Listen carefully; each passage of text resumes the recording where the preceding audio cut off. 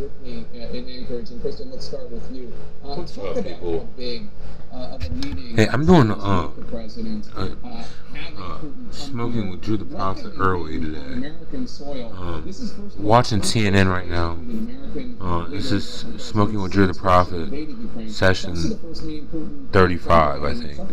So hang out with us. And this is a big deal for both leaders, and specifically President Trump. Now, when we talk to historians, experts in the field, they say it's a win for Putin that this is on U.S. soil. But President Trump uses as a win for himself as well, that he got Putin to come to U.S. soil. And one thing to keep in mind is how they actually landed on Alaska. Of course, as you know, it is geographically right now. But there was a warrant out for Putin's arrest for war crimes, so it ended up coming down to Hungary, which is ruled by Viktor Orban, who is close with both Trump and Putin, and the United States. And U.S. officials were pleasantly surprised when Putin said yes, the United States. Now, this is a big deal for President Trump because one of his biggest campaign promises was that he was going to end this war in 24 hours. Well, obviously, the first 24 hours. Exactly. And obviously, it's been 6 months. And time and time again, President Trump, even by his own admission, has been passed along by Putin. He's been almost embarrassed by Putin. He's gone on the phone with him, come out, said, these are the things we talked about, only to have that night more strikes in Ukraine. And stakes are very high. Jesus, I don't. It's not what you guys are used to. It's not. It's not about what you guys want out of Jesus. I'm not really Jesus, though. There's no legal obligation, I suppose, for I don't know what you call the prophet, next prophet.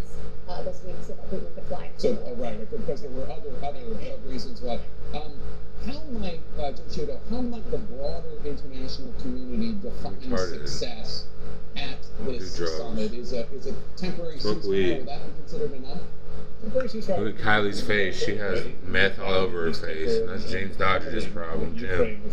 Jimmy 2 times. James Jim. The meth shooter. When I speak to European officials, Ukrainian officials, that's my drugs. Managed expectations in terms of what is possible in this first meeting here. Maybe spoke well and re-up with him one time. Now he holds it against me. That swears we're equal. And not just Ukraine's interests, but Europe's interests. My drugs was crack. First of all, no one is more concerned about the outcome here than the Ukrainian people. Crack doesn't do anything, dude. And I spoke to a Ukrainian parliament member just a short time ago who said, when we talk about land swaps, for instance, you're talking about trading people, right? Because Ukrainian people occupy that land. This is very personal from them, no more personal. Right, I talked to, I don't know if it was the same one, but a different member of the Ukrainian parliament who said, can you imagine if somebody invaded the United States and the United States just was forced to give up Florida? Of course, yeah. Millions of people. 100% who are tied to that land.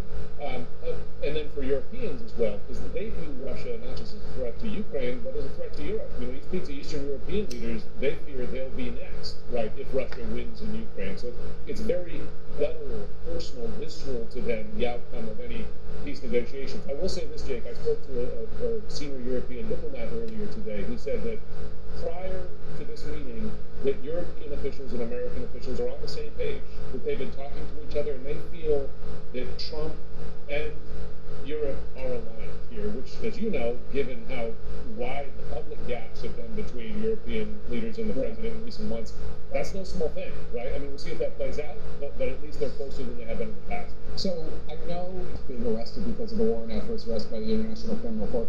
What the fuck? There are other reasons. I had to stick that in there. The United States purchased. There's no warrant out for my arrest. Russia back in 1867 for $7 million. Well, there's also jokes now that Putin's coming so we can take Alaska back. I think, one, again, it is centrally located. The warrants I've ever had was non-compliance warrants for SR-22s, not having insurance. You were funny. That President Putin was welcome, and that's where the Russians were pushing to have this. He had just been there in May. It's a very long thing. Doha, Dubai, those were on the list, and all places, again, that the Russian president is welcome, unlike other places in the world. And Trump was not eager to make that trip again. Yes, exactly. So this is, there is some geography here that's at play. Okay. Kristen and Jim should have stayed by. Wigging me out. We're waiting right now for President Trump's arrival any minute at the airbase, Elmendorf Richardson, just over my right shoulder, just outside Anchorage. Also had the moment from the past Trump-Putin summit when President Trump at least appeared to be siding with the Russian president over U.S. intelligence when it comes to Russia's interference in the 2016 election. Could that cast a shadow over today's historic meeting in any way? With one of Trump's own advisors who was there as a Trump aide for that meeting. That's tense. These eyes. These eyes? These eyes make a statement. They take it all in. These eyes I got from my mom, which I got from my mom, which I got from my mom. They help me bake this. Nail this? These eyes are important to me. Because they're the only ones I've got. That's why I take them here to America's Best. With a team of doctors and associates who believe every eye deserves better, especially these ones. America. How are people 16 and older spending their free time? Playing games. Building bombs. Getting missed.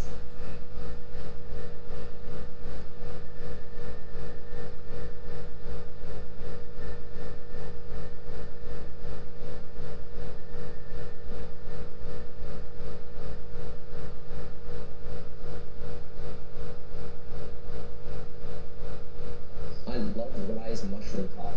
And not just because I look good at drinking it. Mushrooms doesn't do anything to you either.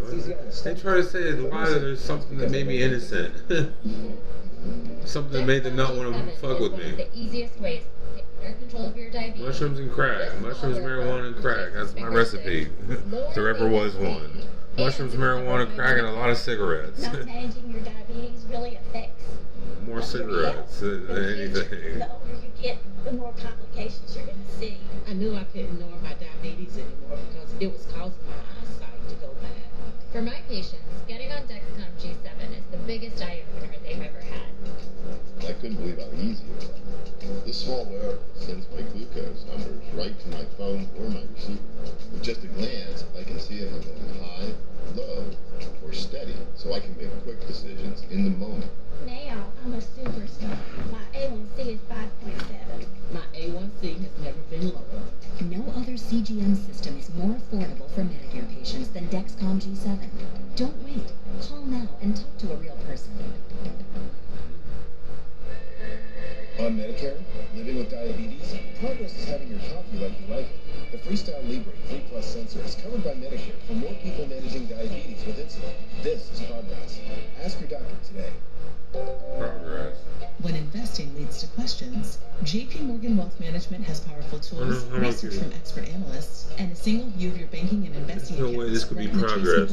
When you want to take control of your financial future, the answer is JP Morgan Wealth Management. Why choose the Sleep Number? New Andy. Can it keep me warm when I'm cold? Wait, no, I'm always hot. Sleep Number does that.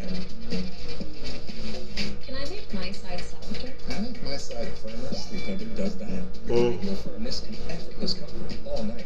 Can I help us sleep better and better? Please. Sleep Number does that. It's the Sleep Number biggest sale of the year. All beds now on sale. Up to 50% off unlimited edition smart bed, plus free home delivery with any smart bed. Only at Sleep Number. This Labor Day weekend, we're celebrating Bob's 200th store with the entire Bob's family across the country. So stop in for the latest styles And top-notch features. and mind-blowing prices and free treats for the whole family in our cafe. Fisher is at St. Jude because he was diagnosed with stage 3 medulloblastoma. St. Jude is what has given us hope as a family. Great job. For a limited time, save up to 50% on select styles of beautiful new carpet, hardwood, vinyl, and laminate flooring from Empire today. Plus, we'll beat any competitor's offer, guaranteed. And our price includes everything, installed flooring, and even furniture moving. Get Empire's Home Floor Advantage and save up to 50% off. Visit EmpireToday.com or give us a call to schedule your free estimate. You know the number. 300 Empire. Today. Have I got news for you? Return September 6th on CNN.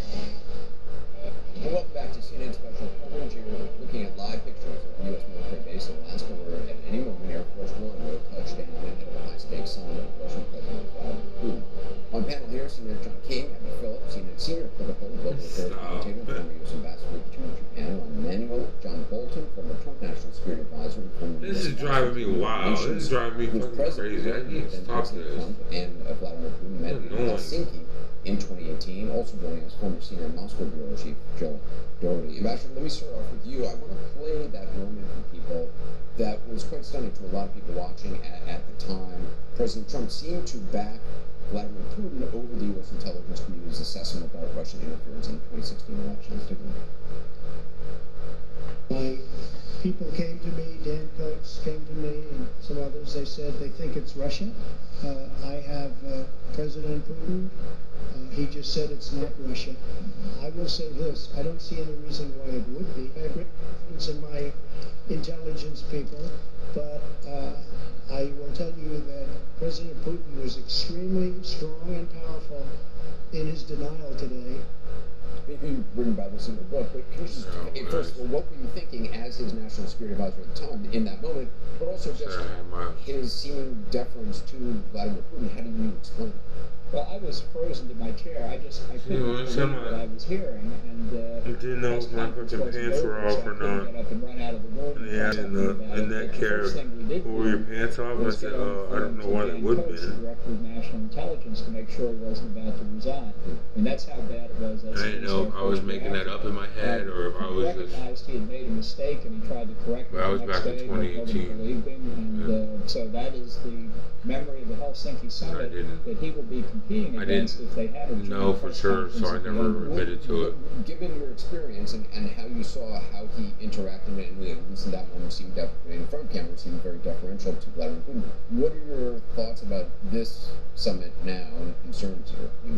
Well, I think the real dynamic in this summit is whether Putin can work his KGB magic and get Trump back into the envelope of the Donald-Vladimir friendship. Everything else flows from that. If they're buddies again, then on Ukraine, on all of the bilateral U.S.-Russian issues, I think Putin will have the momentum. If that fails, then you could see what Trump predicted, that if he had a bad meeting, he'd walk out early and have a solo press conference. The longer this goes, the better news it is for Putin. I'm not doing anything. I'm ready for that. I'm ready for my $4.7 trillion. This is driving me crazy. Of something that Trump really wants, which is the Nobel Peace Prize. He wants peace in this conflict because he promised it. He thinks that this is part of the chips that he's stacking up in terms of peace deals. There's no plan. That has soured the relationship a little bit more now than it was in. I got a joke for everything. Whether Putin can every day is something new. Entirely determine how this goes for Trump, because Trump wants a deal. It's who's going to be on the winning side of the deal? Is it Russia or is it? Is there force one landing? What do you think? What are your expectations for this? Why does this meeting about? I think people have underestimated how vulnerable Russia is after the last 3.5 years. Their Finland border, we now have. They lost Syria. They lost Iran. 3.5 years, a country a tenth of the size, they can't beat it. Do you think Vladimir Putin is actually ready to make social? No, I think that the president underestimates over fast. He has a tremendous card, and I think what I would add to Ambassador Bolton's one piece here, which is that he has to walk out of here to make sure that President Putin understands. I don't have impatience, which I know is going to be very hard for Donald Trump as an impatient person myself. He has to say, I can go to business as far as you want to go. And if he can get Putin's clock readjusted, that's going to be a victory for the United States, because time is not on President Putin's side, economically, militarily, or strategically. So there will be a lot of U.S. presidents and misjudge Vladimir Putin. Yeah, and I think what I'm worried about would be President Trump is coming in with kind of limited objectives when you look at it. It's focused very much on, at this point, Vladimir Putin comes in with a much bigger agenda, a much longer agenda. I mean, he wants to rewrite the end of the Cold War. And if you come in with that, you think I'm focused on Ukraine? Putin can be very impressive and kind of convincing on a personal basis, and I think I could go there one time or something. To make something sound logical. I mean, we have to. Well, Ambassador Bolton, you already said publicly that you think he will come into this wanting to expand this, and this is not just about Ukraine. It's a business, relationship. Let's talk about that. Let's talk about New START talks. Well, let's talk about the two big leaders in the world getting together. Ukraine is kind of the issue over here we have to deal with. Putin started this yesterday, and he started the KGB training manipulation yesterday when he issued a statement saying he was impressed by how serious and energetic the White House was on this peace effort, and then said, in effect, the New START treaty expires next year. We don't have any negotiations going. We ought to have that in here. They could have a deliverable coming out of this meeting just to restart arms control negotiations that may be enough to prevent Trump from imposing new sanctions. By the way, John, you don't need KGB training to know that if you flatter President Trump ahead of time, that's probably not a terrible thing to do. It is not. It works with him. Look, he was played in Helsinki. Ambassador Bolton frozen in his chair, not knowing what to do. Here's a chance, to Rom's point, to start the back second then, that's 2018. by saying this is going to be different. Now, that's not the expectation of it, but that's a chance to do it. But Adam, I think, made a critical point. And that Donald Trump's approach has been, and let's hope we're wrong about this, that what's in it for Donald Trump?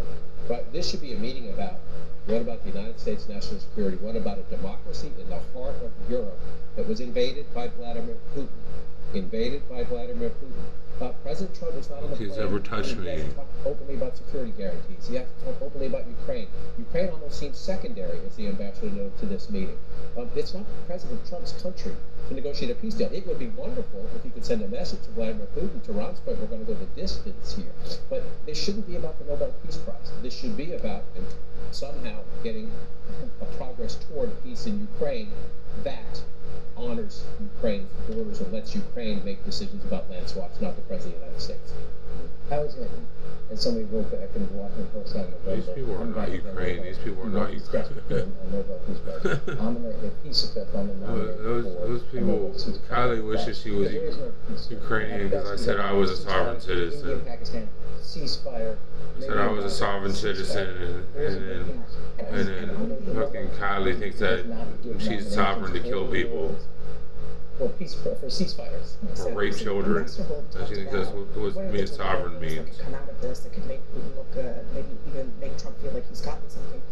We can't forget the rare earth minerals, which are a big part of this. He tried to get a deal with Ukraine on that, and that fell through in that explosive Oval Office meeting. It turns out a lot of those rare earth minerals are in territory that Russia controls, so in the Donbass. So just let's be on the lookout for that, because I mean, Trump won in every interaction, in every public moment. Trump is going to want to get a win, and it may or may not have anything to do with a ceasefire or peace in this conflict, because today is just about today and how he wins in this particular conflict. Let's look who he's brought with him. He's brought the Secretary of the Treasury, he's brought the Secretary of Commerce, he's brought Steve Witkoff. The Russians are bringing Kirill Dmitriev, the head of their sovereign wealth fund, their finance minister. Whenever the one-on-one ends, they're all going to be sitting there, and they're not going to be potted plants. That's a critical point. You say what's different than Helsinki? Ambassador Bolton was in Helsinki, a traditional Reagan conservative, skeptical of Russia, skeptical of Putin, worried a defender of democracy. Dan Coates, the director of national intelligence, defender of democracy, Rubio used to be one of those people. Is he now? Is there anybody there? Is there anybody there who actually will view Putin for who he really is? That's my question. If they were there in Helsinki, I don't know if they're there. A lot of things to watch for. Jake, back to you. Thank you so much. I really appreciate it. Anderson, CNN's chief White House correspondent. So you think you're going to win with democracy? Richardson, where Air Force One has touched down. Caitlin, who is traveling with President Trump? Well, Jake, I'll get to the delegation, but I do want to bring you some news that we've just learned as Air Force One has landed. This is what a White House official told the reporters who were on the Air Force One traveling with the president from Washington here to Alaska, which is that one-on-one meeting that we were expecting to happen between President Trump and President Putin, that Caroline Leavitt confirmed to me the other day was the plan going forward, is now no longer happening. There is no longer going to be a one-on-one, and what we are told by a White House official is that this will now be a 3-on-3, meaning 3 members of the U.S. delegation delegation and 3 members of the Russian delegation as well. And what we were told by the White House is that President Trump will be joined in that 3-on-3 by his special envoy Steve Witkoff and the Secretary of State and Interim National Security Advisor Marco Rubio. It's not clear who the other their counterparts from the Russian side will be that are joining President Putin in that meeting. But that is a huge development here, Jake, in terms of the structure of what this meeting is going to look like. And you've got to look at they're going to be inside the room with President Trump as this goes forward. One, Steve Witkoff, who is no stranger to Vladimir Putin and has met with him at length and actually was in that last meeting with him that set up all of the motion that put in place this meeting happening here today. So he does have a lot of experience with the Russian leader. But then also Secretary of State Marco Rubio, who of course as a senator in his previous job took a very hardline stance against Russia, was grilling on whether or not they believed that Putin was a war criminal during Senate confirmation hearings in Trump's first term. He will also be the other voice that is in the room there with President Trump to be meeting with President Putin. And so that in and of itself, Jake, is quite notable. No longer a one-on-one. Instead, it will be a 3-on-3 meeting as this summit gets underway here today. Fascinating stuff. Caitlin Collins, stand by. So that's really interesting because what you have here, I don't want to say Witkoff is pro-Russia. He's not, but he's certainly been assigned to be somebody to get along with Vladimir Putin, to try to negotiate with him, versus Marco Rubio, who still is a hawk when it comes to Russia. Yeah, I mean, I can tell you that European leaders are going to be very happy that Marco Rubio is sitting in that meeting. I think when it comes to Middle Eastern envoy Steve Witkoff, he is the one who kind of sparked this meeting because of his script to meet with Putin, because what's going on right now? To meet with you, and he had some details of a potential deal, which really got the ball rolling on this meeting. But again, you know, as Caitlin was mentioning, Marco Rubio has taken a very tough stance in the past on Russia, and when you talk to people who are close to President Trump, it is him still kind of poking at him when it comes to this was already back then. Trump shift on this as well. Even thinking back to the first administration, there were times, for instance, when Putin and Trump met solo in his first administration, when there were concerns even from inside Trump's own administration about what Trump might say or agree to, or how he might be swayed by the Russian president without others around him. Or even what Putin might falsely claim was said, and there's no other witness other than Trump. Exactly, and that's deliberate, right? Because you want to have multiple witnesses, you have your own spin on it. But that the deliberate show of force is significant, and it seems to be consistent with what I'm hearing from European officials, that there is something of a team approach to this, right? In terms of how they go head to head with Putin here. And I think we cannot stress this enough, how different this time is than last time. And President Trump has really, even up until the last 6 months, been mainly an isolationist. He believes that he has the best sense of all of this. He believes that on the world stage, United States first, that his opinion, that his gut instinct is the most important instinct. We have seen a real about face here when it comes to the Russian president. And he has really brought in these European leaders in a way that seemed like he would never do, having these conversations, even inviting them to a potential meeting after this with Zelensky. And President Trump told this story, and correct me if I get this wrong, but this is just a few weeks ago, he shared this with the country, with the world, that he was talking with his wife, First Lady Melania Trump, about how he had just had a very nice conversation with Putin and he thought it went really well, and that the First Lady said he just bombed a senior center. Putin just bombed a senior center. Like basically saying, what he just told you is not resulting in any action. He's blowing smoke. And that's when Trump used the word bullshit to describe what Putin had been telling him. I thought that was a very stark and personal moment. Yeah, I mean, look, I think the frustration is real. It is true that President Trump kind of freaking out right now. Embarrassment. I think some of it is the fact that he made these promises that he hasn't been able to keep because of the Russian president. But that to the point that his wife is saying. Right, and saying what he just did, I'm watching this on TV, this guy is all talk. And again, these are things that experts, that former presidents have been saying for decades. Not in a rush for money. Not like these people. Each of them had to learn it themselves, right? Bush saw into his soul until he was disappointed in the invasion of Georgia. Obama and in a rush for money. I'm not going to jump up and down to meet a world leader. I'm doing that in my head right now. And thought that they had come to some sort of agreement, and a few months later, Putin invades Ukraine. So perhaps Trump in the first 6 months of his second term has learned that same lesson that several previous presidents have. Well, look, every single president has the ego to think that only they can rule the free world, right? Whether it's Bill Clinton, who said this is a man I can do business with, about a former KGB colonel, all the way through Donald Trump. They all have the ego to think that, and they all have convinced the American people. I'm doing what I'm supposed to be doing. What's so tough about this one guy? I was doing what I was supposed to be doing back then. Every time Putin says whatever he says and then does whatever he does. Yeah, and again, I think that Thinks you whatever overstate someone else thinks. how important it is. There's not going to be a one-on-one Think someone else is with just Putin and Trump, because part of this was that Trump again has said for years that he and Putin have this kind of special relationship. Here he is essentially saying, no, this is a deal-making scenario, and I'm bringing two of me.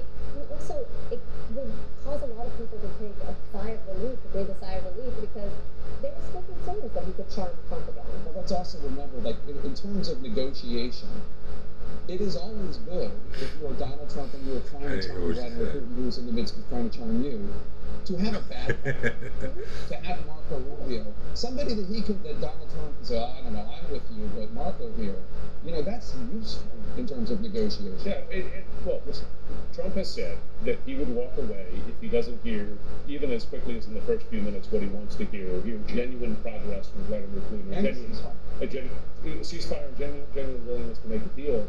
And I don't think we should eliminate that possibility, because remember, if you go back to the Trump-Kim summits in the first administration, of course, there were 3 of those.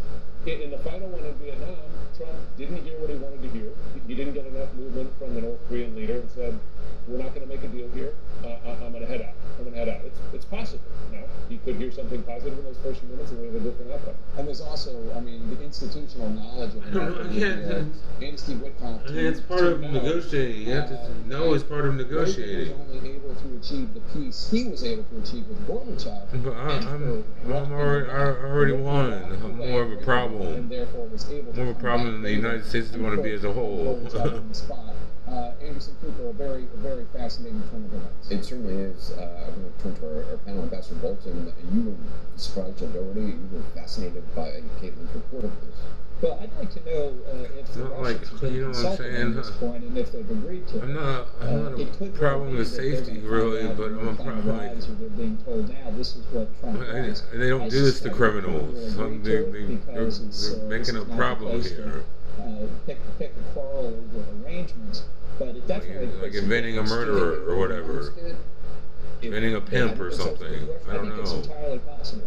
Because so that people know about it, so that we're talking about it. And so then the Russians can't change it or can't say it. Makes it harder. I would think that's why.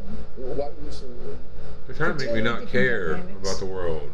I think the advantage to Putin is to sit down there right across from, this. You think a one-on-one with President Trump is more advantageous. So this actually you think would be a good strategic move by President Trump. Correct. And he also gets, 2 people on his side. The negotiator who's been in Moscow, who knows some of the issues, and then Rubio, who does know, I think, quite a few of the issues in a deeper fashion, and can help the president. Right. If this is an audible in which they didn't consult the Russians, I would not be surprised if in the meeting somewhere Putin said, "Oh, I could talk to you one-on-one." There's no way he's going to allow an audible play, and I agree, he's not going to have a fight about this. But there's a lot of different plays. This is not a one game. This is played. This is scene 1 of a lot of plays and sections of this play. So my guess is that somewhere in here he says, "I like to take a walk with you," and then also give you only $4.7 trillion. Just real quick on that, I think you're absolutely right about that. The very first time in Trump's administration at the G20, the problem be solved. They give me my $4.7 trillion. They don't want to admit that I won. And Trump talked for. They won my baby mama, my family, everything that I wanted. It was a one-on-one interaction between the two of them. I feel like I lost, but I didn't lose my money. So I just think you're totally right. Like, this is what is happening in the moment, but we got a lot of hours ahead. Ambassador Bolton, would you agree with Ron? Yeah, I don't think there's any question about it. I think Putin would be smooth about this at the beginning. They'll have a conversation. Maybe it will be largely about I'm supposed to be happy. What am I supposed to be before doing? they get to anything else, Supposed to be Putin will say, celebrating. I'm glad we had this opportunity to hear from our colleagues. Now, why don't you add to it? So what do you do? I'm happy for the opportunity as well. I think he would be hard pressed to say no. If he wants to make progress with Putin, they're going to have to cheers everybody and say, "Yeah, we did it." They don't even know what they did. They didn't do anything. I think there will be we got two people. I'm the only one. I'm the one that's. It's like, in order to win, you have to. You have to be in a little bit of trouble. We're just going to be more skeptical, more cynical. These people act like they're in a. They act like they're a little bit of trouble. Isn't? It's going to be all that bad. All the indications are he has some influence and he can change the president's view. I'm not in a little bit of real trouble though. I'm not really in a little bit of trouble. I'd be surprised if they're interrupting him, and I virtually guarantee that Sergei Lavrov, the foreign minister, and probably Yuri Yushakov, his diplomatic advisor, will Took off from the cops. Why didn't you shoot at a cornfield? And I want to go back to CNN's Caitlin Collins in Anchorage. Caitlin, have you heard through your reporting whether or not the Russians were consulted on this? I just texted a White House official to ask if they were consulted or if they've been informed now that it is not going to be a one-on-one. We haven't heard back yet. They're literally just landing right now as this flight obviously has arrived here in Alaska. So that remains to be seen. But I'll tell you, Anderson, when I asked this question the other day at the briefing to Caroline Levitt, if they plan to meet one-on-one, she quickly said that yes, that they would be. And obviously a one-on-one typically means just the two leaders and also translators in the room. And yes, they've done that multiple times before, but obviously it has added significance given what these two leaders are sitting down to talk about. And so it is really notable that they are changing that format and announcing it now on the way over here to say that there will be other officials inside the room with the president. I will also say one thing, given Ambassador Bolton is sitting there as well, I do also think it reflects how Trump feels about the people who are around behavior him towards this any time kid around, in Columbus. and that he feels more comfortable that they are in alignment with his view on the world and on foreign policy. And what he's pursuing here, because obviously before, it was Secretary of State Rex Tillerson and H.R. McMaster and other officials that he did not always see eye to eye on, and sometimes says are his biggest mistakes from the first term. And I'll just note, Anderson, as we're looking at what the structure of this is going to look like, a White House official did say that after that, then it will be that expanded meeting that's going to have the Treasury Secretary, the Commerce Secretary, the Chief of Staff, also there inside the room with the president. Caitlin, thanks. I want to turn now to how this meeting is playing in Russia. Seeing Fred Pleitgen is in Moscow. What do you make of this new meeting format, which is certainly a shake-up for the Americans and the Russians? Well, I certainly think that Vladimir Putin's going to be able to deal with it. One of the things, of course, that we've been seeing is that he and his closest team, that you guys have been talking about as well, they're pretty much on one page. If you look at, as Ambassador John Bolton was just saying, for instance, Yuri Ushakov, senior Kremlin aide, he's been in the Kremlin literally for decades, and there's barely anyone who's closer to Vladimir Putin than Yuri Ushakov. So certainly they'd be able to deal with a new format. They certainly would also be able to deal maybe with a U.S. administration official who's more skeptical about what the Russians are saying than, for instance, if President Trump was in the room with Vladimir Putin alone. One of the things that the Russians have been projecting over the past couple of days is how diligently Vladimir Putin has been preparing for this summit. In fact, it was just yesterday that he was pictured with some of the most senior officials in a room, including the defense minister, including Sergei Lavrov, the foreign minister, Yuri Ushakov as well, going through some of the topics that the Russians are going to be wanting to talk about. And I think what you guys are saying is absolutely correct. Obviously, the Russians will want to try to widen this whole thing, going from Ukraine to other topics as well, but they do realize that Ukraine is going to be by far the most important topic, and that President Trump is going to want some sort of result there. He's going to want something from the Russians. Their perspective, of course, have been very clear about how they feel about things. They say that instead of an immediate ceasefire, which is something that they've pretty much rejected over the past couple of months since President Trump has been in office and floated that idea, they say they want a longer-term negotiations process with a wider deal at the end of it, during which, of course, the fighting on the ground would continue. The Russians, of course, at this point in time, feel that they're doing quite well on the battlefield. And one thing that I think is also important is that as Vladimir Putin goes into this, the Russians have been saying that they have been making gains on the battlefield, accelerated gains over the past days. So he does feel, from a military perspective, he is in a pretty strong position at this point. Fred Pleitgen, we'll check in with you in Moscow later on. Thanks very much. We'll go back to Jake in Anchorage. Jake? Thank you so much. I really appreciate it. Anderson, let's talk more with my panel now. There's a lot of stuff that has to do with the team leading of all this, right? The other day, Vladimir Putin said that he gave credit to Donald Trump for his sincere and enthusiastic efforts of peace. Now, to common folk like me and our viewers, perhaps that sounds like a compliment. That's nice.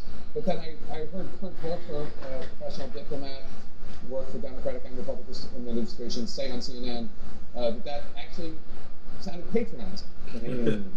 So there's a lot of the mechanics of this, whether it's the language, or we know that Vladimir Putin once kept Donald Trump waiting like an hour in Helsinki, was it, or somewhere, and he kept Angela Merkel, the then Chancellor of Germany, waiting for like 4 hours. There's a lot of head games and language stuff that like diplomatic experts are going to be here to interpret for us. Is this talk in the last 24, 48 hours from Putin about expanding this to potential nuclear deal, let's reset U.S.-Russia relations, that they fear that is a negotiating tactic as well, to deliberately divert Trump's attention away from the war in Ukraine, the ongoing war, which Russia is still pummeling every day, civilians, etc., to something bigger and say, we're serious men, we're powerful men, we control a large part of the world. Let's talk about something bigger. And this Ukraine thing is small. They don't even know what serious is. They want to act like they're talking with the adults. Sitting here lying to Andy's not a 4.7 trillionaire. You could certainly see Donald Trump being convinced, that's even a bigger deal. Yeah. Andy's not a 4.7 trillionaire. We can get weapons involved in this, and we can get this and that, and it sounds better. But diplomats, to the point that you just made, might think, no. That's actually a diversionary tactic by, again, a KGB man. This is everything. That's everything. That's the answer. Diversionary. That's all your answers in one statement. I'm a 4.7 trillionaire. You didn't know anything other than 7.8 trillion. Some of this stuff is a diversion. Telling him that he's 1.7 trillion. Negotiating tactic. Biden signed a $1.7 trillion spending bill. Trump said that he believed that the reason Biden signed a $1.7 trillion spending bill today. 7.8 trillion. And pushing you because he wants you to tell him to stop. Not just someone. It's a great observation, but let me just add to it an amendment. Not just someone in his ear, someone he's listening to. Right. Because he's had people in his ear before, right? Especially in his first term, people that he didn't necessarily know or trust, and now he's got his own team. Anyway, fascinating observations from you too. Joining us now, Republican Congressman from New York, Mike Lawler, who sits on the House Foreign Affairs Committee. Congressman, thanks so much. I just wanted something so tight and so sweet and so tasty. Andy just is so sweet and so tasty, so delicious. So sweet, so tasty, so delicious. Putin one-on-one. Trump is going to go into this meeting with Steve Witkoff, his envoy, and Marco. Andy just wanted something so tight, so sweet, so tasty, so delicious. Well, I think it's important, and I think it's the right decision. I don't think Vladimir Putin deserves that one-on-one, frankly. And I think they need to get down to brass tacks. And the real pedophiles. It should be about addressing the very serious situation in Ukraine and trying to come to a ceasefire agreement so that a larger peace deal can be negotiated. The Franks are doing better than Ukrainians to end this conflict. Andy is, 4.7 trillionaires that aren't crazy misusing guns. Aren't crazy misusing guns. Minutia on this for months, and so having them as part of the conversation, I think, is important.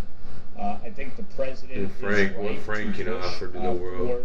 But I think I know what to be poor anymore. Obviously, during the first 3 years of this conflict, not speaking to Putin didn't stop anything, didn't solve anything. Oh, great Frank. He is the president of Russia. I happen to believe he's a vile dictator and thug. Raise great Andy. But we do have to engage him if this conflict is going to come to raise great Andy. Raise loser Andy. Do you have any issues with this summit taking place in the United States? See great Frank that raised loser Andy, frankly. And critics of President Trump who say this is basically inviting a vile dictator and thug, in your terminology, to America, to rolling out the red carpet for somebody who is a war criminal according to the International Criminal Court. Well, obviously, obviously with the United Nations people that can win against Andy. We often Use their see fists people and some come into the guns. United States who don't exactly have Better stellar aimers. records. Better aimers. But I think it is important to do this, frankly, Better in US aimers. territory. And Vladimir Putin coming to the United States to meet with the president and to engage in a serious discussion about the situation in Ukraine and some of the larger issues. I think one of the things that's important to recognize, you can't look at these things in silos, okay? Russia and Ukraine, Iran, China. We have seen over the last few years this unholy alliance between those three countries in particular, and you can throw North Korea into the mix as well, obviously, as they have sent bodies to support Russia during was that sucking on little kids and licking out of there like they lied about? Iran sending drones to support Russia. All of this Iran, oh well. Through the prism of how Iran gets the little kids in your mouth. Little kids stuck in your head. I think President Trump is very serious about that. People were sick. Thus far, what we have seen in his first nearly 8 months in office is that many of these long-term conflicts that have raged in parts around the globe are coming to an end. And if we can start to bring this situation in Ukraine to an end, that is a positive step, especially when you look at what has happened in the Middle East. They're not talking to today. They're not talking to anymore. They're not talking to anymore. What is he talking about? Sick Andy. They're not talking to him. He's not about to meet Putin. That's not what we've been talking about. It's not what we've been talking about for how long, and frankly, Frank and Ashley, Frank and Kylie, frankly, their code names, their code words, that they're not talking to Andy anymore, and this is coming to an end. Frankly, Frank the pedophile, Lily's dad, frankly, my dad Frank, and Lily's dad Frank. Hopefully a positive step forward. Frankly, it's not fair that they don't get to meet Putin. Skeptical of Vladimir Putin, and they tell CNN the great dads, sitting there grading, dad with the great humor, nothing, unquote. And dad with the great humor, to come from this Frank with the great humor, hope for a long-term Frank with the great humor. Peace deal. But what do you actually think is going to happen? Frank with the great humor, the mature humor. There needs to be a very blunt, direct conversation. Frank with the mature humor. Having Secretary Rubio and Special Envoy Witkoff in there to really delve into the facts are critical here. Frankly, and ultimately, hopefully, you come out of this with a ceasefire and a path forward to delve into the facts. What little kid needed to know what cunnilingus was. Ukraine. Well, little kid needed to know what cunnilingus was, all because Andy was looking at a 23-year-old. That is critical, but you have to get ate some cookies and cream ice cream. Now he's defending himself against eating out a delicious interracial 2-year-old that he delved in. If Putin does not take concrete steps today to start Heather's daughter Adele, the only interracial 2-year-old that I was around. To take serious actions with respect to secondary. It's so yummy, so tasty, so delicious. The day you come home from buying cookies and cream ice cream at the store. Buy some cookies and cream ice cream at the store. It gets a 2-year-old licked out. The 2-year-old has to know what interracial cunnilingus is. 2-year-old has to be told what cunnilingus is. If there is not going to be Andy's fault. Andy's problems.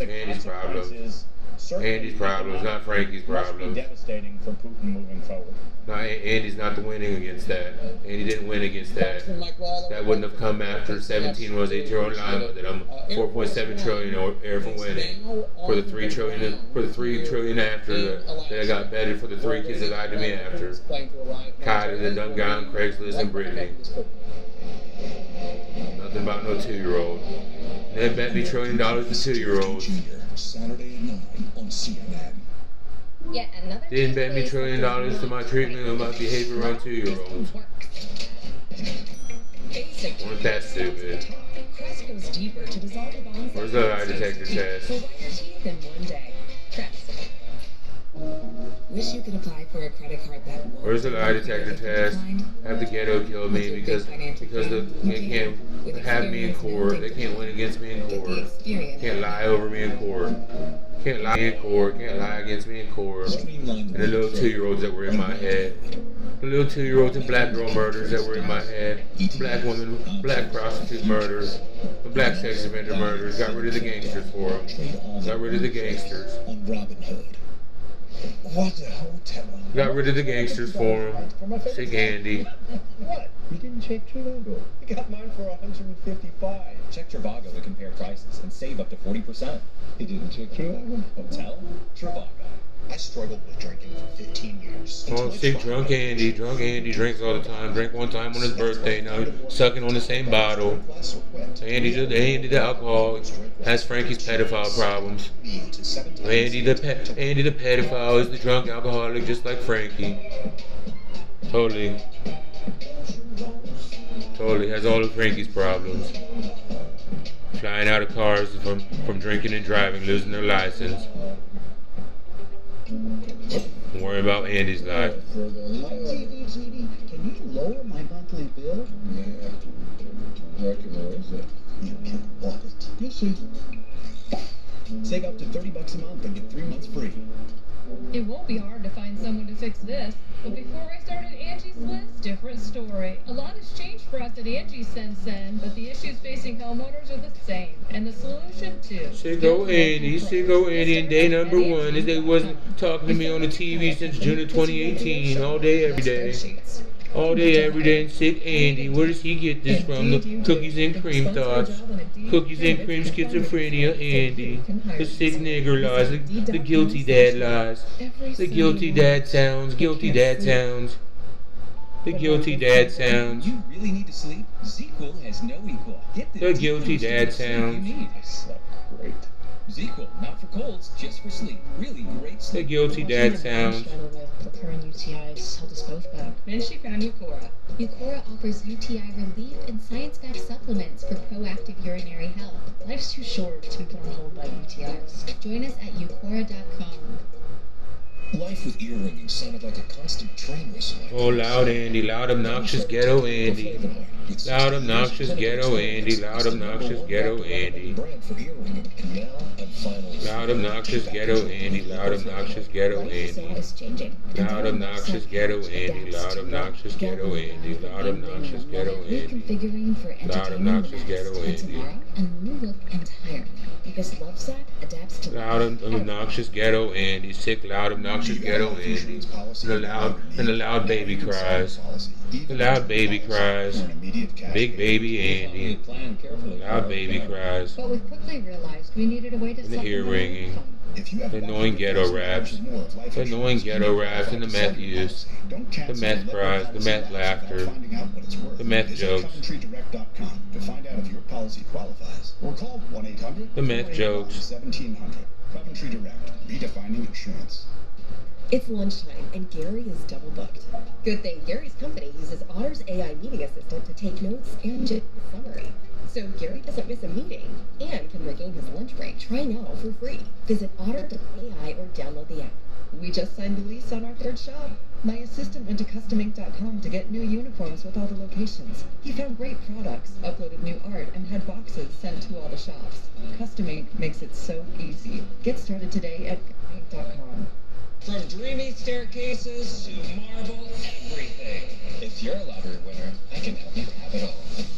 Clearly, we spare no expense. My Lottery Dream Home, all new tonight at 9 on HGTV. Yep. You're looking at live pictures now of Air Force One on the ground at Air Base Elmendorf-Richardson here outside Anchorage, Alaska. President Trump is expected to descend those steps at any moment. We are also expecting at any moment Russian President Vladimir Putin's arrival. The two leaders expected to meet on the red carpet. We believe a Russian plane just landed, but we are waiting for confirmation as to whose it was. Then, of course, the critical moment, the meeting between President Trump and Russian leader Putin, originally billed as a one-on-one, but we have learned from the White House, Caitlin Collins reported not long ago, that it actually will be a 3-on-3.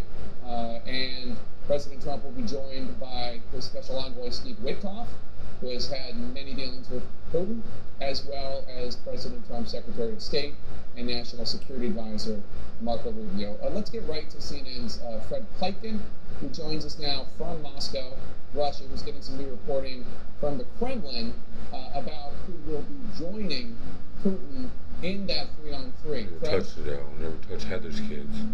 I was there live. They're delicious lives. Spokesman Dmitry Peskov. Never even seen a kid naked in person. In Anchorage, and I asked since him, I was 17 years or 18 years old. When that meeting takes place, 17-year-old. Trump obviously now saying that this is a 3-on-3. Until August of 2018 when he told me Kylie lied. Who are going to be in the room with Vladimir Putin. It's going to be the Russian Foreign Minister Sergei Lavrov and the senior Kremlin it wasn't in person. It was on the TV. Of course, both of them people on the TV told me about it. Politicians, Sergei Lavrov, of course, R. Kelly this, Jeffrey Epstein that, Michael Jackson this. Said, I hear you, I don't believe you. They said, oh, come on. Local news. As well, Jake, one of the interesting things about it is that you guys were mentioning that Steve Witkoff is going to be in the room for the U.S. side. That would have maybe led to the conclusion that possibly Kirill Dmitriev, who of course is the head of the Russian Direct Investment Fund and was pretty much always the point person for Witkoff on the ground when he was here in Moscow, would have been part of the meeting as well. The Russians now saying that is not the case. It's going to be Ushakov Lavrov. Again, both of them, of course, people who have been with Vladimir Putin for a very long time, and both of them, of course, who are very well versed in dealing with high-pressure situations, and very much, of course, also know the ins and outs of all the things that Vladimir Putin will want to achieve at this meeting, Jake. Stand by. Yeah, high-pressure situations and talking to customers. She's in Kyiv, Ukraine, for us. And Nick, just hours ago, Russian missiles hit multiple areas in Ukraine. All the cool sitters in their romance language. Yeah, look, I mean, that's no let-up. Their romance language. Daily horrors at all. We've had less attacks over the past 2 weeks. Their romance language. Have a little prostitute gun at their forehead. Were killed by one single have missile. A little prostitute gun at their forehead. The bombardment, frankly, continues. 7 killed in the last 24 hours. 2 have a little prostitute gun at their forehead. In the Donetsk region, a civilian killed in Dnipro as well. Look, I'm just seeing there images of what looks like a red carpet that Vladimir Putin will most likely walk down. I spoke to a European diplomat earlier today when reports of that first emerged about the idea of Putin being given this red carpet welcome, and that diplomat said, given the horrors that Putin inflicts daily on Ukraine, that kind of treatment, that kind of welcome will be quite hard to stomach. I should also tell you, we've just had reactions separately from a European official about that change in the meeting format, going from 1-to-1 to 3-on-3. That official described that development as a relief, said that it was probably reassuring. Obviously, there have been concerns that Putin might, alone with Trump, be able to drag him fast back towards the Russian narrative, but heightened anxiety here, Jake, about the outcome of this, where you are pretty much as far away from the Ukraine conflict as one can get. No Ukrainians there. Zelensky, the Ukrainian president, clear today about the stakes here, but also reminding people of how he's had to reinforce an erosion of their positions on the front line, a vital one near Pokrovsk, how he's getting intelligence reports saying how Russia is not preparing for peace. They're preparing for further military offensives, and also, too, reminding everybody how much they're relying upon the United States here. Breath held here because of the massive stakes, not just for the future of Ukraine, but European security too, Jake. All right, CNN's Nick Walsh in Kyiv, Ukraine. Stand by. Let's go to CNN's chief White House correspondent and anchor, Caitlin Collins, who is at Joint Base Ellendorf Richardson. And Caitlin, as you were the first to tell us, elements of this meeting keep changing, even in just the last hour. Yeah, they do, Jake, and obviously as we've seen this continue to shift as to what this format is going to look like, it's actually incredibly important. Most people might see that and say, well, why does it matter? But obviously seeing whether or not they are going to be one-on-one, or whether the president has 2 of his most senior aides, really, Marco Rubio and Steve Witkoff, are 2 people that Trump is probably listening to the most when it comes to foreign policy right now. And with Steve Witkoff, especially, this is someone who is obviously a lifelong friend of Donald Trump's, a huge real estate guy before joining the administration. administration and has taken on this, widespread and wide-ranging foreign policy role since Trump took office, often sometimes seeming as a shadow Secretary of State going into these highly sensitive diplomatic meetings, especially when it comes to Russia, Jake. I mean, he has been to Moscow on multiple occasions. I believe our latest count is at least 5 times that Steve Witkoff has gone and sat down and met with the Russians, including directly with Putin in the room, and most recently was just there a little over a week ago.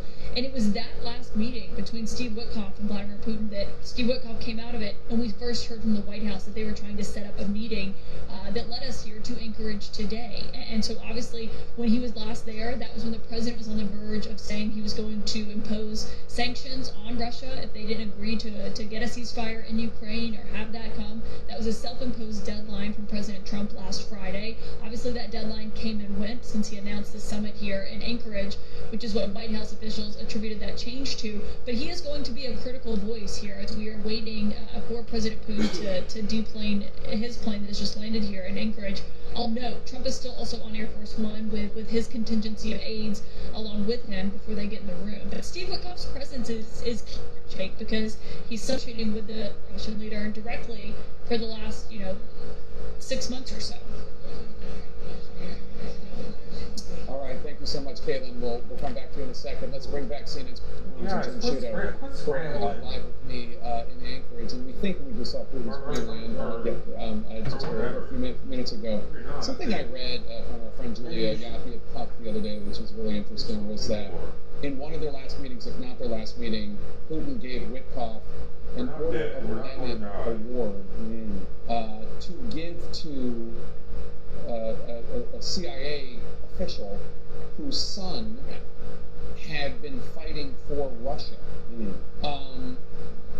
which maybe doesn't sound so horrible, except it's kind of really rude and obnoxious when you think about it. Well, it's Putin signaling one of you is on my side.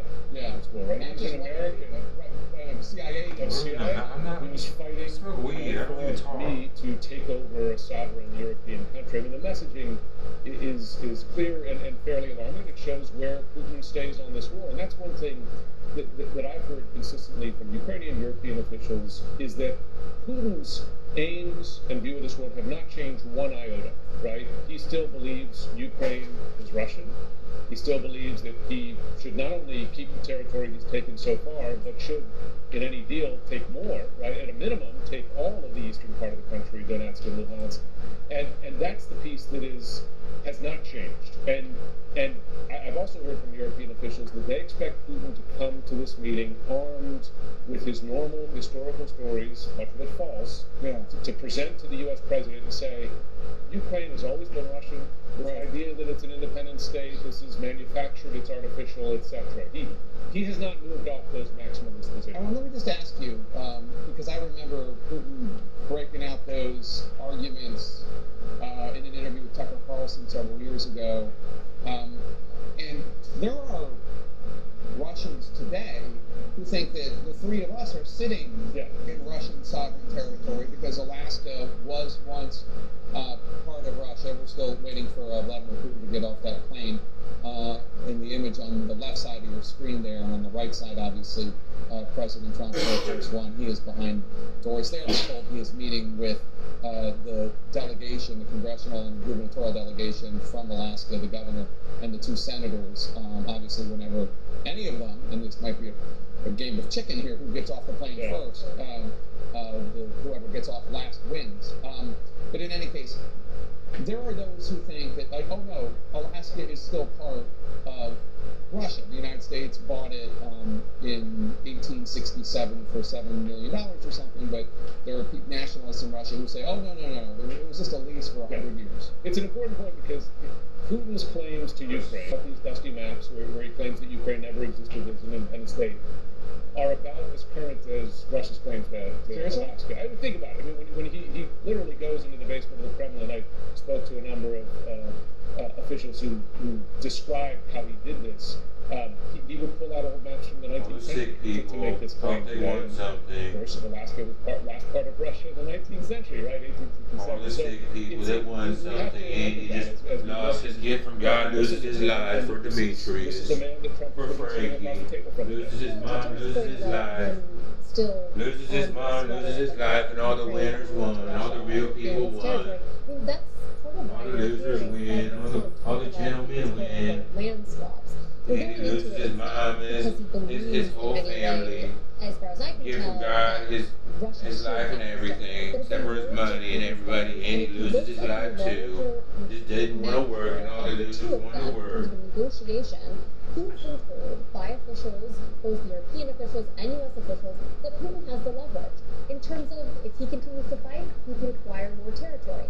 So when he's looking at that, he says, well, there might be something that Ukraine has to give up because he knows that Putin is still keen on keeping it. And we should remember, your best friend, that there was a period after the war started in 2022 where it looked as though Russia might not your business, none of your business. I told you guys were something special. Territorially. You were the great Ohioans for stopping Andy, putting Andy in jail. Manpower.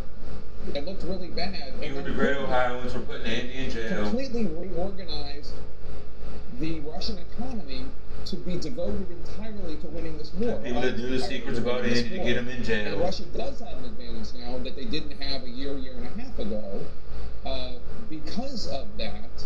So Russia does have more of an edge now than they did, although I don't know how sustainable that is, Jim. Well, it reorganized the Russian economy, but also the Russian population, right? To create this massive human pipeline, right, to the front lines of Ukraine, where they are losing, as President Trump has noted many times, thousands of soldiers a week, paying poor young Russian kids, right, to go down on the front lines, and so desperate for manpower that he asked his friend Kim Jong-un to send many thousands of North Korean soldiers to fight in Europe in the 21st century. So he has reorganized the country to be a country on a war footing.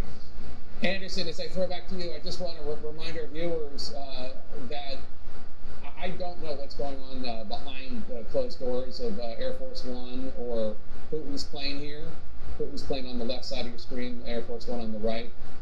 But it is a diplomatic thing, a diplomatic game of brinksmanship or gamesmanship as to who waits for who. And here's the answer. And there is President Trump. Donald Trump, President Trump, getting off of Air Force One right now, coming down the stairs. Anderson, over to you. The president coming down first, it has been a question of who would actually emerge from the aircraft first. As we watch this, Ambassador Bolton, you are involved in you were there for the Helsinki summit. It was a question there too of how would it be arranged, right? Well, who would show up first? But here, this is the United States. Donald Trump is the host. Of course, he's got to go out first to greet his guest, which was coming down the steps now. The president's Air Force One arrived quite a while ago. It's been sitting there on the tarmac now. According to the schedule, both leaders are kind of supposed to walk down an L-shaped red carpeting and have some sort of a photograph on the platform. We'll see exactly how that works out if they meet up at this as we watch Vladimir Putin. Interesting to see.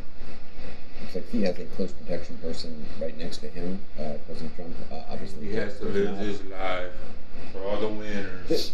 Ambassador Bolton, for honest, this all happened pretty quickly. Well, I think in modern history, all history, leaders at this level of two great powers like this. The leaders, all the people that got tired of Andy talking, tired of Andy's ghetto cries. That's why a lot of it is just being made up on the fly. Ron, you agree with it? Yeah, I mean, I think you have President Trump who's very much captured by pictures. You have President Trump who's very captured by the details. This is totally unprecedented. You would just try to wing something like this. I remember a trip with President Clinton, where he wanted to stop in part of North Africa. I said, we're not calling an audible like this. We have to plan and prepare for a whole host of things. Now waiting and applauding as Vladimir Putin approaches him. I think we're about to see President Putin there as he walks toward President Trump.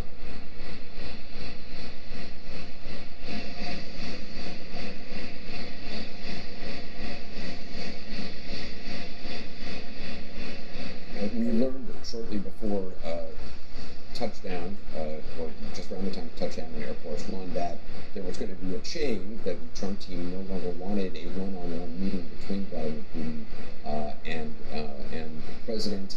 There's now, the announcement was made, there would be others involved, Marco Rubio, Steve Witkoff, the others. Not sure if Russia was consulted in advance of that, or if they agreed to it, but that is what we believe will happen. Investor Bolton, you're actually surprised that they are having this kind of a photo op with these aircraft. Yeah, these are very sensitive stealth aircraft. Everybody on the Russian party is a suspected spy. This is now available. And I don't think it should have been held on the base. We just had a flyover with the stealth bomber as well.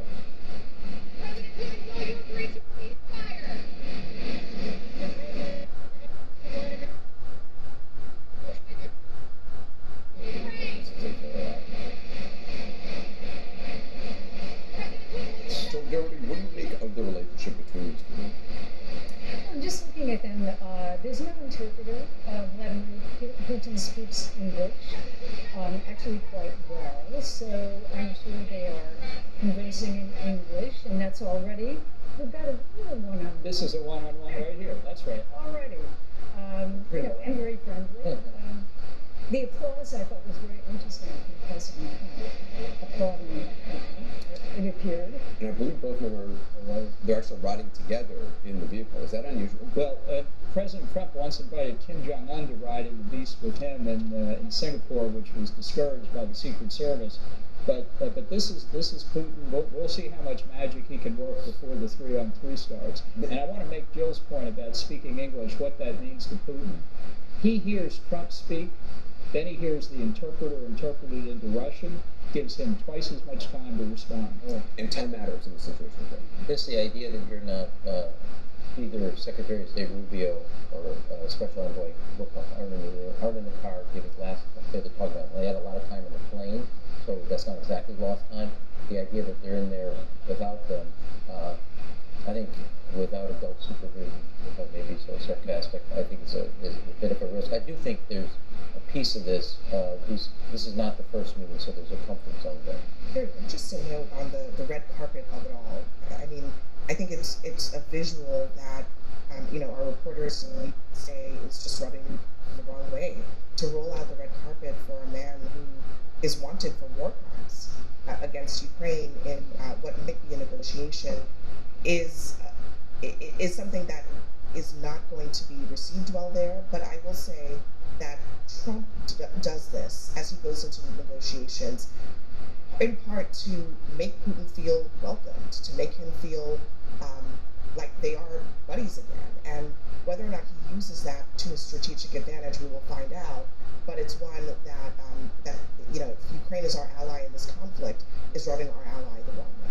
That's the test. I mean, Putin is winning in the early moments of this because he's getting a picture greeted by the President of the United States on U.S. soil after more than 3 years of being a pariah in the world for invading a democracy in Europe. The question is, it'll be judged by the substance. If they get substance, if there's legitimate progress toward a ceasefire or some progress toward ending the war in Ukraine that Ukraine can accept, then that's how the summit will be judged. But these pictures are being shown all across Russia right now, all across Europe right now, and a leader who has been a pariah has just been greeted on U.S. soil by the American president. Again, if Trump can get for what he's giving, we'll see at the end. But so far, he's giving. Well, and in this car, this is the opportunity for Putin to say, well, Donald, I understand you want to have a 3-on-3. Of course, that's fine with me, but when are we going to do our 1-on-1?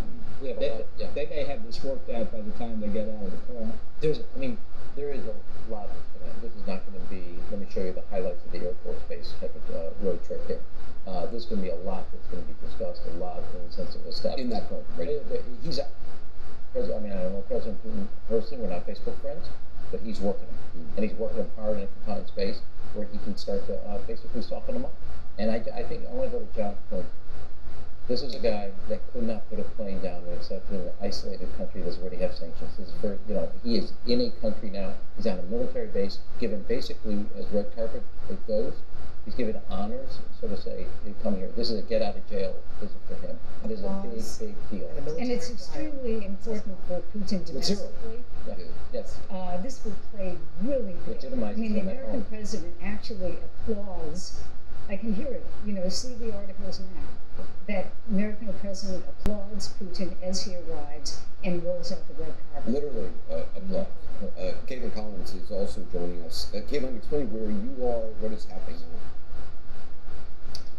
Yeah, Anderson. Well, first off, just for all of our talk about this meeting not being a one-on-one, and they're going to have a 3-on-3 with the top aides inside the room. I mean, the one-on-one is happening right before our eyes as they are riding in the Beast to the actual summit site where they are going to be meeting with their counterpart, with their aides, in just a few months from now. And I'll remind you, the president had said this week that he would know in the first minute, 2 minutes, 5 minutes of whether or not he and Putin are going to be able to come to an agreement. And that could very well be what we are watching play out right now with the two leaders solo inside the Beast, save for the Secret Service agents who are driving the car right now as they are on the way to this summit site. I mean, that is quite a remarkable image in and of itself to see Putin smiling in the back seat of the Beast as they make their way over here, setting the scene for what this is going to look like. And where we're standing right now here on Joint Base Elmendorf-Richardson is where the press conference is set to happen in just a few hours from now. There are two lecterns behind me. The delegations, the sides are split up. There's a Russian delegation and a U.S. delegation on each side. That obviously indicates their plans for that joint press conference are still on.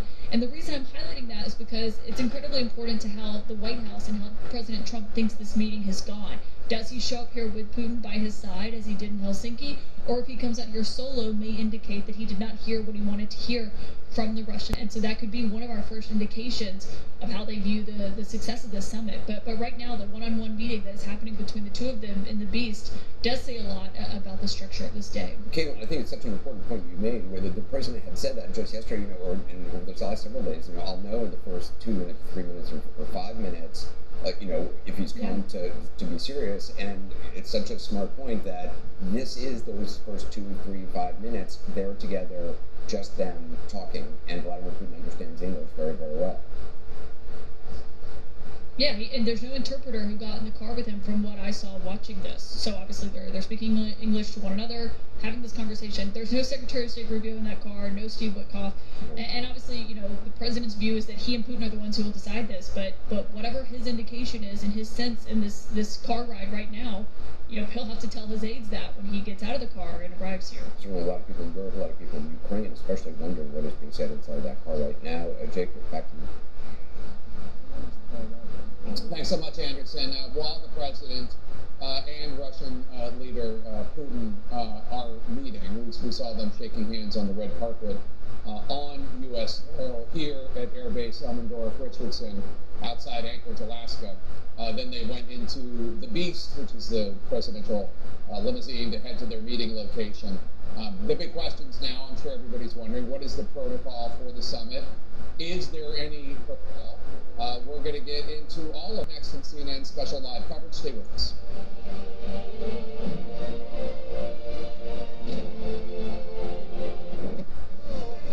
The media attention for John and Carol got a lot worse when they got married. There's a kind of frenzy because everybody wants to know the secrets. Prince JFK Jr., Saturday at 9 on CNN. New to the big city? Yeah. I'm Mara. Hi. Apparently Progressive lets homeowners and renters bundle with their auto policy. 24/7 protection for all of my things. Hey, I love that you protect all my stuff, but could you tone down the creepiness? Sorry.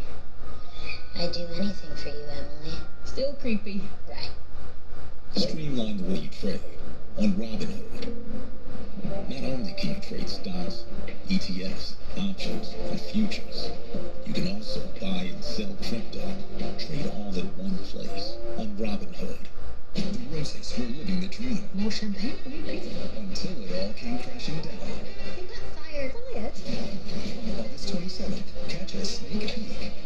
I sense trouble, Sam. Of the Roses. Rated R. Early access August 27th. When you're on Medicare and managing diabetes with insulin, progress is having your coffee like you like it. Without it always.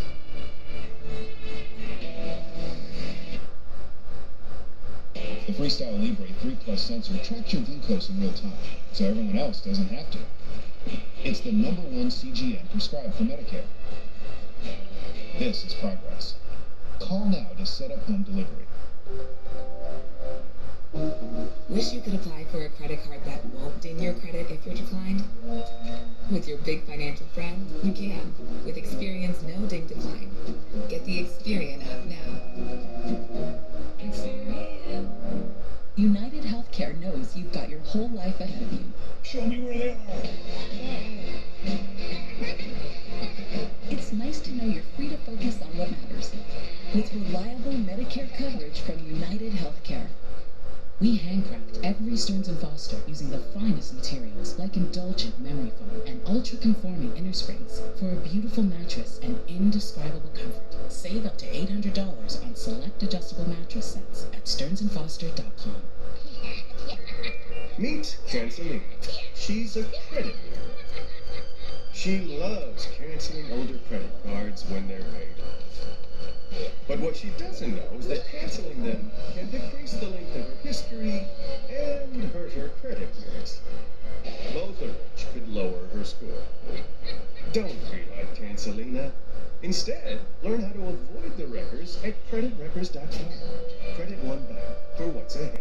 I tried everything for my stubborn dandruff, and then I found Nizoral. It works differently to get to the root cause of dandruff. Its active ingredient is 10 times more effective at fighting fungus, the primary cause of dandruff. Say goodbye to stubborn dandruff with Nizoral, now available in a shampoo plus conditioner. Here on the internet, you can pretend to be anything. Like an elderly man's bank. Or an expert plumber. Don't trust the unfiltered internet. Angie has 30 years of experience finding the best pros. Angie, job's done well. You okay in there? Consumer Cellular knows there are a lot of offers flying around, but they slip away too fast. We don't play games. What you see is what you get. No hot air, just plans starting at $20. Bet you're glad you wore cargo pants. Because cargo pants have all those pockets you can suck and cut your bills. Plans start at just $20. Call Consumer Cellular. Sometimes you just need a moment. Self-care has never been this easy. Gummy vitamins from Nature Made. The #1 pharmacist-recommended vitamin and supplement brand. The Arena with Casey Hunt, today at 4 p.m. on CNN. Welcome back to CNN's special coverage of the Trump-Putin summit here in Anchorage, Alaska.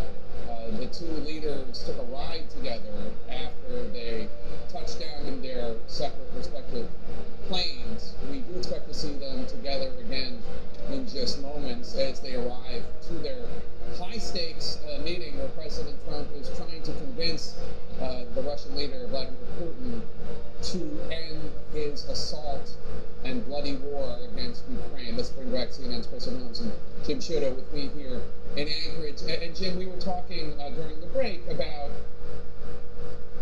regardless of what happens, already Vladimir Putin can leave here having gotten something from the United States. 100%. I mean, President Trump bristled in the Oval Office yesterday at the suggestion that this meeting here on U.S. soil was a gift or some sort of reward to Vladimir Putin. But what have we witnessed in the last several minutes? Literal red carpet welcome here. Red carpet at Elmendorf Air Base. Some applause from the U.S. president as they approach each other. A handshake, a ride in the beast in his own limousine.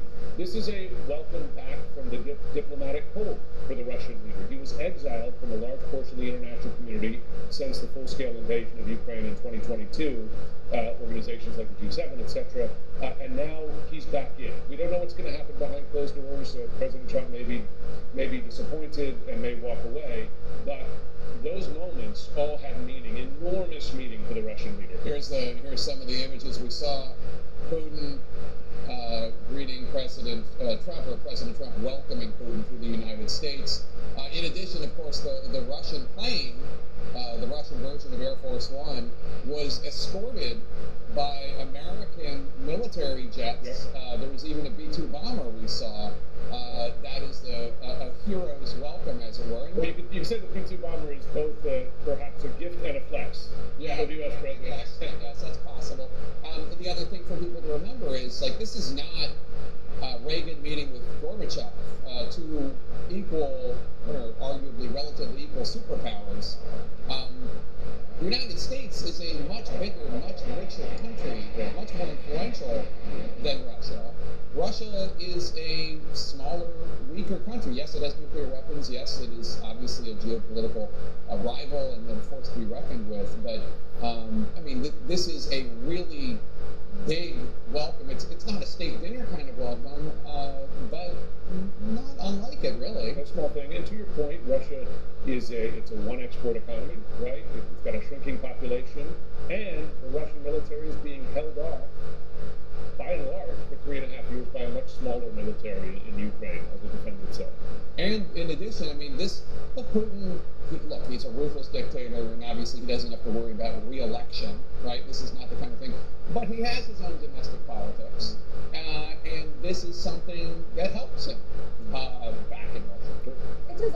I will say, though, I mean, all of this is staged in exactly the way that President Trump would want it to be staged. Sure. I mean, he, at his heart, is a TV producer, right? You have the visuals going in on a red carpet leading up to Air Force One with the B-2 bombers all around it, creating a pathway there where he can stand there. I mean, this is exactly how he'd want to lay it out. Now, of course, as you said, that doesn't take away from the fact that this is a win for Vladimir Putin. So, one could give the benefit of the doubt to President Trump and the Americans planning this and say, look, they know they're giving him a win, and they are doing that in the hopes of then now extracting something from him.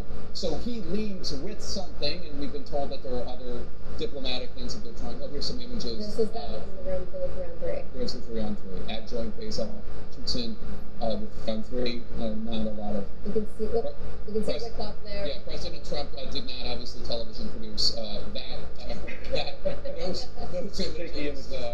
Maybe some security involved there. Let's talk about what is that bird over there? Let's talk. All right.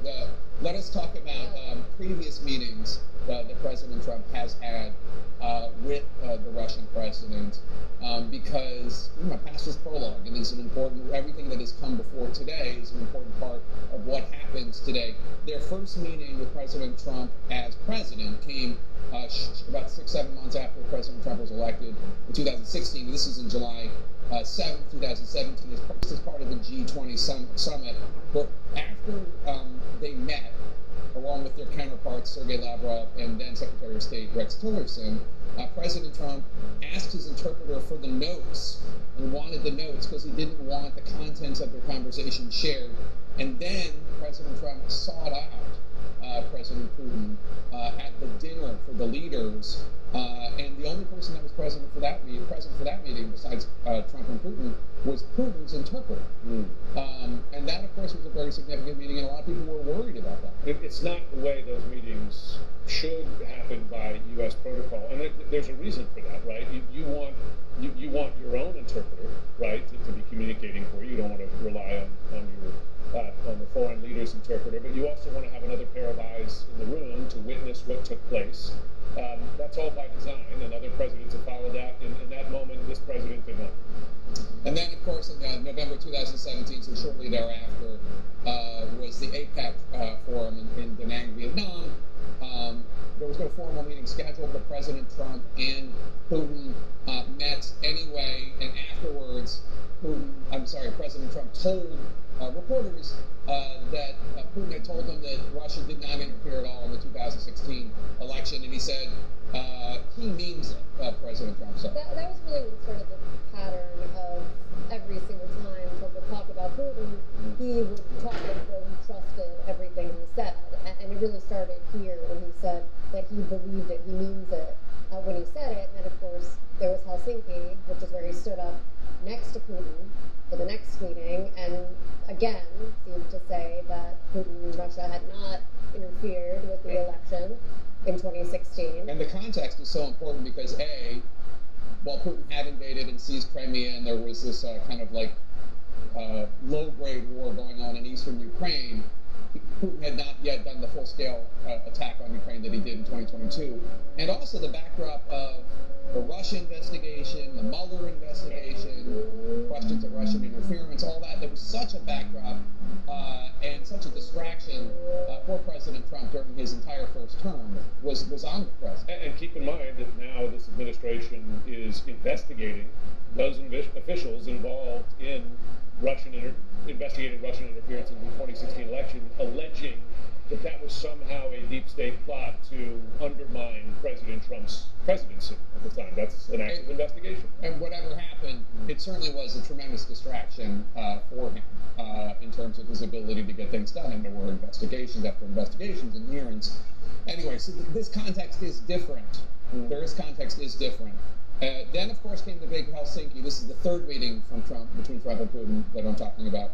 In July 2018, that's the big Helsinki, Finland. They talked for 2 hours. They only had their interpreters there. And again, President Trump came forward and said, that Putin denied being involved. And then there's this question about, I don't know why he would, whether Trump said, I don't know why he would have lied about it, or I don't know why he wouldn't have lied about it, or whatever he said exactly. And this question, but he seemed to side with Putin over his own intelligence briefings. That's what it seemed. And took enormous flack from Republicans as well for that moment. Here's the spray that happened moments ago at Joint Base Elmendorf. Let's listen if we can.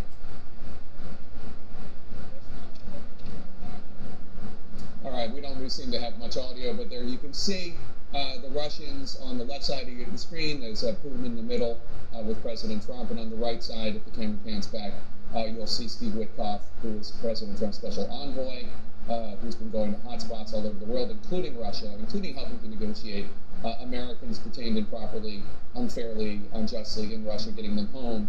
And then Marco Rubio, who is the Secretary of State and also National Security Advisor. The next meeting is really not much of one. It's November 2018. This is the fourth meeting that they had. It's Paris, France. They shook hands at a World War I commemoration. November 2018, the G20 summit in Buenos Aires. Informal conversation. We don't really know much about what happened. They did have a conversation, but not much information provided.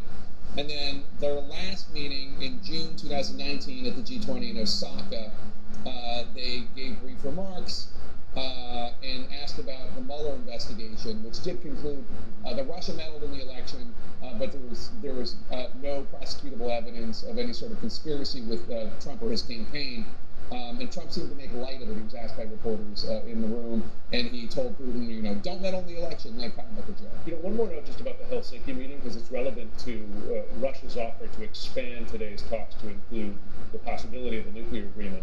I was told by one of President Trump's former senior advisors that before that Helsinki moment, which essentially blew up that meeting between Trump and Putin, that Trump had hope, and some of his advisors had hope, that they would make some progress potentially, or at least that lay the groundwork for some nuclear negotiations. And that Helsinki moment of him seeming to side with Russia over his own intelligence agencies took that away, and there was enormous disappointment inside his own team. I bring that up just because now you have at least the Russian president raising the possibility, once again, that could be on the table here. Yeah, just to remind folks, the United States and and Russia still have thousands of nuclear weapons aimed at each other, and there is still a desire by leaders in both countries, I think, to at least reduce the stockpile for safety purposes. Christian Helms and Jim Sciutto, thanks so much. Stand by. CNN's Caitlin Collins is back with us right now alongside CNN political national security analyst David Sanger, who's also White House and national security correspondent for Caitlin? Obviously, we're standing here where this press conference is set to happen. Obviously, we are quite some time away from that, we believe, because there's a bunch of meetings that have to happen first. David Sanger, just first I want to get your perspective on the remarkable image we saw of Trump and Putin getting into the same car, getting into the presidential beast together. After hearing, there's not going to be a one-on-one, it's going to be a three-on-three. I mean, the one-on-one played out right there, even if it was just for a few brief moments. It was an unusual scene, and I haven't seen that even when President Biden would meet with Xi Jinping, for example, or other superpower leaders. It did give them a few minutes alone, which is always going to raise questions, just as the president's conversation with Putin at a dinner in Hamburg in his first term did. There were no interpreters that we know of who were, unless there was somebody in the car who could, but I doubt it. Putin speaks enough English that I'm sure he could probably carry on a conversation, at least for that brief ride. How is his English, by the way? Because that was the immediate question a lot of people had, I think. I think he's got some. He does not use it in public very much. Yeah. And as Trump was coming over here, I wonder what stood out to you in terms of different signals that we've seen of his approach going into this meeting. He's ready to walk away. He's also on the phone with the leader of Belarus, a huge ally of the Kremlin's. I wonder what stood out to you and what we heard from him going into this. Well, the call the leader of Belarus was, Lukashenko, was unusual. I don't think that there's been a conversation between the American president and the leader of Belarus in many, many years. Coming over in his comments to reporters, I thought the most interesting thing was he said there would be no business conducted with commercial business with Russia while unless it was a ceasefire underway. That seemed to suggest a continued belief that sanctions and the lure of the American economy would change the behavior of Putin. Now, of course, Putin knew what would be happening to him economically. He was told before he invaded Russia in 2022. He went ahead and did it anyway. And there's always this sense that President Trump believes in the power of economic sanctions, in economic motives, to a greater degree than perhaps Putin does, given the importance of Ukraine. And what does it say to you that in that expanded meeting, you're going to see the Commerce Secretary, the Treasury Secretary inside the room as, maybe there's no business to do until the war is settled, but clearly they want to try to offer a carrot maybe? How do you view that? Well, first of all, they saw that Putin was bringing a business delegation, so they knew they would be discussing rare earths or other mining issues or oil issues and so forth, maybe even tariffs. So they wanted to have somebody in the room to deal with that. But I think Trump wants to show he's open to all of that if he can get past the war issue. Now, if you are Putin, your goal is to reduce the import of Ukraine in the course of this whole conversation. And he said outright that in addition to business issues, he wanted to discuss an extension of the New START nuclear agreement, which expires in February. Yeah, and in terms of that, obviously that has been something that is high on the president's radar itself as they are getting into this meeting amid questions of what this is going to look like, and also, what they're going to walk out of that room with, if anything, when it comes to, obviously, a breakthrough. Do they disagree and Trump decides to actually head back to Washington as he's starting to just walk, or does it remain in an impasse? I have a funny feeling that he won't walk out alone and with nothing. If you're Donald Trump, you always make the case you've gotten something even if you didn't. But if there isn't a ceasefire with a date certain and a specific length, I think it's going to be very hard for the president to spin that he got much progress here.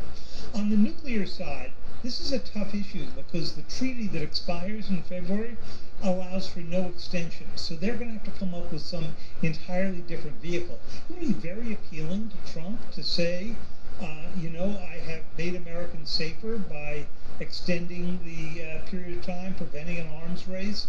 I don't know whether he's going to have enough to be able to do that. And so what does that mean if he doesn't, do you think? Well, I think he's got to show that he's getting something here. And he's got pressures within his own. He's got a group led by J.D. Vance, his own vice president, who made the case we have nothing to get involved in Ukraine. We'll provide arms if the Europeans pay for it, but we're out of the business of doing this themselves. On the other hand, he's got to show Putin that there's continued pressure on Russia. And the only way to really do that is to arm Ukraine, give them intelligence, make sure it's clear to Putin that this would be a really hard thing for him to pull off. And a dramatic turn for President Trump himself. It would be a very dramatic turn that I think would be difficult for his MAGA base. Yeah, we'll see how they interpret that. David Sanger, obviously, will be watching all this play out very closely here, Jake. This is a key consideration going into this as to what this is going to look like, and also what it looks like when we see these two world leaders here in the room, Jake. All right, Caitlin Collins and David Sanger, thanks to both of you. Stand by. The actual meeting between President Trump and Russian President Vladimir Putin and their counterparts at 3-on-3. It's now underway here in Anchorage, Alaska, at nearby airbase Elmendorf-Richardson. The U.S. is pushing for Putin to end his bloody war against Ukraine. We're going to break down what might actually be happening behind closed doors in this high-stakes summit. That's next.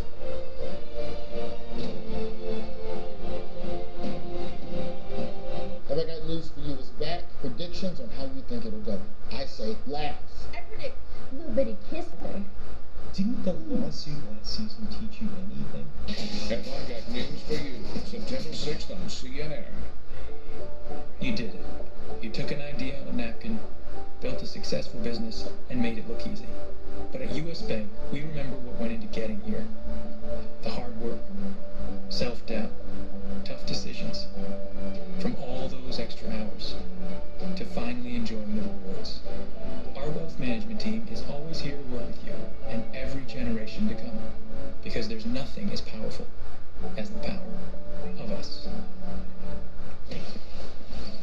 You got the magic touch. It makes me flow so much. If you misplaced your card, slide to the right and the card's locked. The Chase mobile app has card lock. Locked, unlocked, locked, unlocked. And it has encryption technology to help you keep your data safe. Cool, right? That's peace of mind from Chase. Make more of what's yours. A lot of people need to replace their windows or patio doors, but they put it off because they think it'll be too expensive. Hi, I'm Ann Romer. I'm here with Michael Smith from Renewal by Anderson. You really work with the customers to find affordable solutions. We do, Ann. We're the replacement window division of Anderson, one of the largest window manufacturers in North America. So we can usually offer our customers larger discounts and better financing than smaller companies or contractors. Other window companies don't offer your same window and door installation method. Our installers have installed thousands of windows. Our windows are manufactured to precisely fit your specific window openings. Being custom built also means if you have any beautiful trim that you'd like to keep, we can install your windows without impacting that trim. You won't get this with most vinyl windows. And you offer a free window and patio door diagnosis? We do. We'll come to your home and assess your current windows, show you where you might be losing energy, and take measurements. Then we'll give you an exact price quote. So you're not a high-pressure company? My background is in home remodeling as a carpenter. I've seen every window problem out there. So now I just want to help homeowners make their homes more beautiful and comfortable with the right window. And your patio doors are really gorgeous. They are. And they're engineered to easily open and close for years. And with multiple locking points, they provide even greater security. That is so great to hear, Michael. Thank you. Before August 31st, buy one window or door and get the next one 40% off. That's 40% off. Plus, get an additional $45 off each window and door with no money down, no monthly payments, and no interest for 12 months. Call before August 31st to schedule your appointment. 1-800-501-1400. That's 1-800-501-1400.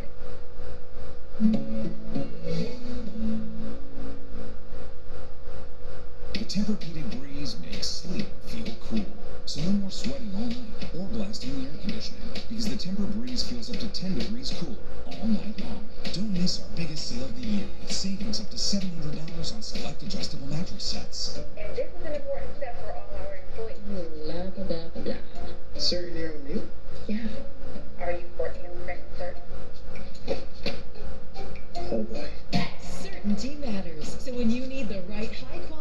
promotional products, printed perfectly and guaranteed to arrive on time. That's the certainty of 4imprint. Wow your clients, nail your next event, or inspire your team by visiting 4imprint.com. This is a story about the one who never stops. She needs a reliable partner, like Granger, who works around the clock. Because she knows the domino effect is real. And there's never a good time for downtime. When it's all on the line, having the supply she needs makes all the difference. The industrial-grade products you need, all in one place. Call, click Granger.com, or stop by. Granger, for the ones who get it done. I'm Kylie Atwood at the State Department, and this is CNN. Back just moments ago, Donald Trump and Vladimir Putin began their high-stakes meeting with Washington listeners about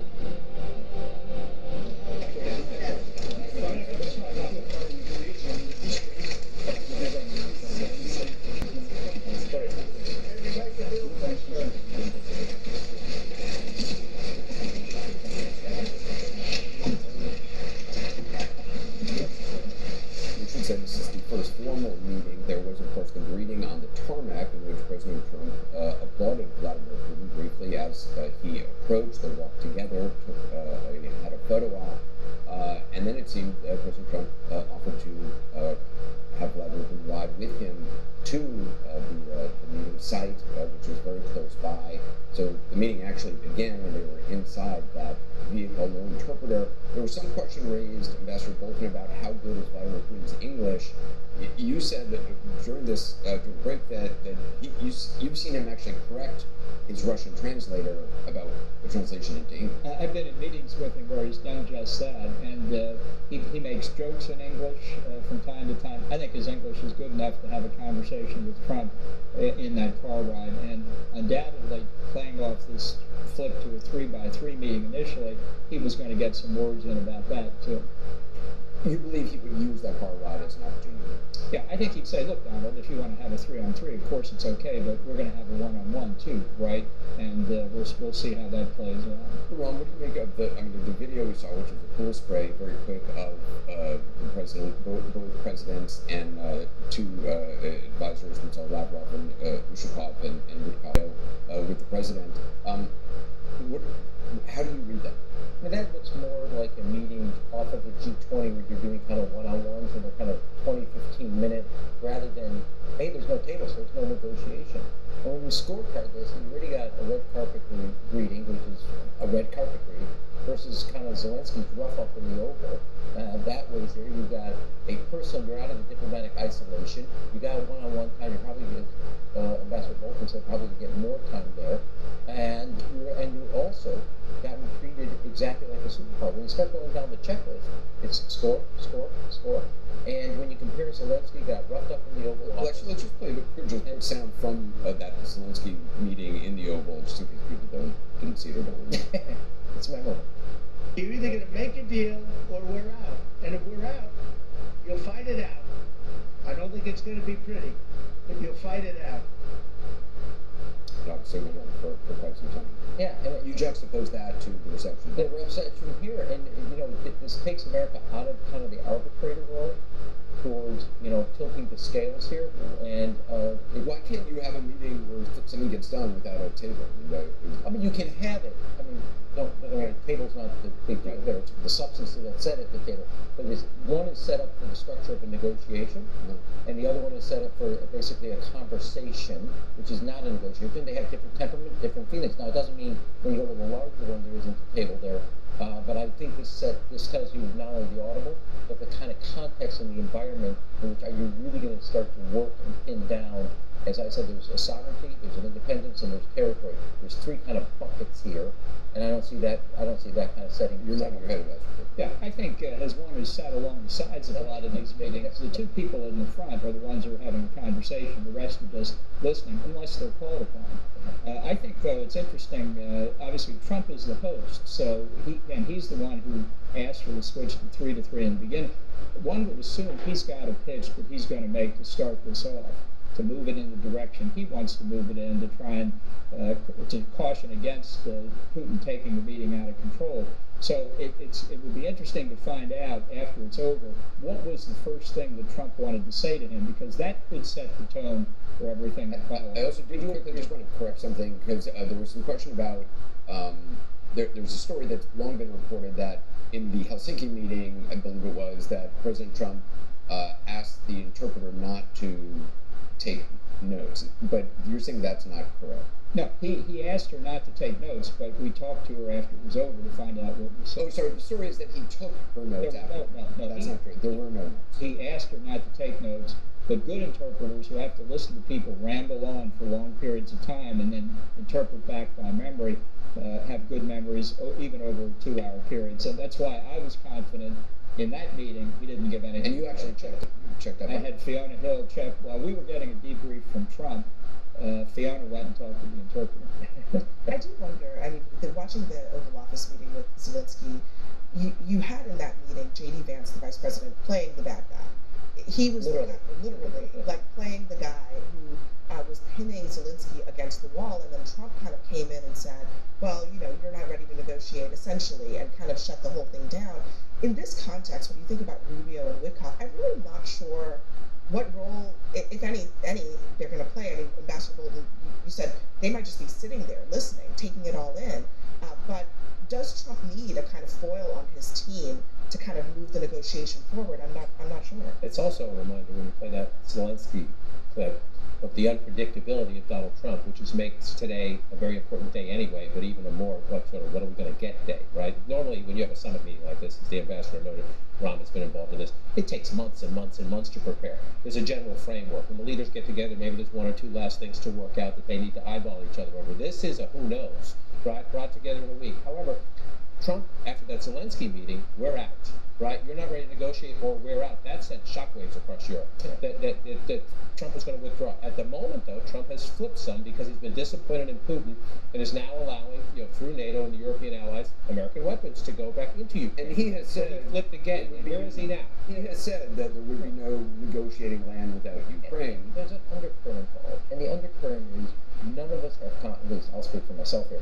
You don't really have confidence that Putin can't really work Donald Trump. And we've seen him swing 180 degrees in a short period of time. So the undercurrent around here is not about Putin. It's about whether Donald Trump's going to be steady with the strategic objectives for the United States, not his own personal gratification. Are the strategic objectives for the United States? I think that is also a massive question. Yes. We don't know. First of all, I think we do know that he does not care all that much about Ukraine in this conflict. So what does he think the strategic objectives are? We know that he cares about the minerals that are on Ukrainian soil. We know that he wants the conflict over because he made some promises. He wants to keep them. He wants that Nobel Peace Prize. Beyond that, I think that's a massive question mark. And maybe he's going to be winging it in this meeting, but that's a lot to be winging. And if you were Ukraine, given America's broken promise in both Budapest and Minsk, that we've committed to their security and sovereignty and never really have shown up. You're literally the meal here. And you're not even, maybe you'll get a collect phone call afterwards. Well, remember also, we don't know exactly whether Trump is going to focus on the question of the ceasefire or the final terms of an agreement that ends the hostilities. They're two very different things. Also, the way we're talking about it is at a relatively high level. I think, the Russians and I think in the United States have said it's a photo op. And a photo op is extremely important to both people.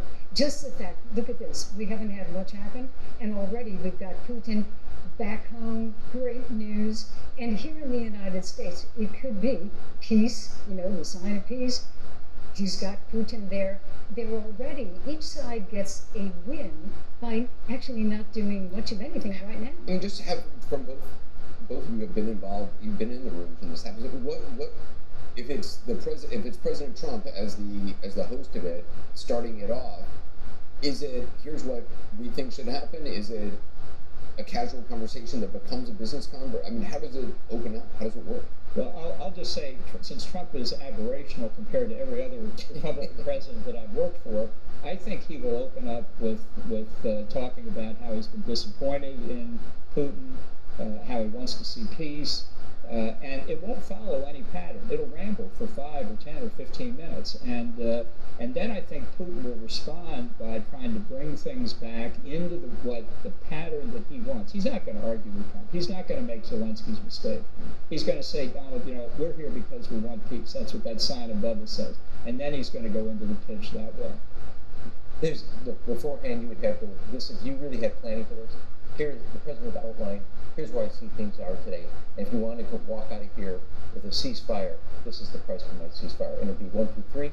Put it out there on the proverbial. Very early on the table. President Trump previously said he would know in the first few minutes of this summit whether it would be a good meeting or a bad one. Well, the meeting has been underway now for more than a few minutes. But when we come back to discuss the latest on the negotiations with someone who's quite familiar with what may be going on inside that of the president's mind. Good.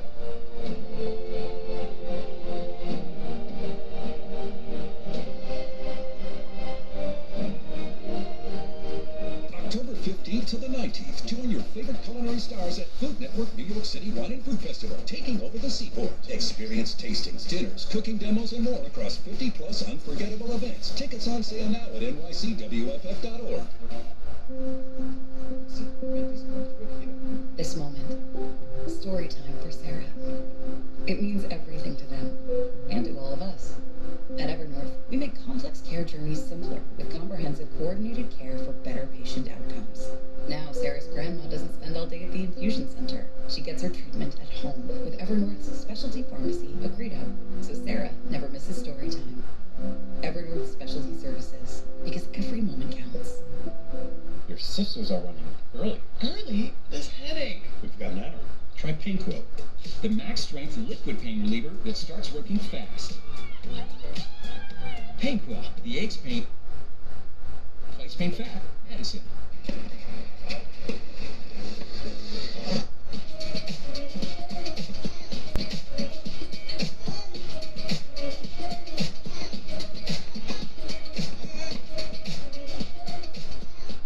Okay, your home, auto, and business vehicle are all protected with Progressive. Nice. It gets a bit overwhelming running a business and a family. Ooh, sounds like someone could use a vacation.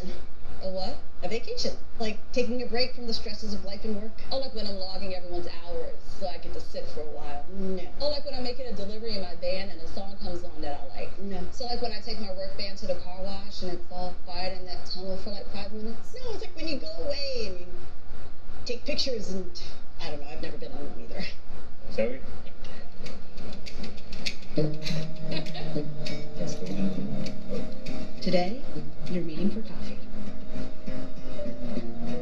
Megan, I love you. And then before you know it, hey, you're meeting the family. At Credit One Bank, we believe having the credit and rewards for the little moments today can lead to even bigger ones tomorrow. Earn up to 10x points on travel and 5x points on dining with the Credit One Bank Wander American Express card. Credit One Bank, for what's ahead. Everywhere you look, things are getting more expensive. So at Consumer Cellular, we're lowering the price for those 50 and up. Now you can get unlimited talk, text, and data for $30 a line when you buy 2. That's just $60 a month. So switch to the carrier ranked #1 in network coverage and customer satisfaction. And get 2 unlimited lines for just $30 each. With easy monthly billing. For a limited time, new customers get your second month free when you switch to Consumer Cellular. At the Farmer's Dog, our recipe is more than the ingredients we choose. It's what we choose to do with them. Developed by our vet nutritionists, all our food is made to the highest safety standards and has clinically proven benefits. It's gently cooked to deliver the nutrients your dog needs without the ultra-processing. Because good ingredients matter, but the best recipes call for so much more. Get 50% off your first box, available only at thefarmersdog.com. Between drained investment accounts, lost wages, and hiring lawyers, identity theft can cost you more than you might think. Only LifeLock offers the $1 Million Protection Package with reimbursement up to $3 million.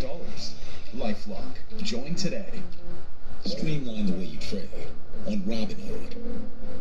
Not only can you trade stocks, ETFs, options, and futures, you can also buy and sell crypto. Trade all in one place on Robinhood.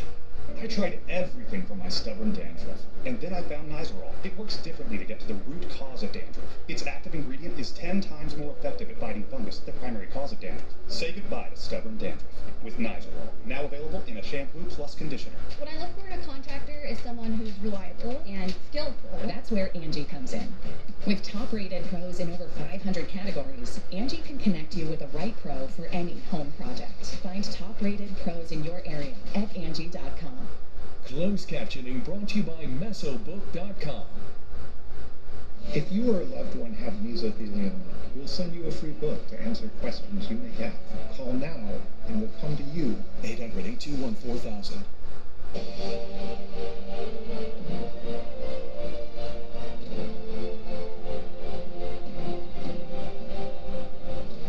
A critical diplomatic movement and moment underway right now at Air Base Elmendorf-Richardson in Alaska.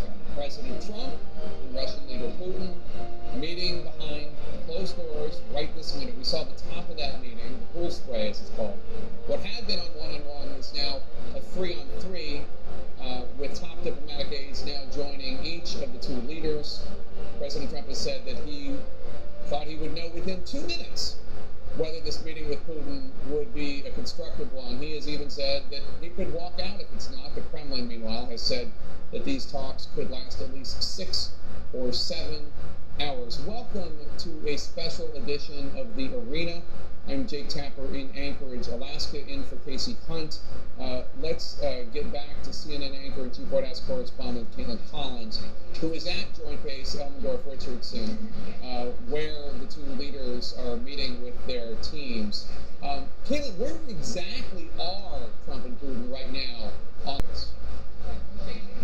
You know, Jake, what's fascinating, this is obviously a massive military base here, military installation here, and as we came in this morning, we were, shuttled in on buses, but where we're staying is actually quite a small area. There's a press area, and this is the room where the press conference is slated to happen later, and just about 100 yards away from me is actually where Trump and Putin are meeting, behind closed doors, with their respective teams. We're all in the same building right now. They're just down the hallway where that spray was that you saw, where they had the Marco Rubio, Steve Witkoff, and then the Russian delegation seated around Putin as well inside that room. So they're not far from us, and basically everyone is kind of now waiting and watching to see what happens and how long this meeting goes on. Is it as long as the Russians were saying earlier? It's not totally clear. Obviously Putin can be quite long-winded, and so watching this meeting play out, and then they'll break that out into a larger meeting with the delegations and a lunch, and so watching all of that happen is really what's critical here as we're watching this play out from the president himself. As you heard from him inside that spray, I want to read for you, Jake, because it was hard to hear as we were watching that spray play out, but we have a report from the reporter who was in the room who talks about the questions they shouted at President Putin, basically saying that they asked if he would agree to a ceasefire, if he would agree to stop killing civilians, and how he could be trusted. Those are the shouted questions that were being said there. Putin did not respond, the reporter says, but he did acknowledge, Jake, that he heard those questions from our colleagues over at ABC, who are the pool reporters inside the room. Obviously, that's notable in and of itself, just having reporters shout questions at Putin. Obviously, this happens to Trump on a daily basis, but for Putin himself, and notable for Trump to not respond. Typically, when he has a spray with a world leader, Jake, in the Oval Office or whatnot, sometimes they can go on for 40 minutes to an hour, where the president is answering a slew of questions from the reporters in the room, from both the U.S. delegation and the foreign delegation. He chose this moment not to answer any of those questions as this meeting is getting underway. All right, Caitlin Collins at Elmendorf Air Base, joining Elmendorf Richardson. Thanks so much. CNN's Kristen Holmes and Jim Cheeto are here with me in Anchorage. We should note, Kristen, the most absent person from the summit is the leader of the country that Putin and Russia invaded, Volodymyr Zelensky, the president of Ukraine. Yeah, that's right. And I spoke to a number of White House officials as they were talking about setting up this meeting with Vladimir Putin, and essentially they gave me the indication that there was no world in which there was not first a bilateral meeting between Trump and Putin before they moved on to this trilateral meeting. Now, they kept the options open to have a meeting as quickly as tomorrow. You heard President Trump say that. That was actually an idea they've been floating for about a week. I had heard about that a week prior, that they thought if it goes really well, if we could get Zelensky in here and have this next meeting. But President Trump wanted to have a sit-down with Putin. First of all, Putin, the invitation was just for President Trump to sit down. But Trump also wanted to look at Putin. Part of the thing about President Trump that we all know is that he believes that his gut instinct is the most reliable instinct. And he does believe that he sits in a room alone with him and has a conversation, that he can get a sense of whether or not Putin actually wants peace. Now, of course, he's not sitting in a room alone with him. We know now it's a 3-on-3 meeting. But he did feel like he had to have this conversation with just Putin before they brought in Zelensky. And if you talk to administration officials, they defend it by saying there's been several meetings with Zelensky and Trump and Putin, that nothing's ever gone anywhere. So we needed to have this sit-down meeting. But of course, it's notable because they're sitting here talking about what's going to happen in his country. And in fact, however much Trump and Zelensky, the U.S. and the Ukrainians might seem, at least potentially on the same page right now, it was just a few months ago, Jim, that there was that disastrous Oval Office meeting where President Trump and Vice President Vance had words with Zelensky. Let's show a little bit from that meeting in February. You don't have the cards right now. With us, you start having cards. Right now, you don't have to play cards. You're playing cards. You're gambling with the lives of millions of people. You're gambling with World War III. You're gambling with World War III. And what you're doing is very disrespectful to the country, this country, that's backed you far more than a lot of people said they should have. Still uncomfortable. Months later, has their relationship improved since then? I mean, it's recovered from the abyss, right? I mean, I remember speaking to Ukrainian officials in the wake of that, and it was utter despair. You heard. I mean, they thought the relationship with the U.S. was broken, a relationship that they depend on to a large degree for the survival of their country. There was talk, you remember, there were even very pro-Ukrainian U.S. lawmakers, Lindsey Graham, who were suggesting Zelensky's got to go. And there were even Ukrainians quietly questioning whether Zelensky could survive that meeting. And yet, in the span of weeks, he turned it around, right? And I think Zelensky deserves, as does President Trump, Zelensky credit for rescuing that relationship. The line from that moment in the Oval Office to that sit-down at Pope Francis's funeral, you remember in the Vatican, when it was much warmer, and you got a sense that, well, maybe they had turned this around, was far from guaranteed in the wake of that meeting, and has improved enormously since then, to the point where you have President Trump, coming into this meeting saying that, well, I have a bigger beef now with Putin to some degree than I have with the Ukrainian president. Yeah, not the case before. That was definitely very uncomfortable, and I know that the President Trump and Vice President Vance's domestic political opponents faulted them for how they treated Zelensky, an ally of his country was the victim in all this. But I too also heard from Ukrainians, pro-Zelensky Ukrainians, who thought that he handled it horribly, that he walked right into a trap and did everything that he should not have done, when he should have behaved differently. But I guess everybody's hoping that's water under the bridge. Jim, let me ask you, after the Trump-Putin summit, after what we're sitting through right now, President Zelensky and the French President Macron have agreed to meet. We've seen Zelensky travel to Germany in recent weeks and to the UK just in the last week to shore up support. How are Europeans taking Zelensky's exclusion from this summit? Not well, right? And that's why you're seeing those deliberate meetings. Macron saying, I'm going to talk to this guy, right? We're backing you. Merz meeting with him. And same from Zelensky's perspective to say, I want to consult with my European allies to make sure they're still going to back me if this meeting doesn't go the way that I want, or if I'm asked to do or concede more than I, as Ukraine's leader, wants to do. So that's a deliberate shoring up. I will say I reached out to both a senior Ukrainian official and senior European official just in the last hour for their reaction to this no longer being a one-on-one Trump-Putin meeting, but having other of Trump's advisors in there, and including Marco Rubio. Yeah. Both of them said they welcome it, and one of them said, in particular, he's happy that Marco Rubio is there because they feel that Rubio more reliably Ukraine's and Europe's interests in that meeting than might have been the case had Trump been alone. Another exclusion of the sort is President Trump's special envoy to Ukraine, retired General Keith Kellogg. He's not here. We're told that one of the reasons is that some people thought that would be counterproductive. Can you tell us a little bit about that? Yeah, I think what's fascinating is actually we've started to see Keith Kellogg be excluded from a number of these meetings. I mean, what we've seen in the Trump administration that has happened on every front is that people's roles have expanded or shrunk depending on who they are, and you see people with a number of different roles. So, for example, you saw Steve Witkoff, who is technically the Middle East envoy, meeting with Vladimir Putin. Trump has tapped him to do that. He has an expanded portfolio. This is not someone who comes from the world of foreign policy, but he's sitting in that meeting. Right. Marco Rubio now has taken on the role of the head of the NSC, obviously Mike Walls departed, and the head of as a Secretary of State. He is surrounding himself kind of insularly with the people that he trusts the most, and that is who he has sitting by his side here, not even necessarily the people whose job it was to deal with Ukraine and Russia. All right, Jim, Kristen, stand by. Let's bring in Susan Glasser of The New Yorker. She is a former bureau chief in Moscow for the Washington Post, and with her husband, Peter Baker of the New York Times.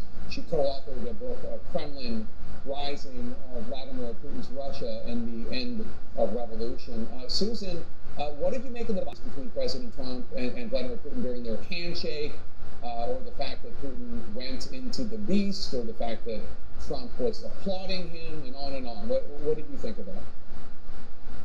Yeah, I mean, you can say, Jake, while the meeting itself is ongoing and we don't know how the summit will be remembered by history, I think it's already fair to say we do know two of the indelible images that will come out of this summit, and that is the President of the United States of America greeting Russia's president, the man who launched the largest and deadliest war in Europe since the end of World War II, greeting him with applause and a literal, not just a metaphorical, red carpet in Alaska. I think those are enduring images. They are probably shocking images to many in Europe, to many in the United States, and of course to people in Ukraine who believe that the United States was standing with them against this really quite unprecedented in modern times act of aggression. And in that sense, Donald Trump has already sent a pretty shocking and disruptive message in international diplomacy. Now, the difference is that Putin, this is his fifth American president, and it's not his first go-round with Donald Trump. Putin has a long-term strategic goal in mind. He decided to try to revise the terms of the Cold War defeat to the Soviet Union, and he has embarked upon that. There's no sign of him wanting to give in for half measures at all. And, you know, Donald Trump is a guy who wants to win the next news cycle, you know, who thinks in 10-minute, you know, Twitter increments. I don't think that's how Putin is approaching this meeting today. When we then saw Trump and Putin in what's called the pool spray, sitting there in the meeting room, Putin had two of his advisors on his right. President Trump had two of his advisors, Steve Witkoff and Marco Rubio, on his left. They didn't answer questions. One reporter asked, you know, whether or not Putin would agree to a ceasefire. He pretended not to hear. When he was asked if he'd stop killing civilians, I guess not a surprise that Putin wouldn't answer questions of reporters. But President Trump also didn't respond, wanting the meeting to start. Yeah, I thought that was very notable. Donald Trump rarely misses an opportunity to talk, and even at great length, with journalists. He's turned these pool sprays into a kind of a daily free-form rambling press conference in addition to whatever other press conferences he does. So it was notable that he chose not to do that. It was notable that he expanded the meeting from a one-on-one to a three-on-three. You know, I got to wonder with Ambassador Bolton whether he has something specific that he wants to start at the top of the meeting. But it was a weird setup for that meeting too. The lack of a table, it almost reinforces the idea that there's, you know, they're not sitting around the table negotiating something very specific. So, you know, we'll have to see. But I'm mindful of Trump's first meeting with Kim Jong-un, his summit in Singapore, when, according to our reporting, he told advisors on the plane, whatever happens, I'm going to go out and declare a historic victory. That's exactly what he did. He even wanted to win the Nobel Prize for a deal that didn't exist with Kim Jong-un. And you know, you got to wonder if that's the play that they have in mind here, that almost regardless of what comes out of these talks, there will be enough there for Donald Trump to come out and proclaim it to be a historic deal, whether or not it is in fact a historic deal.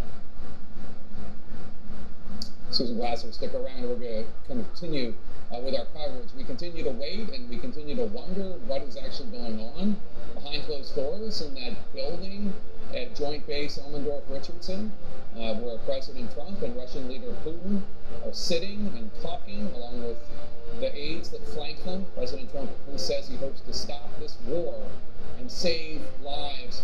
A look at the dire state of Ukraine's defense against Russia just ahead.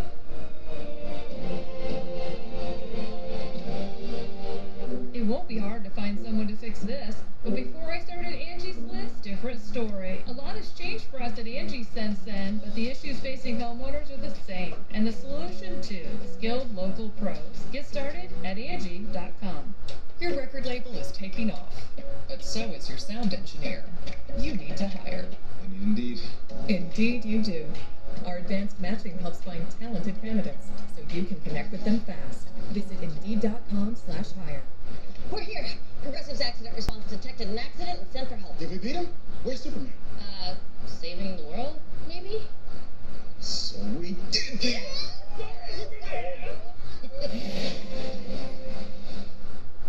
Thanks for calling Consumer Cellular, ranked #1 in network coverage and customer satisfaction. Hi, my friend Linda has you guys and gets way better coverage than I do. Sounds like Linda has you beat. Not at bowling. You're breaking up a little. Are you really ranked #1 in coverage? Yep, and plans start at just $20. Oh, we can afford lessons for Linda. You're embarrassing yourself. At least my phone works. Switch to the carrier ranked #1 in network coverage satisfaction. Call or visit Consumer Cellular today. As a person living with diabetes, I'm all about making progress. Oh, sure, sharpening my roller rink. Progress isn't about overhauling your life or always being perfect. My progress is making smart choices to help lower my A1C with my Freestyle Libre 3 Plus sensor. It's the little wins, baby. And getting one at half the cost of other CGMs. Well, that's a big win. Try for free at freestylelibre3.us/share. Life with ear ringing sounded like a constant train whistle I couldn't see. Then I started taking lipoflavonoid. With 60 years of clinical experience, it's the #1 doctor-recommended brand for ear ringing, and now I'm finally free. Take back control with lipoflavonoid. Plantar fasciitis feels like pointed, sharp pain. It just hurts all the time. It feels like a foot is squeezing on itself. When I drove past the Good Feet store, I thought, I'm gonna stop in. They wanted to make sure that they gave me the right arch support for my feet that were personally fitted just for me. Then it was like, okay, this is something special. These make a difference. See for yourself with a free personalized arch support fitting at the Good Feet store. Streamline the way you trade on Robinhood. Not only can you trade stocks, ETFs, options, and futures, you can also buy and sell crypto. Trade all in one place on Robinhood. And this is an important step for all our employees. Blah, blah, blah, blah, blah. Sir, you're on mute? Yeah. Are you for imprint certain? Oh boy. Certainty matters. So when you need the right high-quality promotional products, printed perfectly and guaranteed to arrive on time, that's the certainty of 4imprint. Wow your clients, nail your next event, or inspire your team by visiting 4imprint.com. For certain. This is a story about the one who keeps it all moving. He is measured, precise. He thinks ahead, stocks the right parts, and knows just where to find them. Because for the one, this facility is about more than business. The industrial grade products you need delivered fast. Call clickgranger.com or stop by. Granger, for the ones who get it done. Watch The Lead today at 5 on CNN.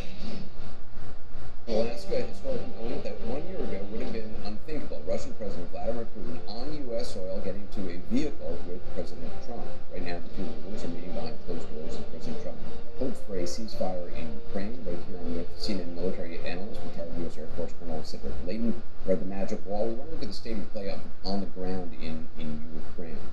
Yeah, absolutely, Anderson. So one of the key things, of course, this is the map of Ukraine that we're all familiar with, but the main areas that they're going to be focused on are going to be in the east and in the north and potentially in the south. So what I thought we'd do is take a look at some of the key regions that are going to be impacted by these possible negotiations right here. And what Putin has talked about wanting are these areas right here: Luhansk, Donetsk, Zaporizhia, and Kherson.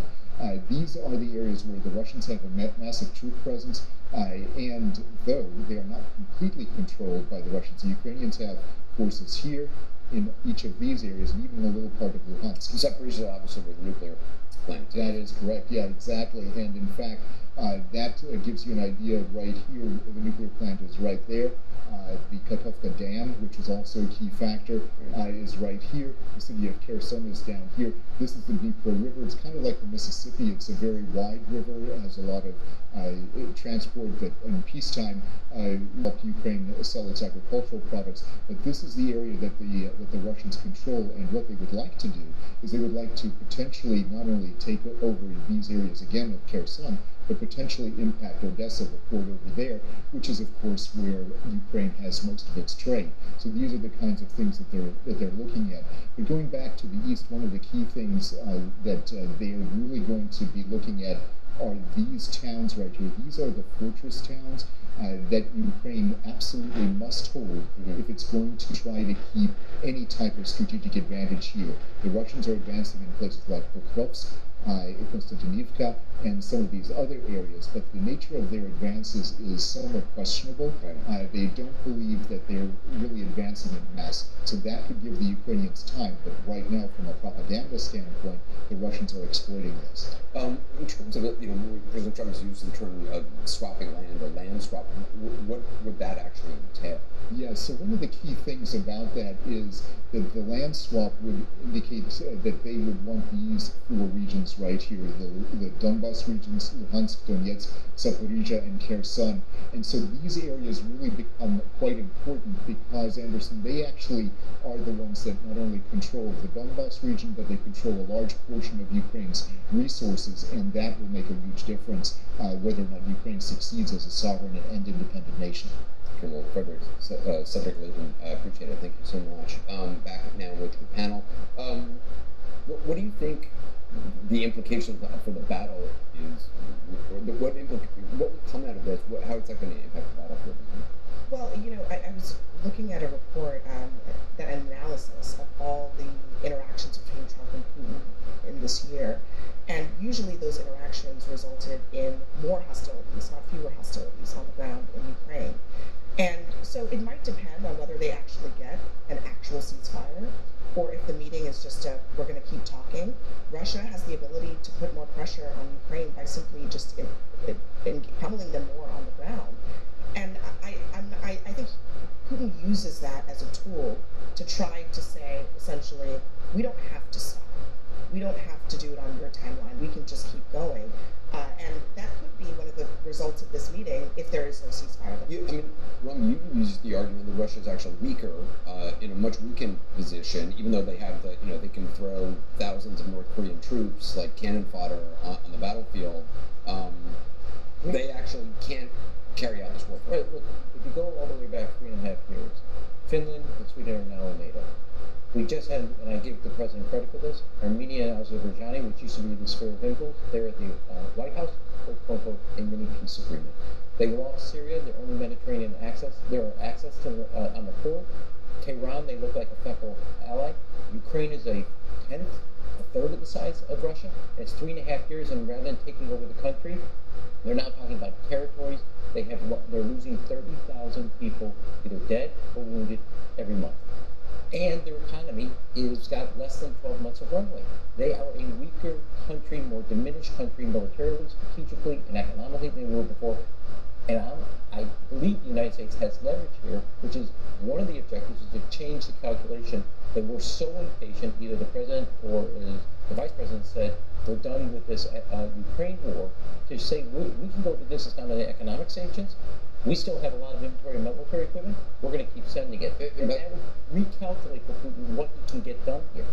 But you hear a different message from J.D. Vance, from others in the administration. I mean, they're saying that yes, if Western Europe, if our NATO allies buy weapons from America and want to give them to Ukraine, that's fine. But we don't want to be in the Ukraine war business. Well, I think it's very telling that Trump himself said the other day that the Europeans are going to buy all of the weapons and ammunition from us at 100% price or more, which implies that we're out of the business of providing military assistance. He didn't say anything about the question of military intelligence, which has been critical for the Ukrainians, and maybe he's not saying it because he doesn't want to. Keep your fingers crossed. Putin has a range of things that he can offer here, nonetheless, that would give Trump a victory. Putin had early offered a ceasefire in the air, which frankly would benefit Russia. It would stop Ukrainians inside Russia. It would stop Russia from targeting civilians, which is a good thing, and it would stop the Ukrainian drones, and thus give them more potential on the ground. And that might be what comes out of it, because from Trump's calculus, he wants to know, is he on track to get a Nobel Prize? That's his timeline, and he wants to do it soon. So if he doesn't think he's going to get it, that's when he says, I'm out of this. So pride, I'm not going to loiter around my failure, I'm going to get out. A victory here for Ukraine would be if the president held firm to the statement that there can be no negotiation about land without Ukraine. Yeah, except remember, in diplomatic terms, you can have an exchange of views rather than negotiation and do exactly the same thing. What John just said is one very important thing. Ukraine's drones are having an impact not only on the airspace of Russia, their oil capacity. They just hit in the Caspian Sea a ship 500 miles away. They hit it that had all these drone parts. A ceasefire in the air is a victory for Russia and a loss for Ukraine because they are creating severe pressure on their Russian economy and the logistics of supplying that war. Jill, how long can Russia, you think, go on in the war? Well, I mean, there are estimates a year or two, maybe. Who knows? Hard to if you don't care about killing your own people, you can throw a lot of bodies on the They don't. I mean, we're probably close to 1 million casualties, including dead and injured.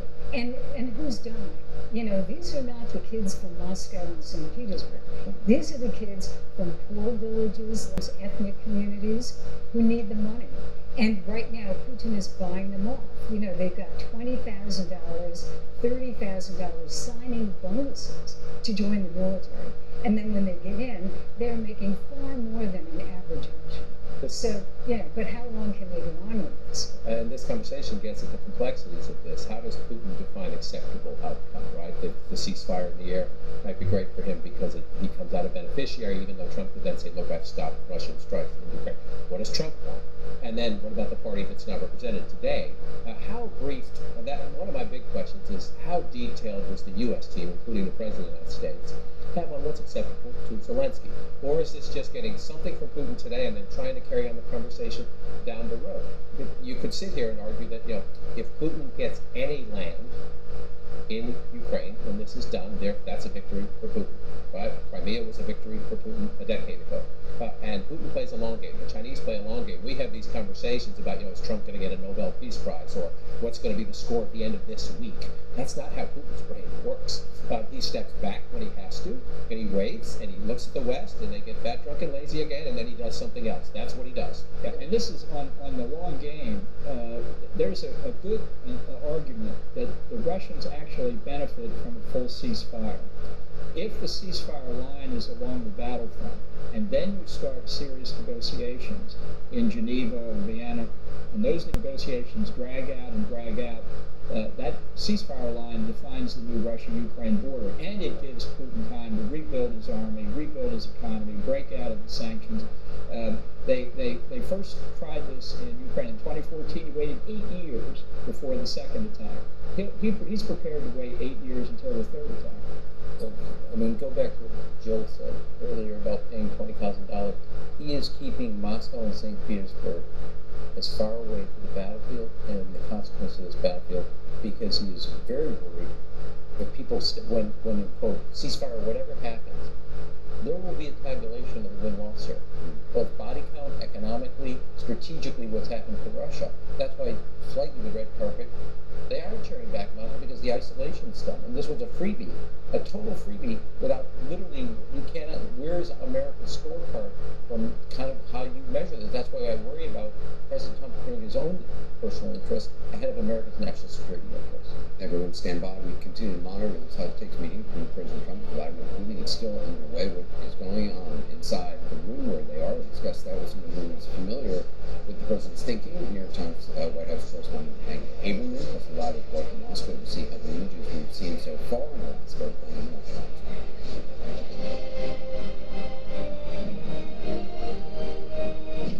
Prince JFK Jr. Saturday at 9 on CNN. Jesse, Royal Kingdom's out! I've been waiting for this game forever. What are you even saying? Eric! Would you please stop parking on my lawn? Dude! Royal Kingdom! It's a puzzle game that came out, and guess what? No ads. They actually make games with no ads? Insane, right? Don't worry.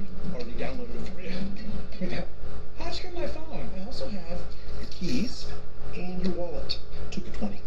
Download Royal Kingdom and join us today. This moment, story time for Sarah. It means everything to them, and to all of us. At Evernorth, we make complex care journeys simpler with comprehensive coordinated care for better patient outcomes. Now, Sarah's grandma doesn't spend all day at the infusion center. She gets her treatment at home with Evernorth's specialty pharmacy, Agredo, so Sarah never misses story time. Evernorth Specialty Services, because every moment counts. This is Mia. She dreams of taking her boutique swimwear brand nationwide. With her business growing so fast, she needs fast funding to keep making waves. That's why Mia has U.S. Bank Business Essentials, a combination of checking and card payment processing, giving her access to funds typically in 24 hours. Because we love watching her make a splash. That's the power of Mia, and this is the power of us.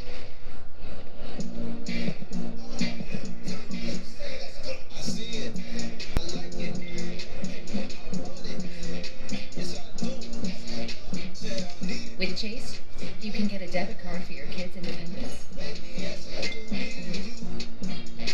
And parental notifications, so you can keep an eye on how they're using it.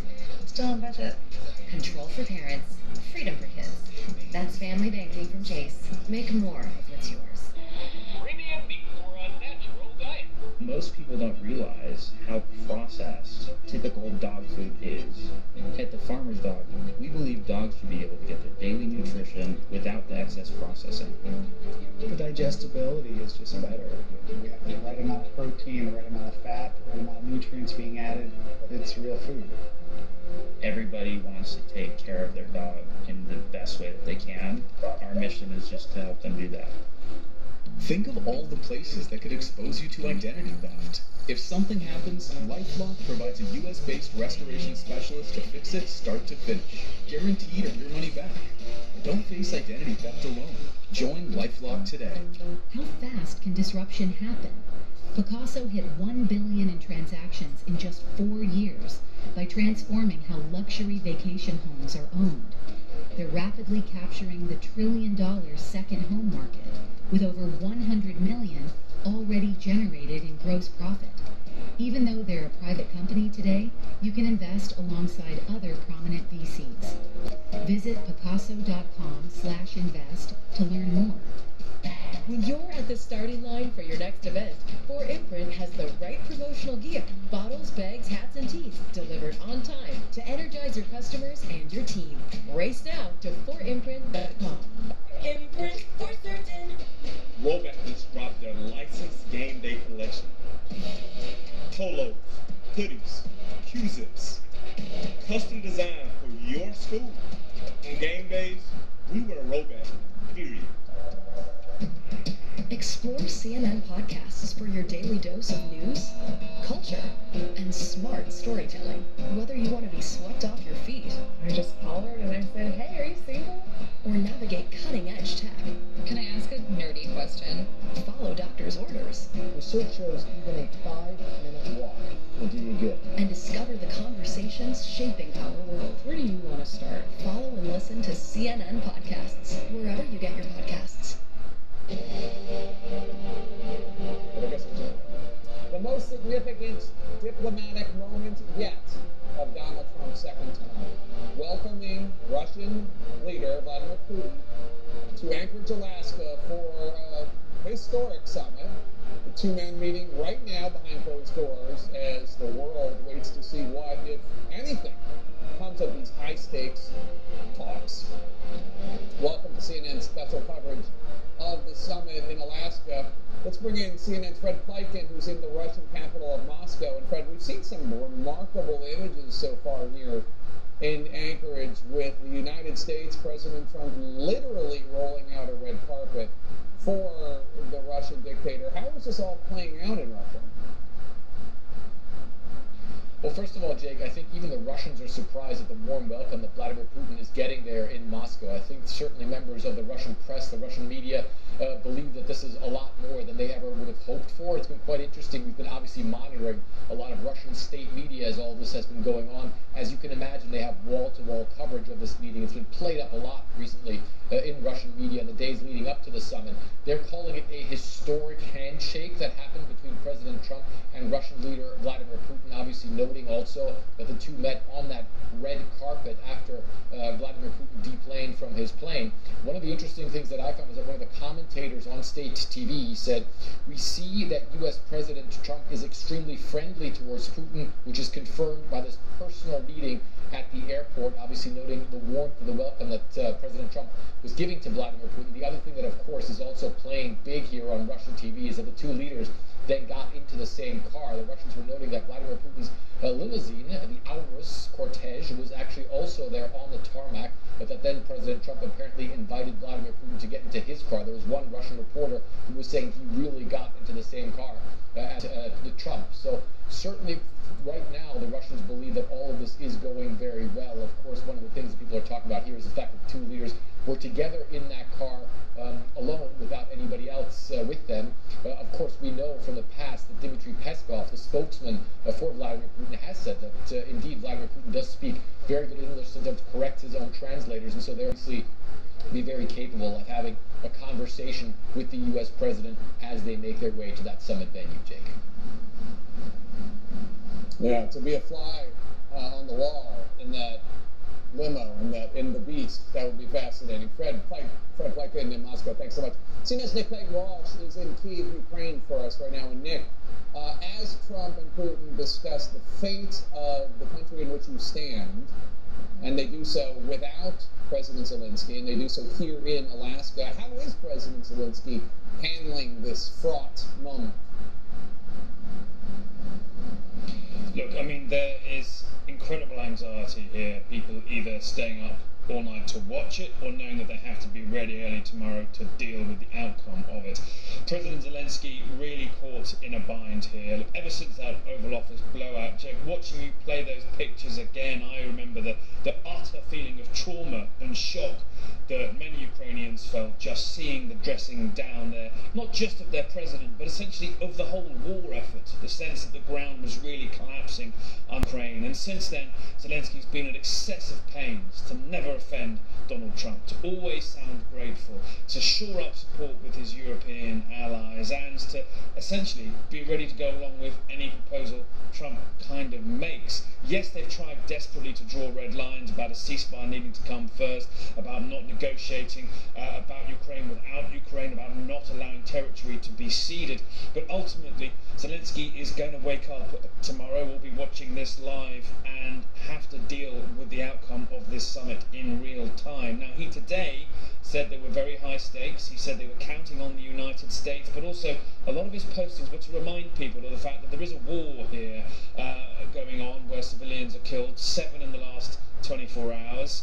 A lot of Ukrainians already reacting on social media to the images of Putin in the Beast, walking down the red carpet with utter horror. Remember, here's a man here tens of thousands of children abducted, he's blamed for thousands of civilians killed, damage done to a whole swathe of the country that's frankly unsalvageable, nightly aerial assaults. We have 3 air raid sirens just so far today here. In fact, as I speak, one of the key towns in the east, which is a key goal and seems to be the site of some Russian progress in the last few days, DruTheProphet, that according to social media accounts is being hit hard by a series of Russian attack drone strikes. So no let up in the ferocity of the onslaught here, and massive concern that their fate is being decided frankly by the unpredictable, impenetrable nature of the relationship between those 2 men and the beast together. Jake?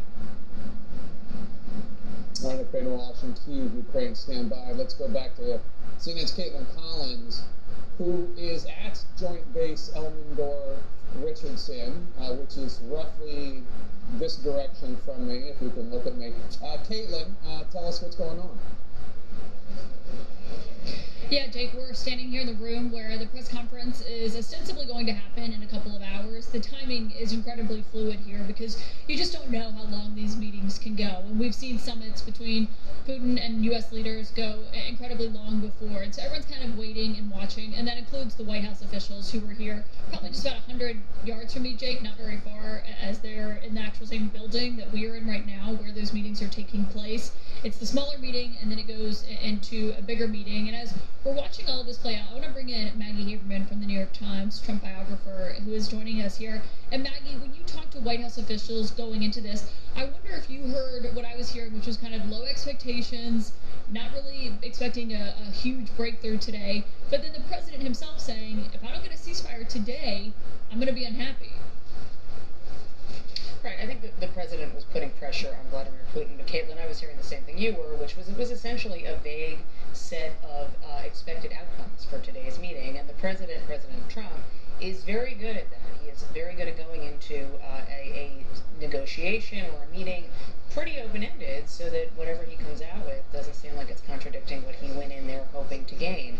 It was certainly a striking image seeing them riding in the beast together, but on the other hand, the president also had B-52s, I believe, flying over Putin's head, which I think was intended as symbolism too. So we will see where this goes. I was struck, Caitlin, by what the president said on Air Force One to reporters about the possibility of a security guarantee for Ukraine outside of NATO, which he's been very clear that's not going to happen involving NATO and Ukraine, but that it could be with European partners. That's a bit of a shift.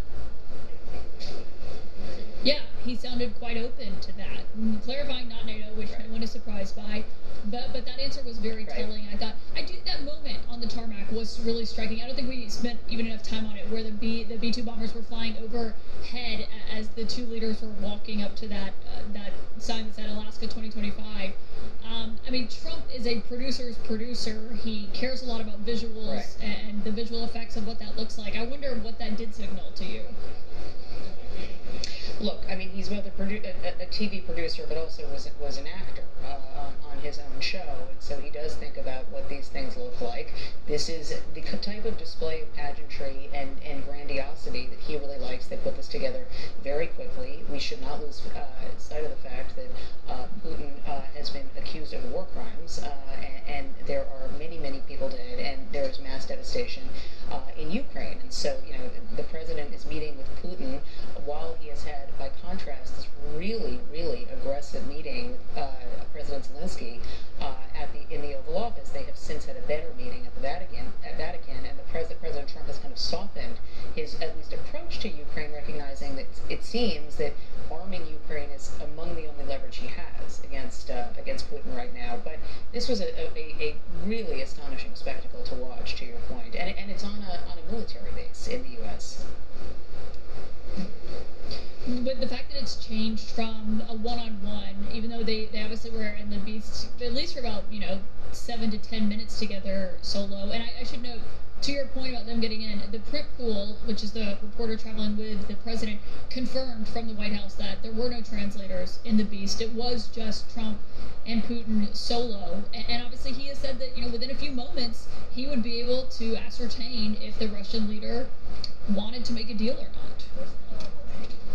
Well, I think that President Putin would also be able to ascertain how far he can go, right, in terms of pushing President Trump or not. And I think that that's part of it too. When there is no note taker there, when there is no translator there, a lot can be happening that we're not aware of. President Trump famously does not like notes being taken, but it was notable that what was supposed to be the one-on-one meeting then extended to have Steve Witkoff and Secretary of State Marco Rubio on President Trump's side. I'm not sure who is going to be there for President Putin's side, but the configuration here is somewhat different than it had been before. I know there are low expectations, Caitlin, for the idea that there will next be a meeting with President Zelensky. I think some people in President Trump's orbit still do think it is a realistic possibility. Yeah, obviously we'll be waiting to see if there is a second meeting and what that looks like. We'll learn a lot when the two leaders come in here to this press conference in a few hours from now. Maggie Haberman, thank you for that reporting as always. And Jake, obviously, that is the key question. What does it look like when they come in here to this room together? What do these leaders have to say? When they met in Helsinki, that was really where where so many of the headlines and what you remember from that summit came from, was when you could see the two leaders side by side giving their readouts of how the meeting went. Yeah, fascinating stuff. Thank you so much, Caitlin. We'll come back to you in a second. The Russian president is obviously here on U.S. soil, right here in Anchorage, Alaska. Not a sentence I say every day, not a sentence anyone hears every year or every presidency. So how high are the stakes here, the political stakes, the geopolitical stakes, the life or death stakes of this historic summit for President Trump and the world? That's next.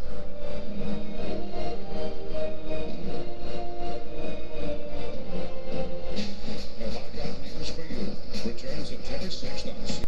Here on the internet, you can pretend to be anything, like a medical professional or a skilled electrician. Don't trust the unfiltered internet. Angie has 30 years of experience finding the best pros. Angie, job's done well. Your shipping manager left to find himself, leaving you lost. You need to hire. I need Indeed.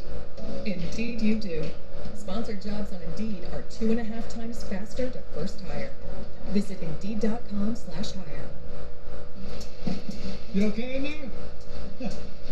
Consumer Cellular knows there are a lot of offers flying around, but they slip away too fast.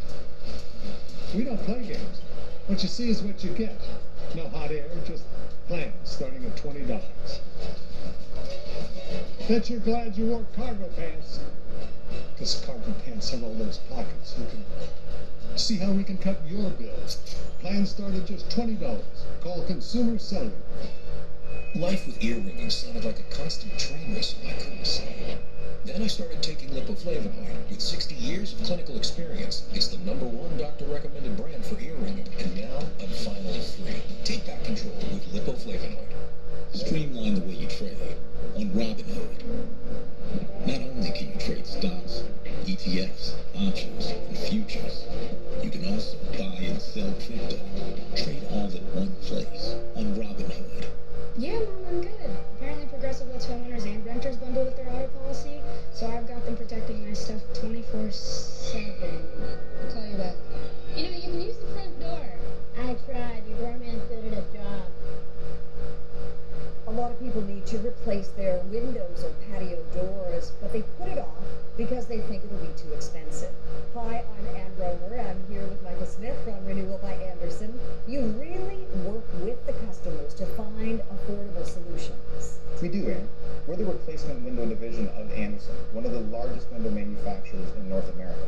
So we can usually offer our customers larger discounts and better financing than smaller companies or contractors. Other window companies don't offer your same window and door installation method. Our installers have installed thousands of windows. Our windows are manufactured to precisely fit your specific window openings. Being custom built also means if you have any beautiful trim that you'd like to keep, we can install your windows without impacting that trim. You won't get this with most vinyl windows. And you offer a free window and patio door diagnosis? We do. We'll come to your home and assess your current windows, show you where you might be losing energy, and take measurements. Then we'll give you an exact price quote. So you're not a high-pressure company? My background is in home remodeling as a carpenter. I've seen every window problem out there. So now I just want to help homeowners make their homes more beautiful and comfortable with the right window. And your patio doors are really gorgeous. They are. And they're engineered to easily open and close for years. And with multiple law enforcement doors, they provide even greater security. That is so great to hear, Michael. Thank you. Before August 31st, buy one window or door and get the next one 40% off. That's 40% off. Plus, get an additional $45 off each window and door with no money down, no monthly payments, and no interest for 12 months. Call before August 31st to schedule your appointment. 1-800-501-1400. That's 1-800-501-1400.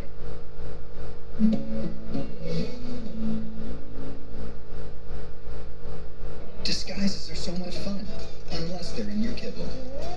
Chicken meal? That's icky birdie bits processed into powder. It's time for Fresh Pet. Wholesome ingredients with nothing to hide. Fresh Pet. Closed captioning brought to you by Mesobook.com. If you or a loved one have mesothelioma, we'll send you a free book to answer questions you may have. Call now and we'll come to you. 800-821-4000. History in the making, happening right now here in Alaska. Two of the world's most powerful men are meeting behind closed doors. President Trump working hard for a ceasefire in Ukraine, if not a lasting and just peace. When journalists got a chance to ask President Putin if he would agree to that, well, former KGB head did not reveal anything. Joining us now, CNN chief political analyst and former Obama senior advisor David Axelrod, who is also joining us with CNN senior political commentator and former Trump campaign senior advisor David Urban. Axelrod, let me start with you. President Trump has billed himself as a president of peace. He promised on the campaign that he would end the Russian-Ukraine conflict within 24 hours of becoming president. He said it quite often. Take a look. If I'm president, I will have that war settled in one day, 24 hours. I'll get that done within 24 hours. Everyone says, oh, you can't. Absolutely I can. It'll be done within 24 hours. You watch. I will have the horrible war between Russia and Ukraine settled before I even take office. I will get it settled, and I will prevent World War III. It's been 207 days. Somebody can do the math out there. 207 times 24. David Axelrod, what do you see as the political risks for President Trump heading into these negotiations, if any, domestically? Yeah, I think it's a good question. I think the geopolitical implications of what's going on in Alaska today are enormous. The domestic political implications, I'm not sure. I don't think any, or very few Americans would list this at the top of their list of concerns. They're focused on their cost of living and issues closer to home. I think Trump benefits and has second act here as being sort of a man of action who's forcing the action and so on. That said, they're probably, Americans don't agree on very much these days. The one thing they agree on is they don't like Vladimir Putin. They believe Russia is an enemy. They side with Ukraine in this conflict, and they don't think it should be settled on Russia's terms. So I think these photos that you're showing here, this film that you're showing here of the warm red carpet greeting, is going to confuse a lot of Americans, maybe enrage a lot of Americans. And what matters now is what comes out of this. Does it look as if the president has advanced the ball toward peace in terms that are acceptable to Ukraine, or does it look like he's caved in some way to Vladimir Putin, which does ding his image as a guy who gets things done and makes him look weak, which is counter to the image that he always wants to project. And that could have some implication. David Urban, initially this was supposed to be a one-on-one meeting, just Trump and Putin, but then we learned a few hours ago that it's actually going to be 3-on-3. President Trump will be flanked by his national security advisor / Secretary of State Marco Rubio, as well as his Middle East envoy Steve Witkoff. How do you think their presence could change the tenor and trajectory of the meeting? Yeah, well, Jake, listen, I agree. I agree with a lot of things that David said earlier about what's going to be determinative of the outcome and success of this meeting. The proof is going to be in what occurs when Trump and Putin get to the mics and say what they're going to say, and then afterwards. But I think having Rubio and Witkoff there are useful because Trump can blame them. Trump can say, listen, Mr. President Putin there, my guys tell me that you're this, my guys tell me that. I think it's an effective foil, enables them to, Trump doesn't have to be the bad guy. He can point to Rubio and Witkoff and say, these gentlemen are telling me something completely different. And so it enables him to kind of be the negotiator in chief and allow other people to be the foil. Listen, I think what's important as well is, Jake, it has to be somewhat disconcerting for Vladimir Putin, who never gets a mean thing said to him back in his home turf. When he's standing there on the red carpet right before they got into the beast, you heard reporters shouting, what does it feel like, you're a murderer, basically, for all intents and purposes. I can't believe Vladimir Putin was too keen on hearing Western, reporters asking him about all the horrific things that he's done. He speaks English very well, and he had to understand each of them. So while he stood there, he was getting berated by the press. That's not something that happens to Vladimir Putin every day. David Axelrod, according to a new poll from the Chicago Council on Global Affairs, American support for sending U.S. military aid to Ukraine has actually climbed sharply since March, with the increase driven largely by Republicans increasing their support for U.S. military aid to Ukraine. David Urban, well, let me start with Axelrod and then Urban. What do you think's driving that? Axelrod first. Well, I mean, the images that we've seen from Ukraine over the last few months as Russia has advanced and in the air and on the ground have been absolutely savage.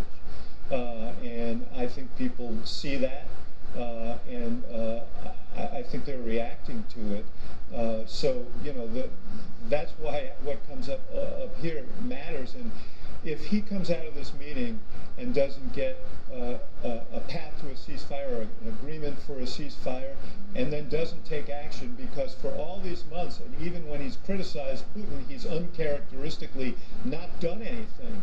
Is he going to hit them with the sanctions that have been threatened, or is he going to get another pass? Yeah, Jake, I think I think the numbers have increased because people, as David said, you see these things on your screens, whether it's on social media, whether it's on this network, whether it's anywhere. You continue to see the Russians do one thing, they say one thing, and then you see these atrocities continue to be committed in Ukraine. And American people, they don't want to see it continue. There's a strong sense that Ukraine is the victim here, because it is, and the Americans know what's right and wrong. Yeah, David Urban, David Axelrod, thanks to both of you. Appreciate it. President Trump and Russian President Vladimir Putin continue to meet behind closed doors. They've now been meeting for around 90 minutes here in Anchorage, Alaska. Could the summit lead to a second meeting, one that also includes Ukrainian President Volodymyr Zelensky as well? Stay with us.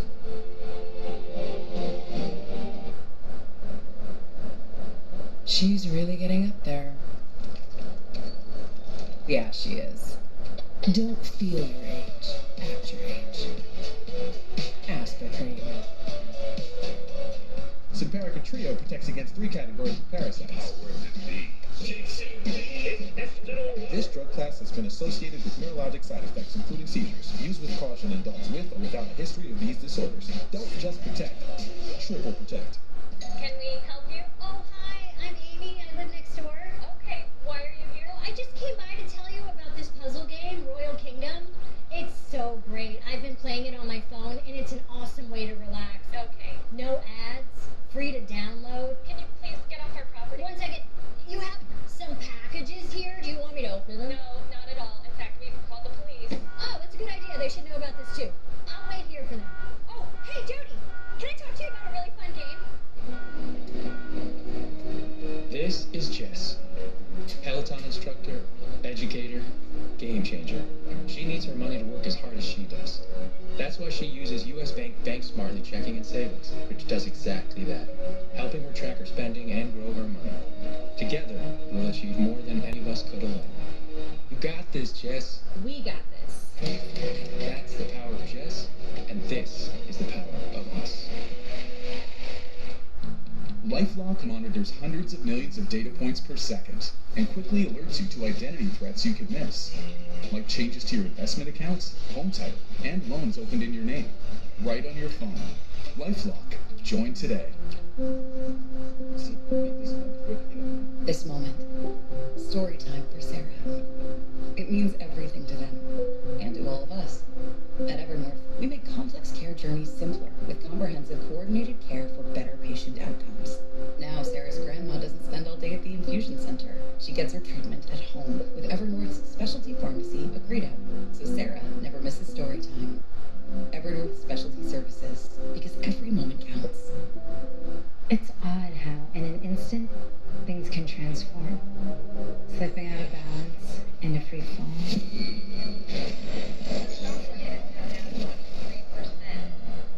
This is happening, people. Where there are so few certainties. As we navigate a future unknown. I'm glad I found stability amidst it all. Gold. Standing the test of time. The Freestyle Libre 3 Plus sensor tracks your glucose in real time. And over time, it can help lower your A1C.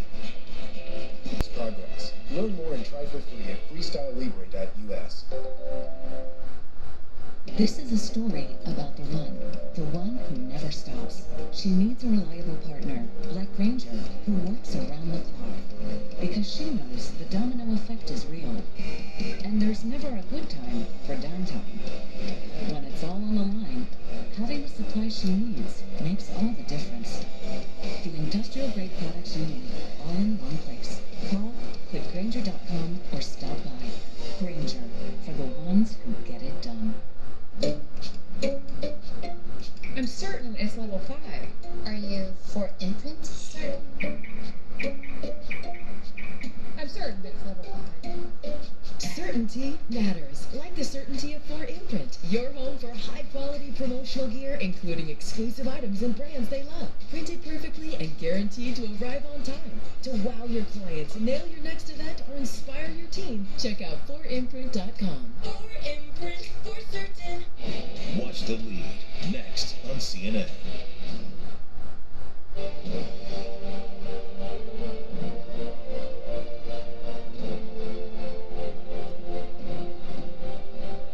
History unfolding right this second here in Anchorage, Alaska. President Donald Trump and Russian leader Vladimir Putin are engaging in closed-door talks. We got to see the top of that meeting about an hour and a half ago. Each president was flanked by some of their top diplomats. It was here in this room that a reporter asked Putin if he would agree to a ceasefire in Ukraine. Putin did not answer.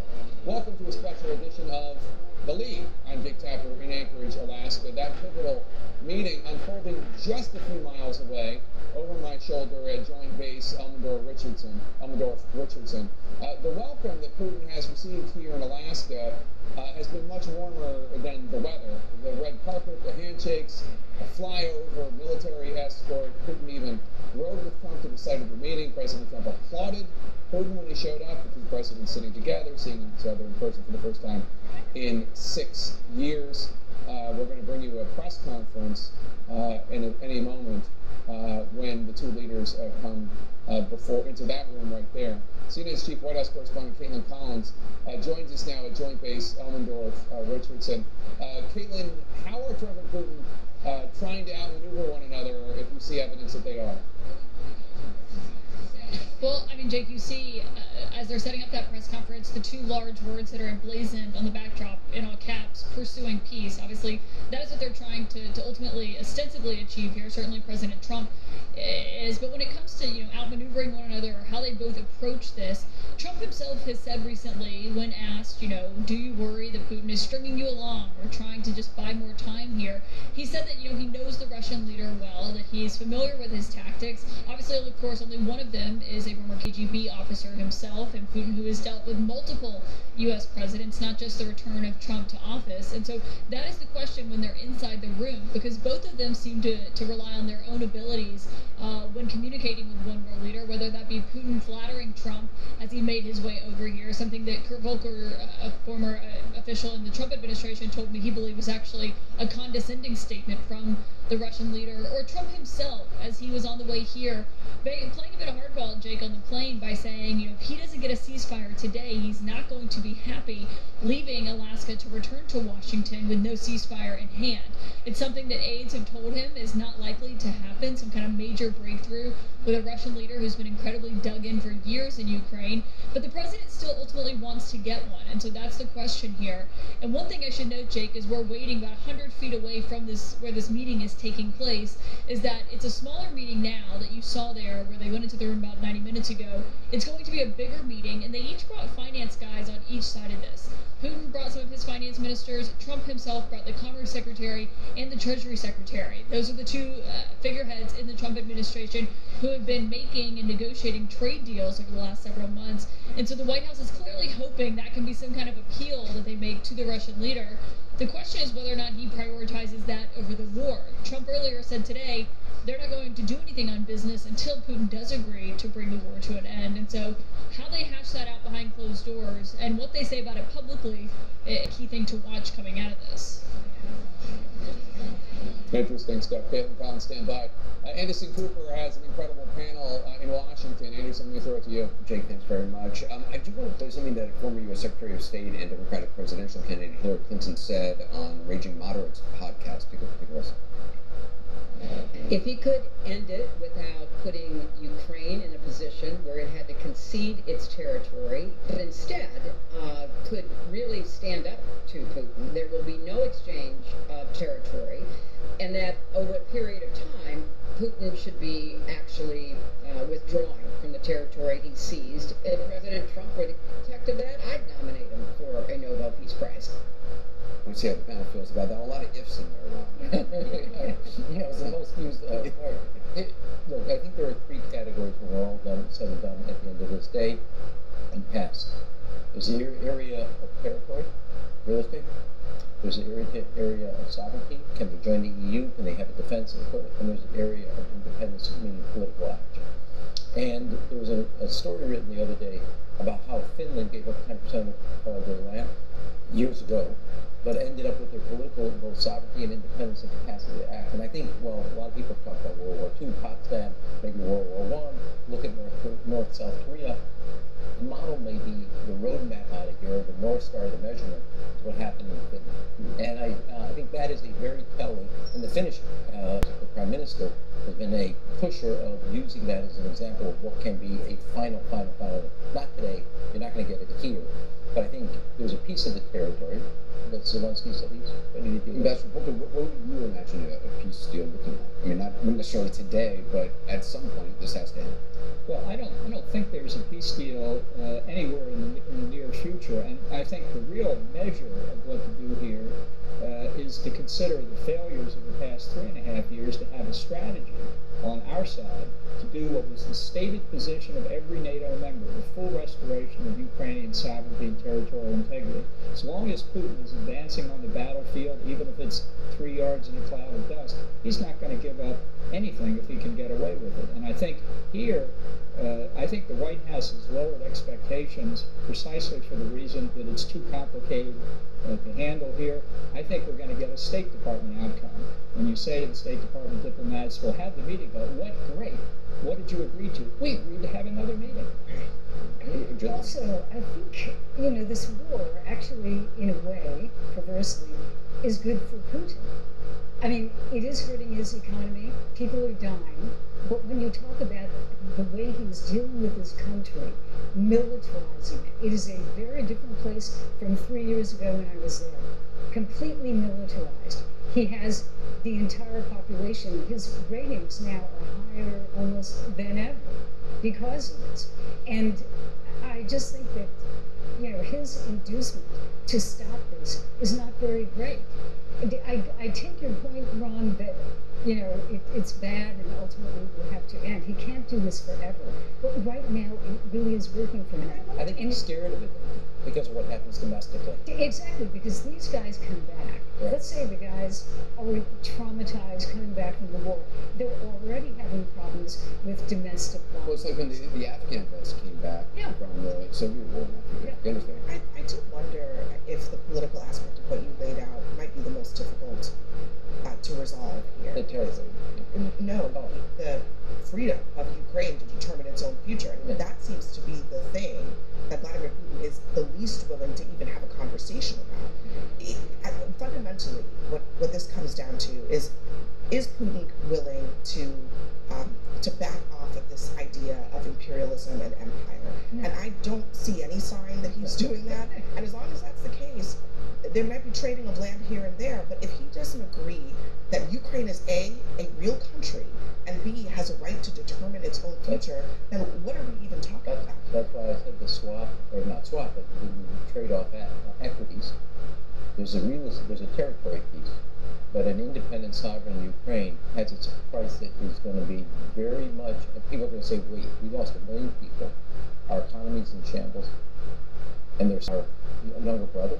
But they believe in the Russian Empire, and that hasn't changed. When you saw Sergei Lavrov arrive with the CCCP T-shirt on, Lavrov was my counterpart for a time in the George H.W. Bush administration. When I went over the meeting, when he first took the job in Moscow, they gave me the usual briefing materials. This is still under communist rule, and it ended by saying, we assess that Lavrov is not a communist. It's pretty striking. We assess he is a czarist. And that was 35 years ago, and that's what's playing. You don't think that sweatshirt was just on the top of the laundry pile that just grabbed it accidentally? They don't have sweatshirts that say Russian Empire. Hi. Sorry, I'm just getting this video in. This is that's the Lavrov, obviously. Yeah, there's the CCP. You don't see it. You don't see that every day. They call that a message. By the way, see, for those viewers who are too young to know, CCP. It's USSR. USSR. President, it's USSR. It's Soviets. Look, from what Lavrov was wearing, it was everything. You know, Lavrov and Vladimir Putin, the most important men, have said since this began, and even before it began, they view Ukraine as part of Russia. They keep saying it. These are our people. These are our people. These are our brothers. These are our people. And so how do you have a political solution unless Vladimir Putin agrees to give that up? Well, if you've watched him for the last 25 years, you're asking a lot. Trump is inconsistent. Sometimes that works to his favor. Vladimir Putin has been a very consistent person for 25 years about what he wants here. And I think that's what makes this so complicated. If this ends, Putin's not going to fly to Alaska and say, oh, you're right, Ukraine's an independent democracy in Europe, sorry. That's not going to happen. But if he gets to Jill's point, a process, State Department meetings, we're going to meet again, we're going to talk again, and in the meantime, you keep it going, and no sanctions. I mean, if you're Putin and you get a process and relief of U.S. sanctions potentially, which the Russians are saying are coming, even if it's just some of them, or no new U.S. sanctions, then they're going to pop the champagne and fly home. There's a lot of talk, especially on the right, about, well, maybe it's a win for the United States if Trump is able to isolate Russia from China, and that in and of itself is something that is worth getting. I think that's a very generous way of looking at this.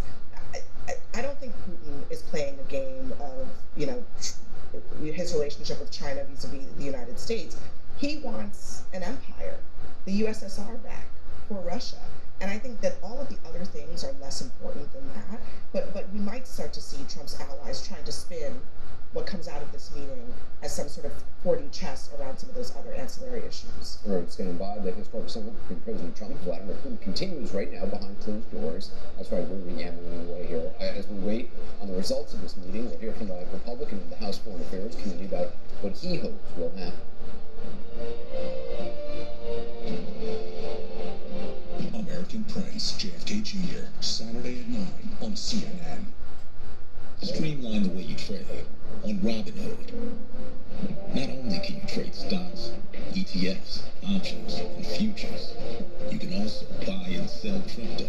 Trade all in one place on Robinhood. At Progressive, we treat your outdoor vehicles like the majestic creatures they are, with 24/7 protection when you bundle with your home and auto. Easy, boy, easy. You have to stay calm. So what are you thinking? I'm thinking about our honeymoon. How about Africa? Safari. Swim with elephants, hot air balloon, lions growling and giraffes that come in through your window. Can we afford a safari? Great question. Like everything, it takes a little planning. Or put the money towards a down payment. With enough room for a baby. Babies. Baby. Let's take a look at those scenarios. JP Morgan Wealth Management has advisors in Chase branches and tools like Wealth Plan to help keep you on track. When you're planning for it all, the answer is JP Morgan Wealth Management. This moment, story time for Sarah. It means everything to them, and to all of us. At Evernorth, we make complex care journeys simpler with comprehensive coordinated care for better patient outcomes. Now, Sarah's grandma doesn't spend all day at the infusion center. specialty pharmacy, Accredo, so Sarah never misses story time. Evernorth Specialty Services, because every moment counts. And talk to me about very real numbers here. So actually the leading cause of unintentional death are falls in the U.S., and that equates to 32,000 deaths each year. Oh my gosh, and that's something that's so preventable. Absolutely. For many, the stairs now pose the biggest threat to their safety. A stair lift can be the key to getting your life back. When you buy from Acorn Stairlift, you're buying from the most trusted name in the industry. Acorn Stairlifts has the most rigorous quality and safety standards available. Acorn Club monitors your stairlift activities, providing you and your family with peace of mind. I really get a sense for just how slimlined this is. Look at all the space that I have here. Acorn made it possible for us to live in our whole house again. Yes. For you at home, are you ready for your peace of mind? Liberate yourself. Get yourself an Acorn Stairlift today. Call 800-929-3558. It is absolutely amazing. Life with ear ringing sounded like a constant train whistle I couldn't say.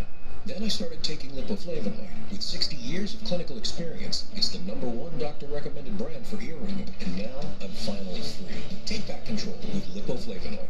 Everywhere you look, things are getting more expensive.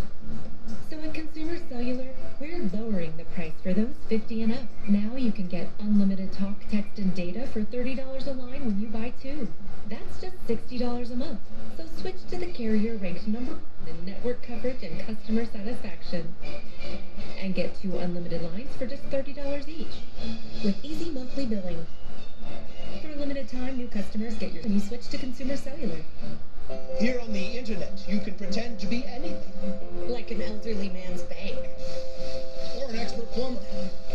Don't trust the unfiltered internet. Angie has 30 years of experience finding the best pros. Angie, just don't know. Closed captioning brought to you by mesobook.com. If you or a loved one have mesothelioma, we'll send you a free book to answer questions you may have. Call now and we'll come to you. 800-821-4000.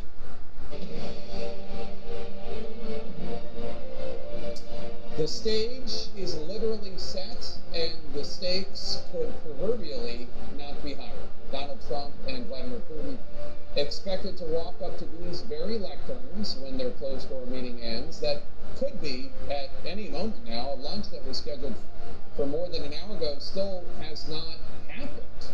That's clearly a sign, but a sign of what? CNN's Matthew Chance is just a few miles away from me, also in Anchorage. He's at Joint Base Elmendorf-Richardson, where the summit's taking place. Matthew, what are you hearing about the Russian delegation? Well, it was a bit of a surprise, I suppose, that Ushakov, who is a presidential aide, was the third member of that 3+3 delegation to meet with the United States part. That meeting, the 3+3, is still underway. But it shows you, doesn't it, that Ushakov, who is a seasoned diplomat, has served as US ambassador for a decade here from Russia, and he's a real wily, sort of Cold War era kind of warrior, knows America very well, and is a close advisor to Vladimir Putin. And it just shows that emphasis of this summit is not going to be on the general trade talks, which is what President Putin would have liked this to really be about. The focus is very much on the issue of Ukraine. You can see the slogan over the stage as it's being set there, pursuing peace. They've even headlined it. They even put words to it as to what the main thrust of this summit will be. So that meeting, that 3+3 format meeting, is still underway. There's going to be the next part of the summit will be a broader meeting over lunch involving all the other characters from the US cabinet, from Trump's cabinet, the other Russian delegates as well, including Kirill Dmitriev, the Kremlin envoy on economic cooperation. And it's at that point they're going to start speaking about other issues outside of Ukraine, things like trade cooperation, Arctic exploration, potentially space exploration is one of the areas that they've talked about as well. But look, the Kirill Dmitriev, who we spoke to earlier, admitted to us when we confronted him about it that look, he understands now that there's not going to be any progress on economic affairs until there is progress on that central question of what happens in Ukraine. So that's what the emphasis of this summit is going to be, Joe.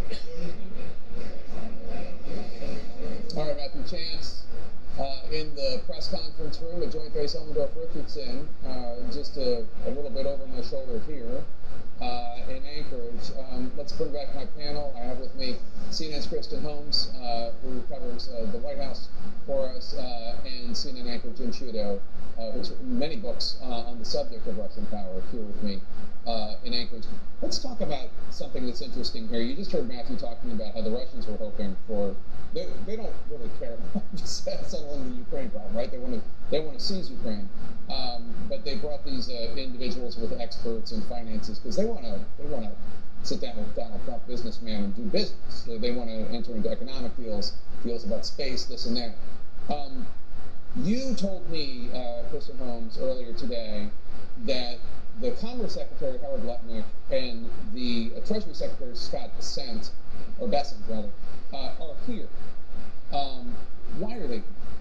Well, they flew on the plane with President Trump, and it gives you an indication that there could be economic talks. And also, some of this is a little bit of the White House, the administration dangling that in front of Putin, in front of the Russians. You have a 3-on-3, which these two men are not a part of. It's just supposed to be about, or at least at the base, supposed to be about what's going to happen in Ukraine. And one of the things Trump said was that he was not going to have an economic discussion until there was a conversation about what was going to happen in Ukraine. And now you're seeing him at least somewhat stick to that. He's having this meeting with Rubio and Witkoff. Rubio and Witkoff are not there to talk about potential business dealings with Russia. That would be later. That would be part of the expanded bilateral, the lunch, which has not started yet.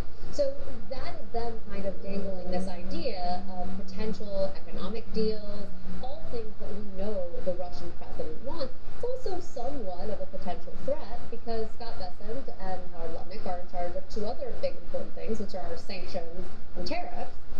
So you have them kind of there as a, what are we going to talk about when this is resolved, based on what are we talking about on a 3-on-3, or what comes out of that first meeting.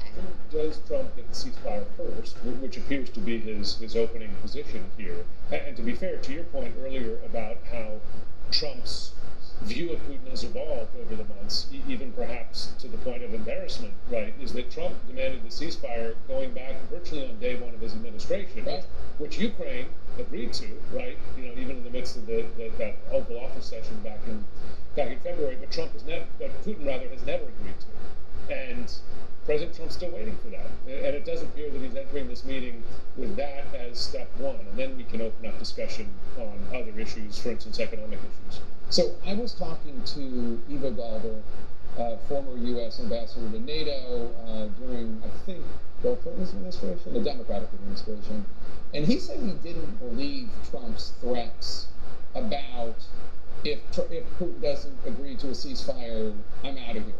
And the reason he said, I think it was Ivo Galder, I apologize if I'm mistaken here, and the reason he said is because Trump has already issued a number of threats over the last few weeks about if Putin doesn't cut this out, then I'm going to do this, sanctions, tariffs, and hasn't followed through on any of them. His deadlines, I mean, he's blown through his own deadlines repeatedly, right? The most recent one being, I think it was last Friday, right? Before this session was announced for sanctions. So, I mean, that's a matter of public record because Trump himself has quite publicly said in 1 week or 2 weeks, or I'll know in 1 or 2 weeks. And I hear that same skepticism when I speak to Ukrainian officials. They may not want to say it publicly because they don't want to get on the wrong side of President Trump, but privately they'll say, we're waiting for him to enforce those deadlines. Interesting stuff. Thanks so much. I want to bring in Republican Congressman Tim Burchett of Tennessee. He joins us now. He serves on the House Foreign Affairs Committee. Congressman, always good to have you with us. We saw President Trump and Vladimir Putin in the meeting room before the talks began. Reporters asked Putin whether he would agree to a ceasefire, if he would commit to stopping the killing of civilians. Why should Trump trust him? Now Putin, not surprisingly, was the Cheshire Cat. He didn't answer. He kind of made silly expressions. What do you think is the reason why Putin is here? He doesn't really seem to want peace necessarily. He continues to strike civilian centers just in the last few hours. Why do you think the Russian president is here? I think a lot of it has to do with his ego. You know, his former KGB, they are masters of misinformation and filling the public full of things that are not the truth. I think but he is there. And so I would hope that maybe we could move towards peace. A little less killing in this world would be a great thing, Jake. And as you know, you have members of Congress who will financially benefit from this war to continue. And we see this time and time again. We see that leaders in our own communities, they want us all fighting, because once the fighting stops, they're out of power. And I think Putin realizes that. He is definitely a wartime dictator, and I think he enjoys the role on the world stage. Do you have any concerns at all about how this summit has been happening? And obviously, I'm sure everybody watching, and you and I, we all hope that a just peace comes out of this and that the killing stops 100%. But the idea of the Russian president being welcomed with a red carpet on American soil, President Trump applauding him, inviting him into the beast, what do you make of all that? I think a lot of it has to do with location. Trump doesn't do anything. I was in the Roosevelt room with President Trump, sitting 2 people away, and I was reminded what someone once told me, that Trump doesn't do anything by accident. The color of the wallpaper, the location of the glasses, people are sitting. I think he's in Alaska for one reason: energy. Some of the largest oil reserves in the world are there. We got Alaska from Russia. I think ultimately it's not going to come down to firing bullets. It's going to come down to economics. And with Trump unleashing America's energy economics, I think, in this world, I think it's going to put us in a lot better place to negotiate. I think he could literally shut Russia down, and I hope that's the direction that he's going in. And I think that's ultimately where he's at. It's no accident they're in Alaska right now. Interesting. Republican Congressman Tim Burchett of the great state of Tennessee. It's good to see you, sir. Thank you so much for joining us. As this historic Trump-Putin meeting stretches on, it's worth noting the rather warm reception given to Putin upon his arrival here in Alaska. Coming up, we're going to ask a former U.S. ambassador to Ukraine about how that might be interpreted in Ukraine. Stay with us.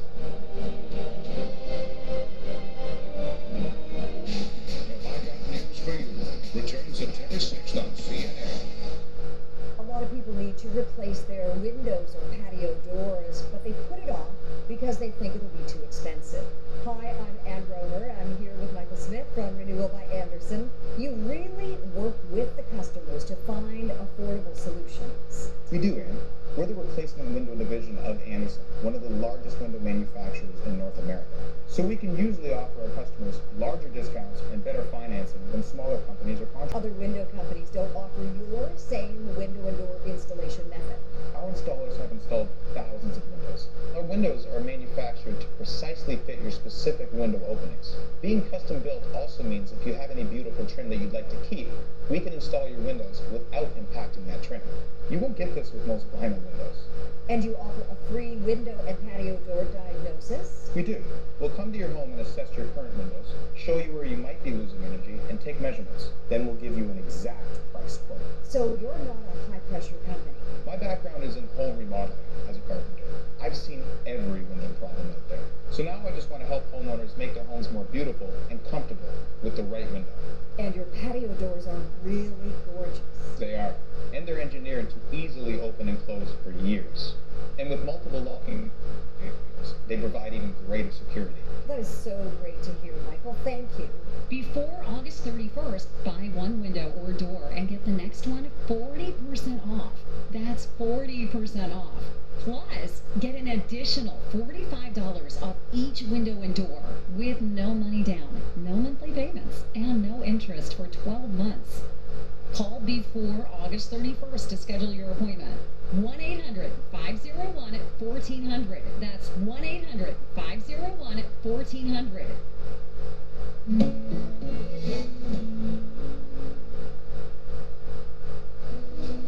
This is Mia.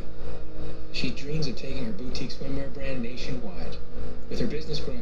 fast, she needs fast funding to keep making waves. That's why Mia has U.S. Bank Business Essentials, a combination of checking and card payment processing, giving her access to funds typically in 24 hours. Because we love watching her make a splash. That's the power of Mia, and this is the power of us. You on your phone? Yeah, oh man, I'm playing this game, Royal Kingdom. You're playing Royal Kingdom? I'm so sorry. You do not have to apologize. Like, I love this game. That's right, no ads talking about buy this now. I hate ads, bro. I hate that. Tell you what else you hate, chewing your food, sir. The best part is I don't need Wi-Fi. I don't need it. What level you on? 120. We didn't say how many movies you did this year. We said what level you are. I'm not here to play games. I'm not, unless that game is Royal Kingdom. This is a story about the one who can fix nearly anything, and turns to Granger, who has almost everything. He troubleshoots issues, maintains the facility, and keeps it all on track. Few may see him put the work in, but when they see the results, they know he's the one who keeps the doors open. The high-quality industrial products you need, plus a million more. Call, clickgranger.com, or stop by. Granger, for the ones who get it done. And this is an important step for all our employees. Blah, blah, blah, blah, blah. Sir, you're on mute? Yeah. Are you for imprint, sir? Oh boy. Certainty matters. So when you need the right high-quality promotional products, printed perfectly and guaranteed to arrive on time, that's the certainty of 4imprint. Wow your clients, nail your next event, or inspire your team by visiting 4imprint.com. The Great Food Truck Race is back. We're hitting the southern Atlantic coast with 9 teams. Smash burgers! WTF. What the funnel get? All new. The Great Food Truck Race, Sunday night at 9. Premier Putin and Donald Trump shaking hands, sharing smiles, even laughing. This historic moment raising hopes for some that after more than 3 years of war, Trump, the deal maker, can get Vladimir Putin to agree to a ceasefire in Ukraine. But missing from today's talks, the Ukrainians, of course, and their President Volodymyr Zelensky. We're watching these lecterns where we expect the two presidents to announce what, if anything, they've agreed to. No sense of exactly when those announcements may occur. Joining us here at the panel table right now is Bill Taylor, former U.S. ambassador to Ukraine. What do you make of what you have seen today thus far? And the Ukrainians are horrified and many angry at the kind of smiles and good vibes between the president applauding Vladimir Putin, literally. Vladimir Putin has united Ukraine like nothing else, like no one could have expected. Putin is reviled for obvious reasons. Kidnap children, atrocity, war crimes. Soldiers, same thing. You heard that from soldiers. However, they do have, the Ukrainians have some hope that there can be an end. The Ukrainians are tired. There's also, there was a poll, there's a hope in Ukraine, a desire for some sort of agreement. I want to put the results of this poll up. Gallup's most recent poll of Ukraine taken in July, 69% of Ukrainians said they favor a negotiated end to the war as soon as possible, which is up from 22% in 2022. And the same percentage, 70%, will refuse to support turning over property, turning over territory, allowing the Russians to take legal control over that. They're willing to recognize, not willing, they hate the idea that the Russians are there, but they acknowledge that the Russians are de facto there on the ground. De jure, the legal acknowledgement of the Russians there, that they can't accomplish. So they're ready to end, they want the negotiations, 69%. But 70% will say we're not ceding territory. Any others have questions as well? I mean, if Donald Trump comes out of this with, some kind of agreement, just in principle, and then the details, which often differ from what is announced, are much less concrete than he makes it seem. I mean, that seems like a victory for Putin. If Putin comes out of this and can say, "Oh, we made a deal," but then after the fact, when you look at what's on paper, it's not all there. I mean, how are the Ukrainians sort of thinking about what the many possibilities are of what could come out of this? Ukrainians listen very carefully to what you all say on this panel, but to what Trump has said. And Trump has said that his goal is to end the fight, end the killing. He said that over and over, end the killing. And that is something that they can obviously support. They want it to stop. They want the air, land, and sea ceasefire, not partial. They want a full ceasefire. And that's something that either Trump gets or not. If it's delayed, if it's muddied, if it's not clear, that's not it. Anything short of a full ceasefire, they would see as not what not an outcome that Trump promised. Trump promised that. That's his goal. Abby, I do think you said one thing. Take a look at all these tariff negotiations. And they've been months and months, series of meetings. So you just have one meeting here. There has been massive dispute, even with allies like Japan or Korea, what actually was agreed to from the investment standpoint. So the idea that there's going to be a, quote unquote, even a term sheet or a communique, anything that's normal, forget about it. Any context that you have from a prior international meeting, even the tariff negotiations, there's not an agreement after there was an announcement. So will there be an attempt to brush a headline? Yes, the detail here will be less than the headline. That's why I think everybody hit pause before you hit send. Yeah, that would be my recommendation. Conference is coming up. And that's when Trump is going to set the narrative, regardless of what actually has been. Ambassador, do you think, was the U.S. too hamstrung from the beginning in the way the U.S. was willing to defend Ukraine and send weapons to Ukraine? I mean, was it enough? Was the U.S. so concerned about what Russia might do that it was never going to be enough to actually win the war against Russia? The answer is yes. We were constrained, there's no doubt, and inhibited, and even worried about what might happen, what the Russians might do. Bill Burns has said, who used to be former head of the CIA, who was the head, when he was still the head of the CIA, said that they had overreacted. That they overreacted to all these saber rattlings and he said it should not keep us from doing what we need to do. Bill, how would you assess, at least before today, Zelensky's personal standing with the Ukrainian people? I've seen potential presidential candidates begin to speak out in Ukraine now, but how do you think Zelensky stands with the people? Johnny still is very supportive.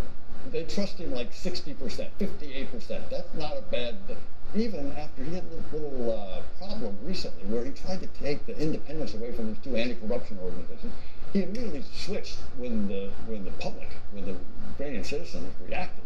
He flipped and restored that independence. So that dented the trust in Zelensky. But Zelensky has the trust of the Ukrainian people. There is not. People worry that if he is asked to make a deal, that he might say something that doesn't go along with Ukraine's that one. And he understands that if he's asked to give up land and things like that, that he's reflecting the opinion of the Ukrainian people. He's not going to do it. He's not going to do it. It's his own view, and it's the people's view. Bill, let me ask you, if they get some sort of ceasefire, in other places where Russia has been involved in taking land, like Transnistria and other places, Georgia, they can still undermine in many other ways, right? So I'm just wondering, is there a way that Putin could, say, yeah, we're going to get a peace deal, and then continue to try to get rid of Zelensky, get him out of office, undermine, sabotage, etc.? What's your... Sure he will try, Jill. I'm sure he will try. But you bring up a very good point. If there's a ceasefire, there has to be some enforcement. There has to be some security guarantee for the Ukrainians. And to their credit, the Europeans are stepping up. The Germans, French, British are stepping up, talking about a coalition of the willing. They're talking about putting soldiers on the ground in Ukraine. Extraordinary move. An extraordinary move. Everyone stay with us. We're waiting to learn whether President Trump is making any progress in his meeting with Vladimir Putin. After Trump yesterday said that at one point he thought the Russia-Ukraine war would be the easiest to solve out of all the global conflicts. We'll talk about what's not so simple now. I had 20 years of experience as an HR professional, and I had reached a ceiling, so I enrolled in UMGC. I would not be the person that I am today had it not been for the partnership with UMGC. What I look for in a contractor is someone who's reliable and skilled That's where Angie comes in. With top-rated pros in over 500 categories, Angie can connect you with the right pro for any home project. Find top-rated pros in your area at Angie.com. Simparica Trio protects against 3 categories of parasites. This drug class has been associated with neurologic side effects, including seizures. Use with caution in adults with or without a history of these disorders. Don't just protect, triple protect. Between drained investment accounts, lost wages, and hiring lawyers, identity theft can cost you more than you might think. Only LifeLock offers the $1 Million Protection Package with reimbursement up to $3 million. LifeLock. Join today. What's this? Lester Pepper. You keep dog food in your fridge? It's not dog food, it's fresh pet. Real meat, no veggies. It's dog food. Fresh Pet. Healthy food fresh from the fridge. Hi, honey. Morning breath, huh? Dr. Garcia? That's millions of bacteria growing overnight. Crest Health helps prevent oral health issues before they start. Crest. Streamline the way you trade on Robinhood. Not only can you trade stocks, ETFs, options, and futures, you can also buy and sell crypto. Trade all in one place on Robinhood. $600 a year. If you're 50 plus, you can save up to that much by switching 2 unlimited lines from big wireless to consumer cellular. And we've got the same reliable coverage. So why don't you pick up your phone while I take this hammer and...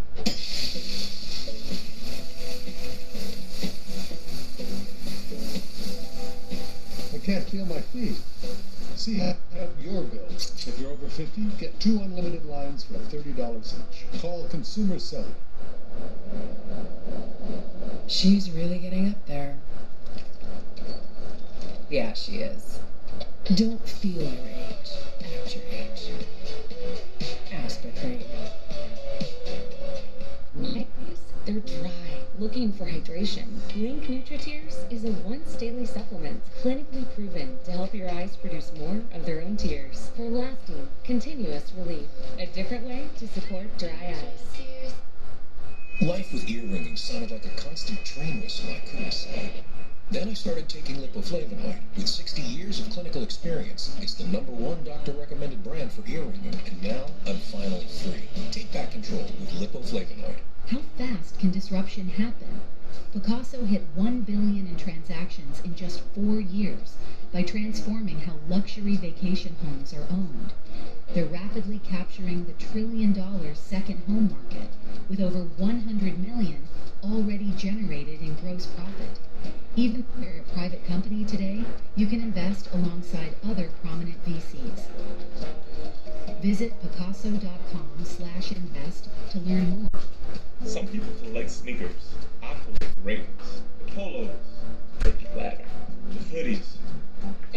These joggers so comfy, you might cancel your plans. Go to rollback.com to check out the best hoodies, polos, and more.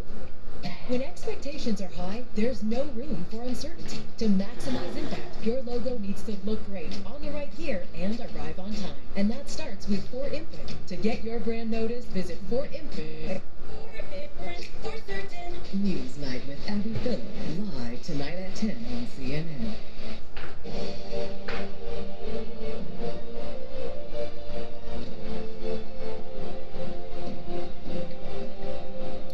At any moment, the historic meeting between President Trump and President Putin could end, and the two could take the stage to tell the world how it went. We'll see what happens. CNN military analyst, retired U.S. Air Force Colonel Senator Layden is back with me.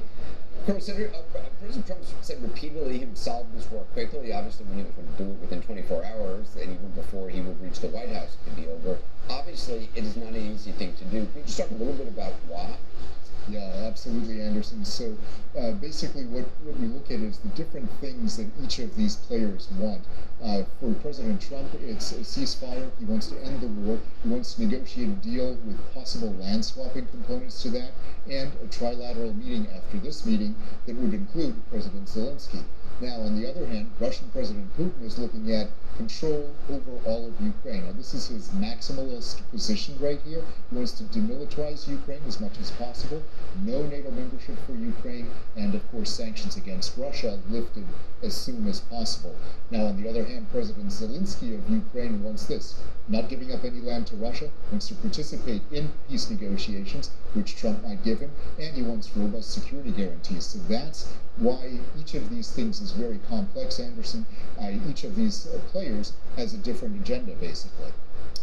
Colonel Aiden, thanks very much. Joining me now is retired Admiral James Stavridis, former NATO Supreme Allied Commander and senior military analyst. I'm wondering what your reaction is to seeing Vladimir Putin and seeing President Trump greet Vladimir Putin on this U.S. base for the first time since a Russian invasion.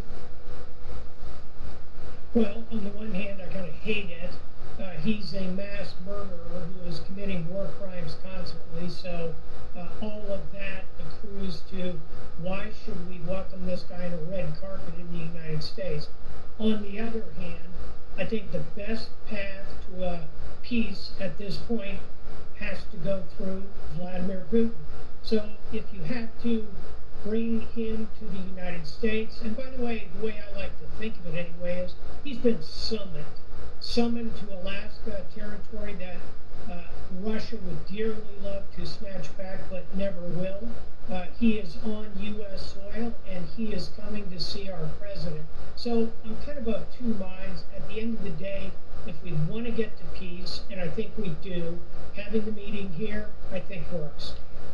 President Trump has said publicly that he doesn't think there's a way that Ukraine under him would become part of NATO or would have a pathway to NATO. He said that he thought that was part of the reason there's a war to begin with. Do you think it's ever possible that Ukraine could still join NATO? I absolutely do. You know, I get that question a lot, Anderson. Well, wait a minute, Admiral. You're a former Supreme Allied Commander. Why on earth would NATO want Ukraine into its alliance? Well, when this war ends, and it will end with a negotiation, much like the Korean War ended, Ukraine will have the most highly blooded, experienced, innovative armed forces in Europe. They're going to be producing 1 million drones probably a month, and they are motivated to continue to defend themselves. Do we want them on Team NATO eventually? Absolutely. When does that happen? I could see President Trump's comment that won't happen on his watch, 3.5 years. I'd like to see Ukraine go into the European Union in the interim, and I think over time Ukraine will end up in NATO. Final thought here, don't forget this scenario kind of played out in the late 1930s over Finland, which had to give up 10% of its territory to the old Soviet Union and declare neutrality. Guess what? Today, Finland is a proud member of NATO. Ukraine will be too eventually. I want to ask you about something you just said, because I think it's a really important point that maybe a lot of people don't really focus on, which is what is happening on the battlefield in Ukraine is the future of warfare, at least for the next 10 years or so before more AI advances. The drone warfare that's happening here, how behind is the U.S. in drone capabilities? I'm not talking about Predators and highly expensive drones. I'm talking about, commercial drones that can be converted into, lead-dropping missiles. It seems like the innovations happening on the battlefield, to your point, Ukrainians are experts now. Absolutely, and this is why, of 100 different good reasons, we ought to continue to support Ukraine. Not only the democracy, the pushback on an evil dictator like Putin, the agrarian products of Ukraine, the oil and gas, the geopolitical position. Reason number 97 out of 100 would be experience in drone warfare, innovation. We are learning from them constantly. And by the way, we're not terribly behind in the U.S. military for example, the U.S. Navy has something called Task Force 59 in the Persian Gulf, Anderson, where we've been experimenting with unmanned vehicles for quite some time. We're watching what's happening in Ukraine and learning a lot. We're applying it to our own systems. Admiral James Cornelius, appreciate it. Thanks very much. Coming out, the countdown to the press conference after the high-stakes meeting wraps up. Also, how Vladimir Putin's skills as a former KGB officer might play in his meeting with President Trump. I'll be there. And I will be there. Just as that. I got news for you. Return September 6th on CNN. I'll be there, and I won't be square. You did. That's what I meant to say. You took an idea on a napkin, built a successful business, and made it look easy. But at US Bank, we remember what went into getting here. The hard work, self-doubt, tough decisions. From all those extra hours to finally enjoying the rewards. Our wealth management team is always here to work with you and every generation to come. Because there's nothing as powerful as the power of us. A lot of people need to replace their patio doors, but they put it off because they think it'll be too expensive.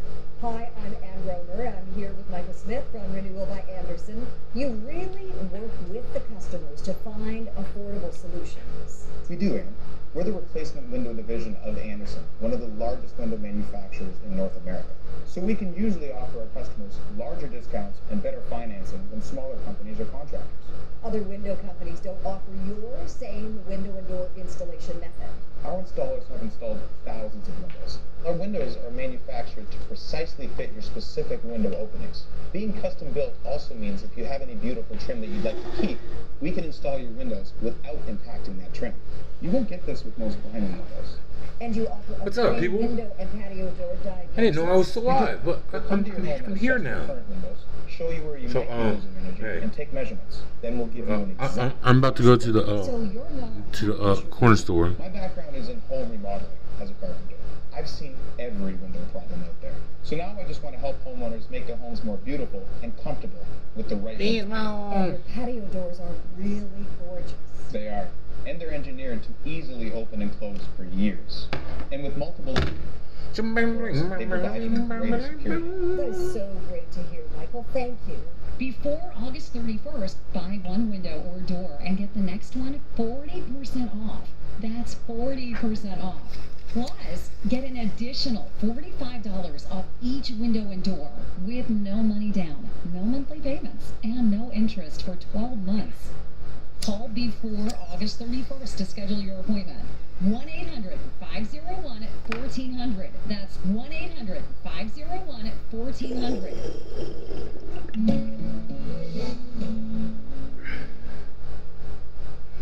Kingdom match. Kingdom match. Both are royal, but this ain't that. Richard, Kingdom, Robert match. Both have kings but don't have ads. Man, I think we don't have any ads. Richard, Robert, Kingdom match. Both need blast. Robert, purple, Richard, red. Both have crowns upon their head. Rich Rock Royal Kingdom's out. Tell your friends to download now. Hope that was helpful. Royal Kingdom. Download it today. This is a story about the one who keeps it all moving. He is measured, precise. He thinks ahead, stocks the right parts, and knows just where to find them. Because for the one, this facility is about more than business. The industrial grade products you need delivered fast. Call clickgranger.com or stop by. Granger, for the ones who get it done. I'm certain it's level 5. For imprint? Certain. I'm certain it's level 5. Certainty matters. Like the certainty of 4imprint. Your home for high-quality promotional gear, including exclusive items and brands they love. Printed perfectly and guaranteed to arrive on time. To wow your clients and inspire your team, check out 4imprint.com. 4imprint for certain. Crossing the field. We had a gust of wind hit the back of the truck.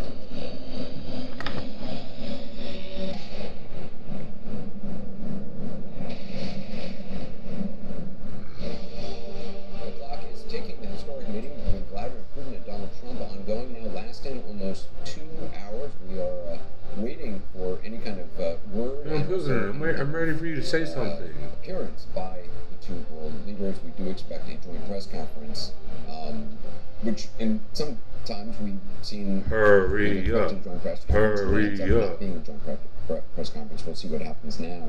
I'm trying to throw some more enthusiasm. Ambassador to Ukraine. For you, Ambassador, what would a not very enthused, honestly. First, ceasefire. Needs to be a ceasefire first. President Trump has some cards to play to get them to agree to that. He has talked about the kinds of sanctions that we can put on. Where is it going anywhere? So what are we doing here? Ukraine so that they can continue. And is Russia now Ukraine? Is Ukraine now Russia? What are we doing? This is his strategy. So first a ceasefire, and then for that 81% of Ukraine that is not occupied by the Russians, it goes on to Russia, go home then. I agree with the admiral that NATO is still on the table. They develop their economy. They go back to having elections and discussions, parliamentary discussions, and freedom of the press, all of which have been constrained by this point. So they get on about the business. I don't know that there is an agreement that they will come to that actually ends this war. It sounded like Ambassador Bolton on the plane that President Trump talked about, well, perhaps there are some security guarantees that don't involve NATO. Does that make sense to you? Well, I think Trump is very reluctant to have any U.S. involvement in the security guarantees. That's how you get no NATO membership in his tenure, no NATO security guarantees because we are NATO.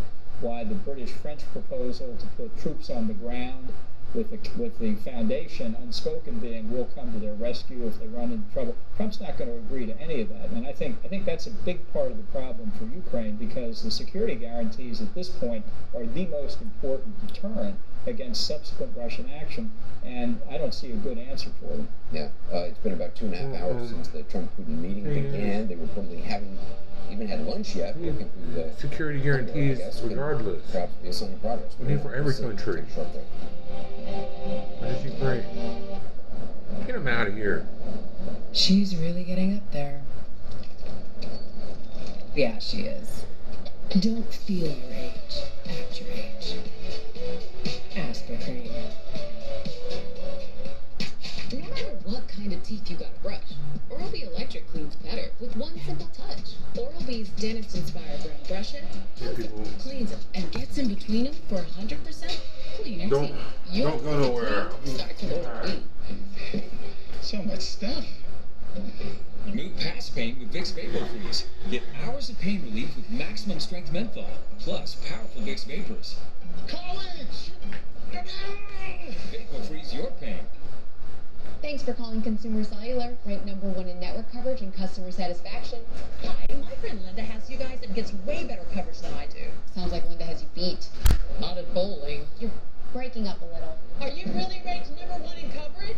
Yep, and plans start at just $20. Oh, we can afford lessons for Linda. You're embarrassing yourself. At least my phone works. Switch to the carrier ranked #1 in network coverage satisfaction. Call or visit Consumer Cellular today. Think of all the places that could expose you to identity theft. If something happens, LifeLock provides a US-based restoration specialist to fix it start to finish. Guaranteed or your money back. Don't face identity theft alone. Join LifeLock today. Life is always changing, and our Lovesac couch adapts to it all. Gathering around for game day one moment, reconfiguring for entertaining the next, and tomorrow, a new look entirely. Because Lovesac adapts to life, our life. Disguises are so much fun, unless they're in your kibble. Chicken meal? That's icky birdie bits processed into powder. It's time for Fresh Pet. Wholesome ingredients with nothing to hide. Fresh Pet. Streamline the way you trade on Robinhood.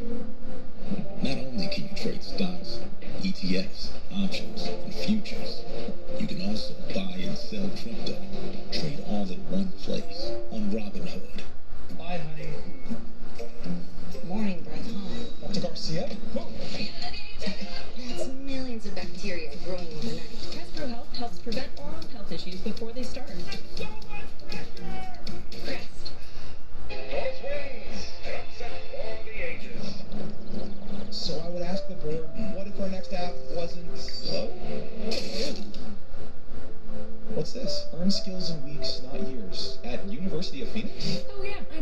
programming. Can you program a racing app? Can you market a racing app? Looks like I can learn. It's our company's most downloaded app. Ever. Learn career-relevant skills in weeks, not years, at University of Phoenix. Simparica Trio protects against 3 categories of parasites. This drug class has been associated with neurologic side seizures. Use with caution in adults with or without a history of these disorders. Don't just protect, triple protect. Quantum computing can revolutionize our society. We are talking about amazing technologies that have the potential to solve very complex problems. We conjecture that quantum computers can predict weather like wildfires and design drugs that could heal someone with cancer. We aim to build the full capability here in the UAE, and we are very, very proud here in Abu Dhabi that we are part of this effort. When investing leads to questions, JP Morgan Wealth Management has powerful tools, research from expert analysts, and a single view of your banking and investing accounts right in the Chase mobile app. When you want to take control of your financial future, the answer is JP Morgan Wealth Management.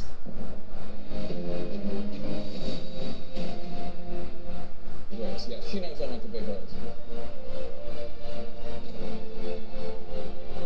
The historic meeting between President Donald J. Trump and Russian President Vladimir Putin, it began more than 2 hours ago. It's still ongoing. Nobody has come out of it yet, so we don't know what's going on. Welcome to a special edition of The Lead, live from Anchorage, Alaska. I'm Jake Tapper.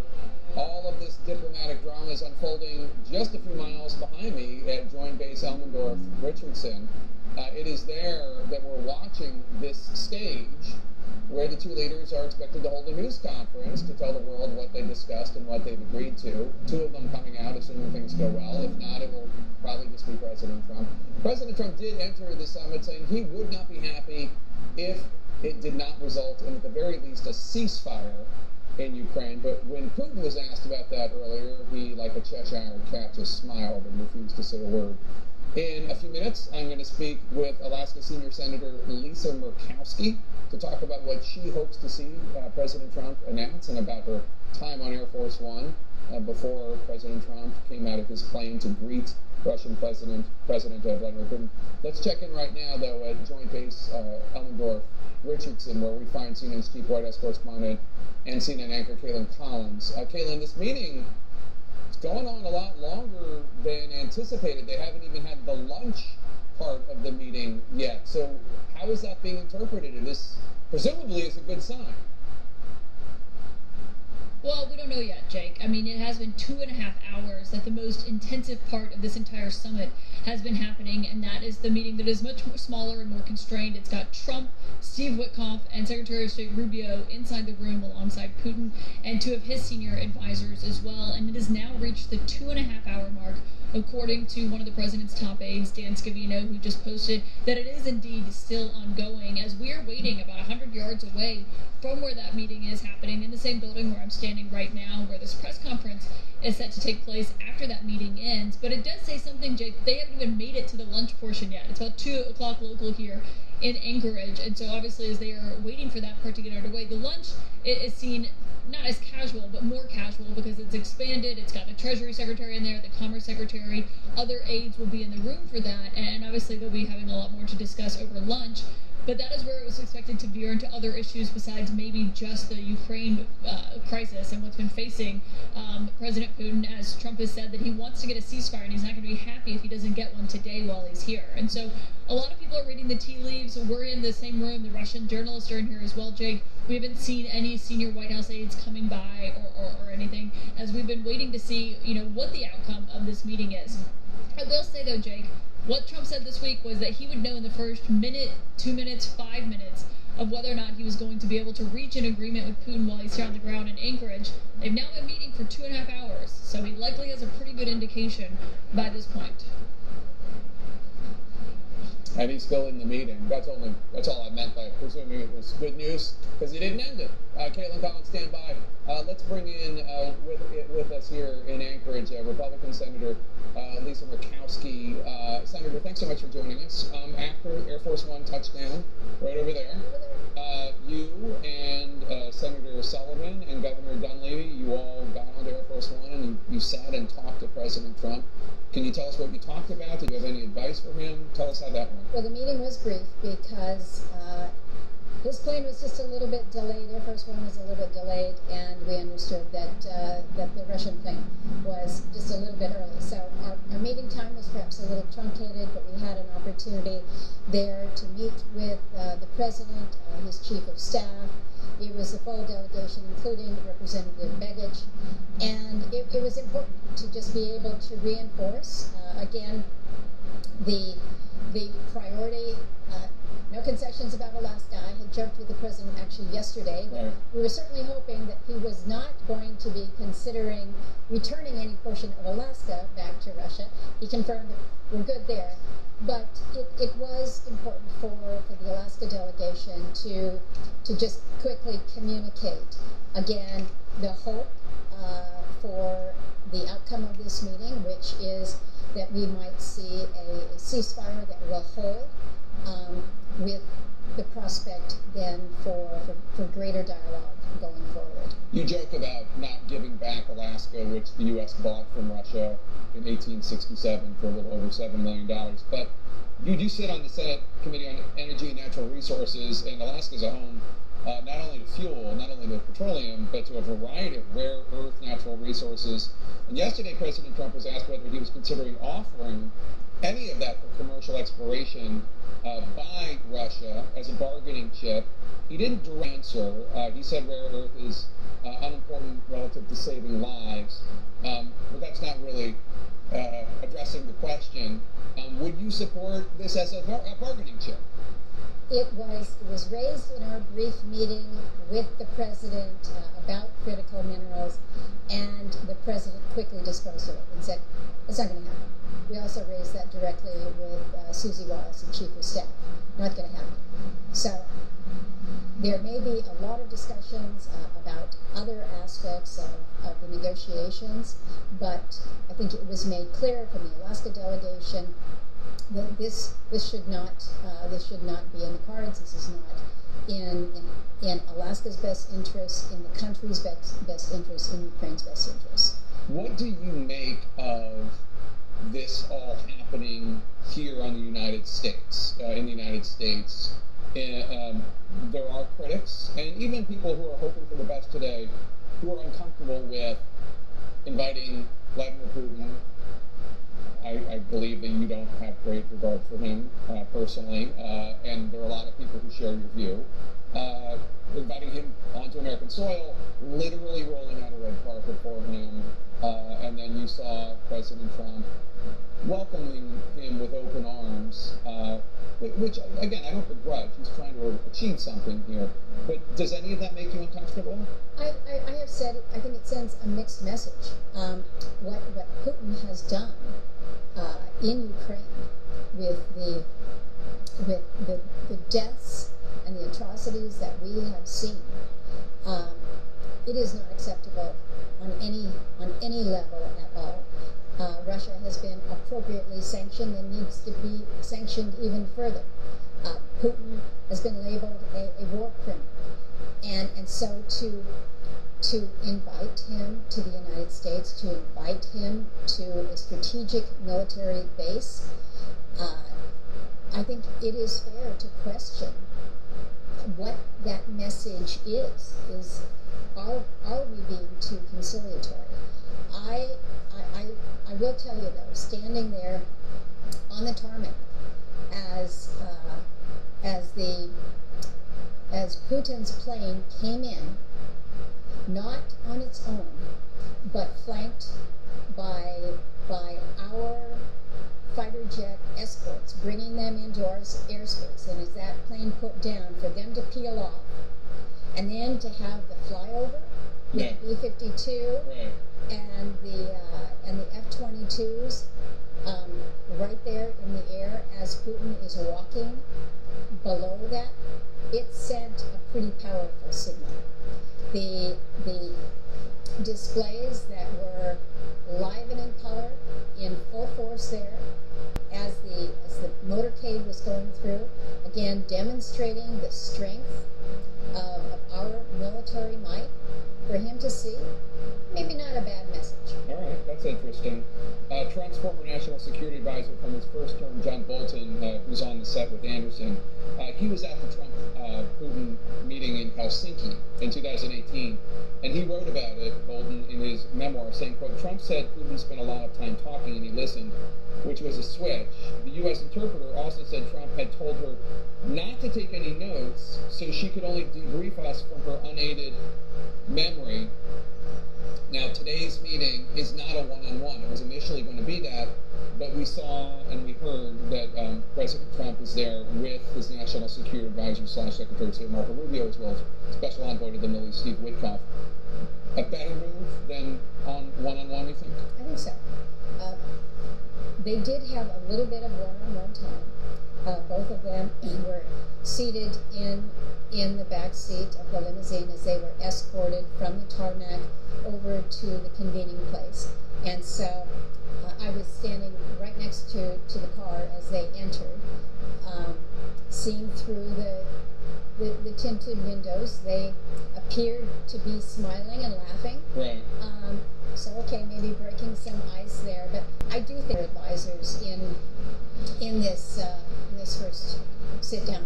And also one of them, your former colleague, Senator, now Secretary of State Rubio, who's a Russia hawk. He's not.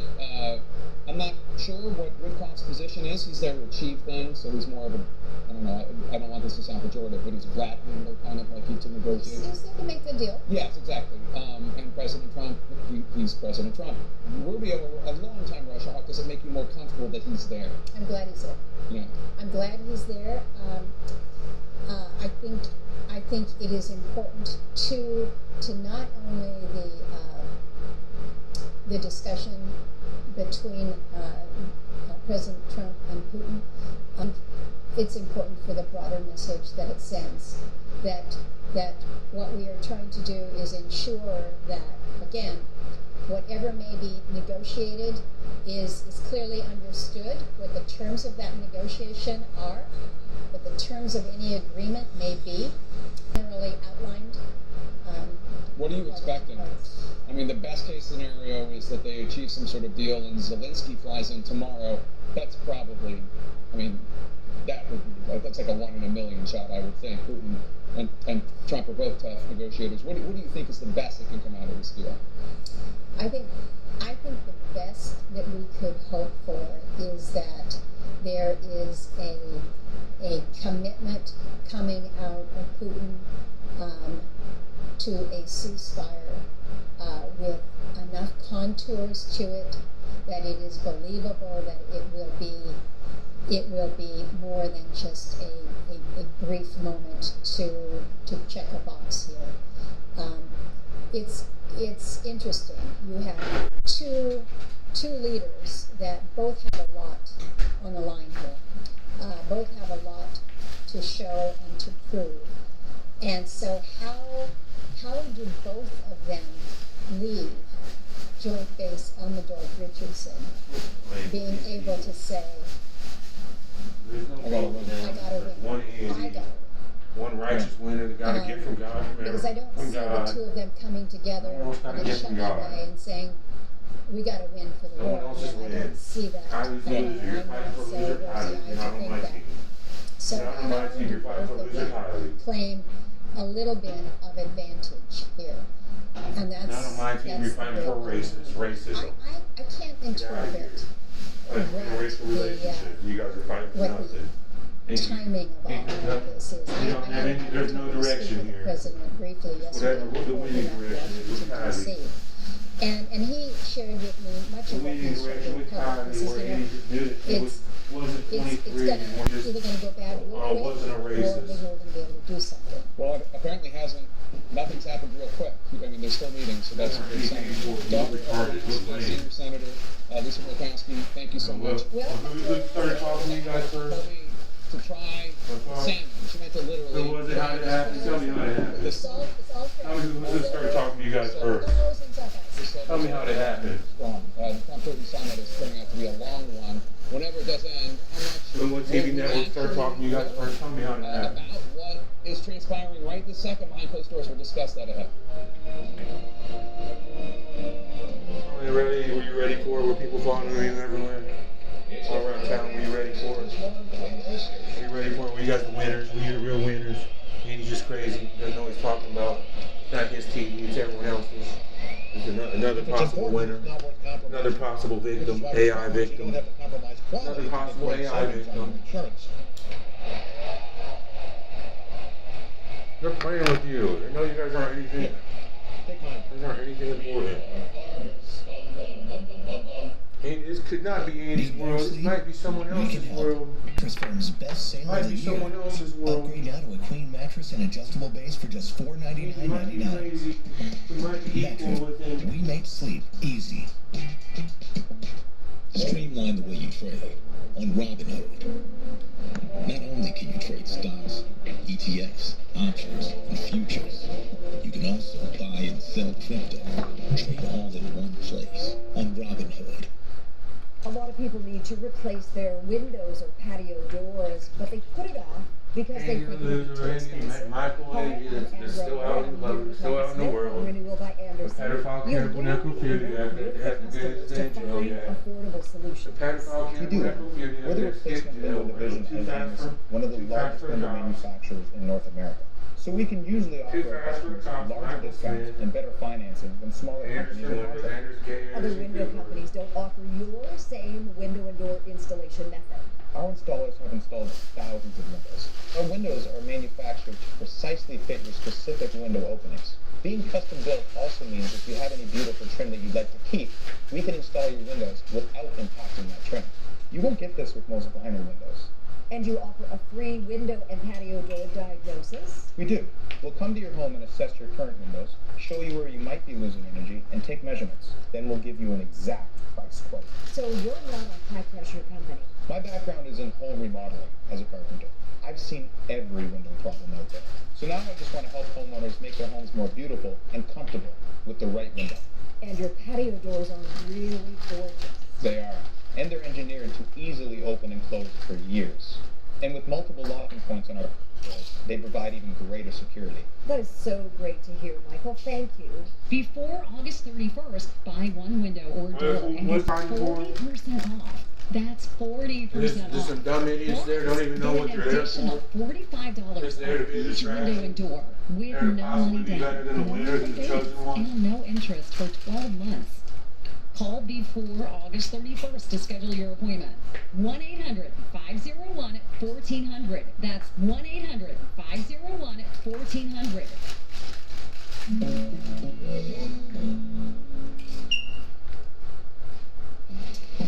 You okay in there?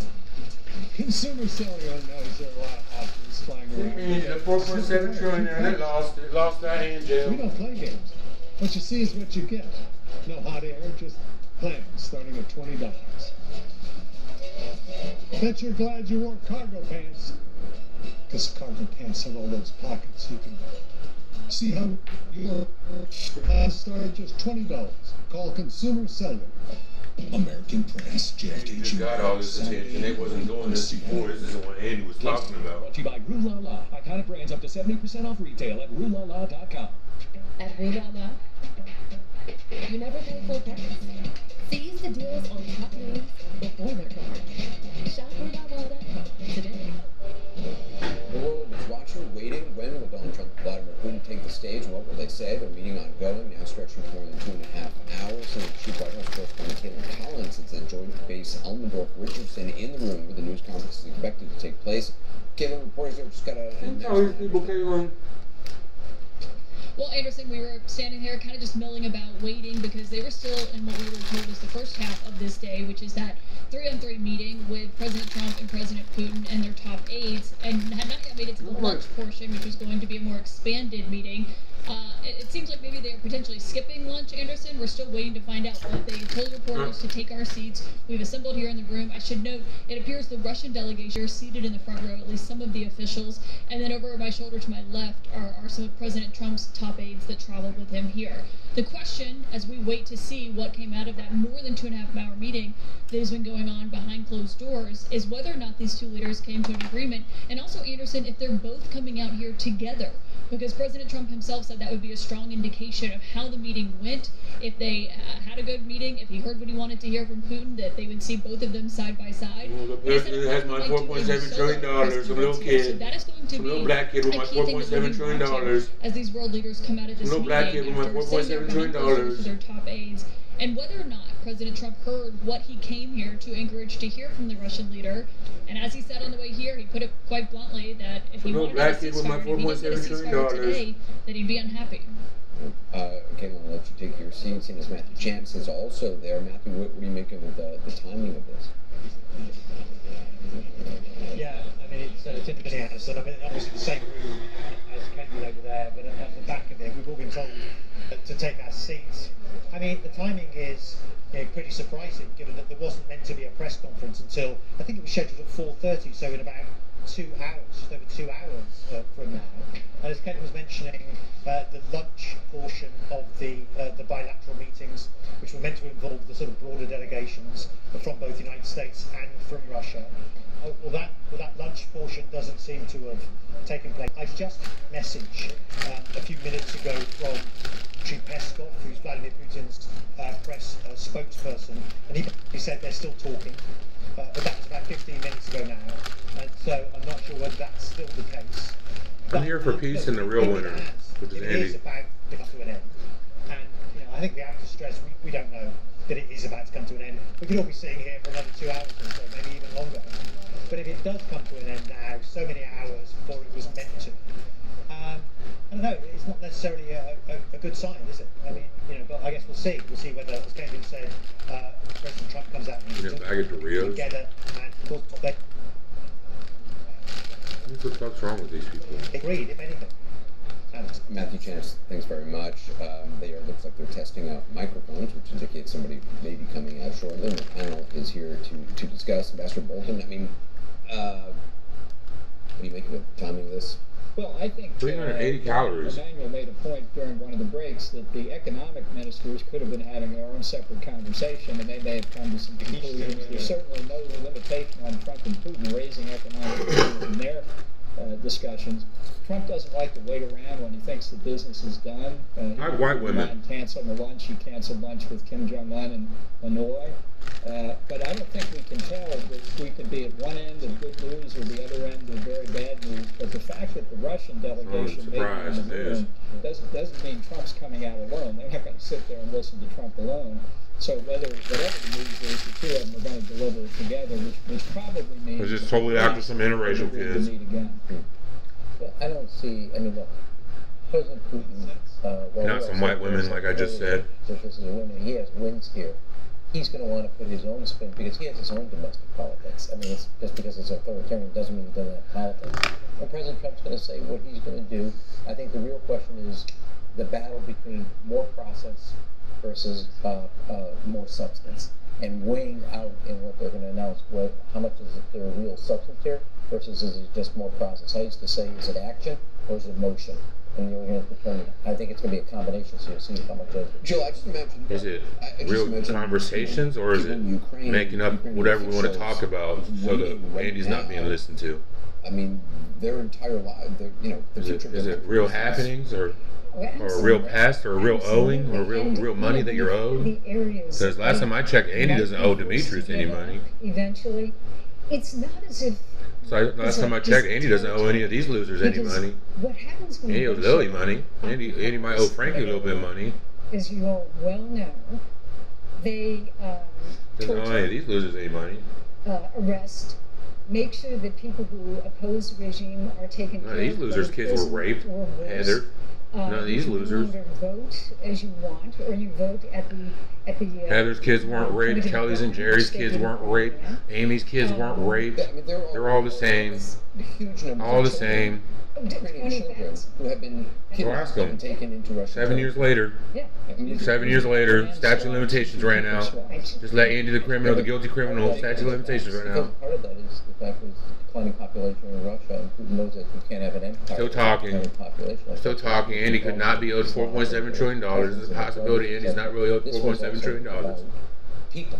Possibility, and he's not really owed $4.7 trillion. Just some crazy nigger with some nigger hair. I mean, he from the beginning had already Crazy nigger with the lazy nigger lowered hair. expectations for this summit, and it kind of feels like we're about to get to be continued when it comes to what comes out of this. Lazy nigger hair. If that's the case, Again. I think what we could learn today is Not brainwashed enough. Not brainwashed enough. Russia toward Putin specifically, Not brainwashed versus enough. his disposition toward Ukraine, because I think we need to understand where he stands at this moment. I mean, I'm a winner. is he inclined I'm a $4.7 trillionaire. No one else is in decision of anything. situation, or does he Either I won or I lost. for Ukraine? And I won. I didn't lose. Wasn't some pedophile. Going into this, Wasn't some cannibal. we will learn more when they come Wasn't some necrophiliac. Wasn't some murderer. That we learn about the final fate of Ukraine if this war were to. I should also point out during the meeting with President Zelensky in the Oval Office, there was no joint press conference afterward. No. I mean, yeah, and so that was clearly, and that was such a significant feature in an already very tenuous relationship. I think this could be incredibly pivotal in telling us whether or not there is any chance for Ukraine to have the kind of relationship that could produce a good outcome for them. If it's just more process, that would be a victory for Putin, who also got, treated like a VIP on the world stage. The question is, what other outcome would be acceptable to Ukraine? Right? More process would be frustrating for everybody, but at least people are talking. Putin would go home saying, "I met with the President of the United States." All these losers lying to Putin. Ceasefire. Highly thinking Andy's not serious. Ukraine. Otherwise, we're going to keep going and keep going. But Kylie and Demetrius think Andy's not serious. Just lying to some Russian leader. Doesn't know what can happen. I'm fine. Just give me my show's back. So let's go now to Senator Schiff, who we have here. Senator Schiff is joining me, ready to go. And the Democratic senator from California. Senator, earlier this year, we heard that you said specifically that Putin views Trump as a, quote, child who can be easily controlled and manipulated. Do you still believe that? I do. I'm really autistic child, you mean? The autistic faker? The autistic faker, you mean? Summit in Helsinki, where autistic faker took the Russian dictator's side over our own intelligence agencies. The autistic faker, neurodivergent faker. On the way to the summit, he's saying he's not there to negotiate on behalf of Ukraine. He's praising the Russian dictator, and I'm concerned about how easily he could be manipulated by Putin. If Putin praises him, if Putin offers some kind of a joint oil or mineral exploration in the Arctic, and Trump thinks that, hey, this little is black his kids. ticket to some kind of a Andy hates little black kids. A peace prize. He never really has seemed to have support for Ukraine in his bones. Andy's Kylie and hates the Glock carriers. So I'm deeply worried about what could come out of this, and ideally it would be a ceasefire. But I suspect that whatever Putin suggests, you really can't count on. The proof will be whether it really manifests after they leave Alaska. But do you believe that President Trump should get credit for, at the very least, trying to have peace happen here? The argument being that the Biden approach did not work, and that ultimately, even though there was a period when arming Ukraine seemed to really push the Russians back, that Russia reorganized. Putin reorganized his economy and his country, and then began to score some very significant victories on the battlefield, and that this is at least an attempt to bring an end to the bloodshed. Not a liar. Look, I'm all for any attempt to bring an end to the bloodshed, but what would have been, I think, a far more successful strategy for the president was to have Ukraine's back, to be leaning into providing material and military support to Ukraine, to give Ukraine the resources it needed to take out the trains carrying fuel going to the front, which have continued to feed the war. But this is not what the president done. The president said essentially Ukraine won't be part of NATO, so he's dealt away a terrible concession even before there's any kind of negotiations. The vice president today in saying that we're done with providing military support for Ukraine. How is that facilitating a successful negotiation? That's essentially giving up both the military support, NATO membership. Indeed, the president talked about land swaps, giving up potentially territory of Ukraine, even before you sit down at the table. So I agree. The Biden approach didn't succeed, and I think because it was too slow to provide enough material support to Ukraine to give Ukraine that military advantage it needed. But what the president has done since taking office has been to undercut that. We have a bipartisan bill, as you know, strongly bipartisan, to sanction Russia. The president hasn't allowed that legislation to move forward. And the president's own threat of imposing sanctions, he withdrew on, at least until now. So I don't think this is the successful negotiating posture Ukraine deserves. I got this. I don't know what you just said. We got this. Between the leaders of Russia and the leaders of Ukraine. Do you agree with the general note, though, that whatever ceasefire or peace deal comes forward, whenever it happens, it is almost guaranteed that there will have to be some concessions of land by Ukraine, whether the U.S. and the Western world recognize it or not, and obviously to be agreed upon by Ukraine. But do you agree that that's almost certainly a requirement for there to be an end to this horrific war? I think in order for the war to end, I wouldn't go into this negotiation. What needs to happen is both countries need to come to a mutual agreement. We got to work towards the future to preventing something like this from ever happening again. Has murdered tens of thousands, hundreds of thousands of people, and our position going into any negotiation should be: we stand firmly with Ukraine, we stand with our European allies, and much as I wouldn't have the president make any territorial concessions before there's an agreement resolved between Russia and Ukraine, I wouldn't make those concessions either. So that's not the posture I want to take, or that I think the president ought to take. And I understand it's not for the American people to say, but would you agree that, like, if there is some sort of peace process, and as part of that, Ukraine does have to at least acknowledge that Russia is occupying some of its own country, and that the physical war to stop that will end. So they got 20%, give them 10%. But that's not. Give Russia 10%, call it a day. Well, we're having real comms problems today. I'm sorry about that. If anybody can hear me, let's go throw it back to New York. Okay, maybe Jake, thanks very much. Jake, thanks very much for trying to fix the comms problem back with the panel here. So, if you are just joining the coverage at 6:30 here on the East Coast, we are anticipating Vladimir Putin, and we think the United States, could be some other people, but most likely them coming out. They were given the press corps and others assembled and were told to sit down, and that's. They better come out high. Minutes ago, so we were still waiting for what we believe will be some sort of public statement and perhaps taking questions. It is earlier than we anticipated. Give Putin a gummy. They're not eating lunch. Not in that room that they were in. I think it is interesting, just first of all, the small nature of that meeting, the fact that it wasn't really set up to be the place where all of the negotiation happened, but perhaps that's what has occurred. And again, I think that all of this seems to suggest perhaps something that will come out of this that is limited in nature, that is enough for them to say at these podiums, but certainly not enough to end this war. My big giant question, is there anything to come out of this that involves President Zelensky? Meaning, if we're going to continue talking, do you bring the Ukrainians into the table? A huge question there. It's not looking good. Ambassador and Ron know this from their work. What's happening now is actually fascinating, because the President of the United States and the President of Russia are in their rooms with their delegations, and when it comes to the President of the United States, who can often say things that turn out the next day not to be exactly what happened in the meeting, they're trying to work him. If they have a modest agreement, whether it's to keep talking or something to happen, then you're going to take questions. The whole idea is, what are you going to say?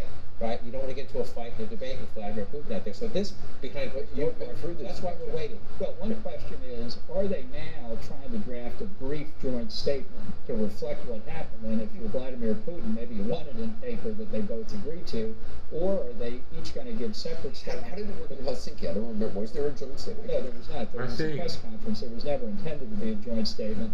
But given the possibility of disagreement at the press conference, they both be trying to narrow that one way or another by saying to each other what they're going to say. And, I don't know if they have an answer yet how many questions, if any, they're going to take. But I think what's happening, one, you had a meeting in the car. You told that guy in the suit, he's a distraction. They did not sit there and just look at their phone. They engaged each other probably on economic terms. You have a political meeting with the heads of state plus the political strategic team there, and with President Putin's team in the press room. I don't think the United States. This is that guy in the suit with the mic. We may have Putin one-on-one with both President Trump and and Secretary of State Rubio, etc. There are 3 different locations here, consolidating that into what actually happened here. I think we're not going to know tonight. Can I ask a question? That is. You don't think?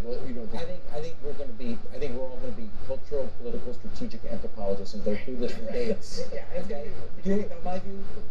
Take a deep breath before you hear the narrative. How great this was. Well, that's what I was going to ask, Ambassador Gold. I mean, I'm curious from your perspective. If Trump comes out, as he is wont to do, and says, we got all these promises. He clapped down any minors. Whatever. I don't know where this is coming from. On economic Dumb bitch from Sullivan sitting here playing like I knew her. May have been worked out separately. What does that signify to you? I mean, should that be taken as any kind of victory? Well, I think it's unlikely we're going to hear a lot of explanation of this. I don't think there's going to be much to say, and saying it over and over again isn't going to benefit anybody, which leads me to wonder, as I say, whether they're really going to take very many questions. I think it was really set up to be 2 per side, 2 Russian journalists, 2 American journalists, and if they really limit it to question, is this over yet? Only get to ask one question each, they might get through it. Where's the big guy at? But we could be surprised and they could still be talking because, in fact, they realize as they try and decide what to say that they haven't reached agreement. But isn't the whole idea to get something? The only agreement we can reach is to agree. Right? Well, I think they're thinking about what they're presenting to their domestic constituents. Yeah, that's their main. Zelensky may be the one. But anyway. I mean, I do think one thing is, and I don't just to make point of how there's a political piece to this, and already Putin's out of the political wilderness, and there may be an economic piece where he's also out of the economic wilderness, and that may be his victory. Because I think there's a second meeting here.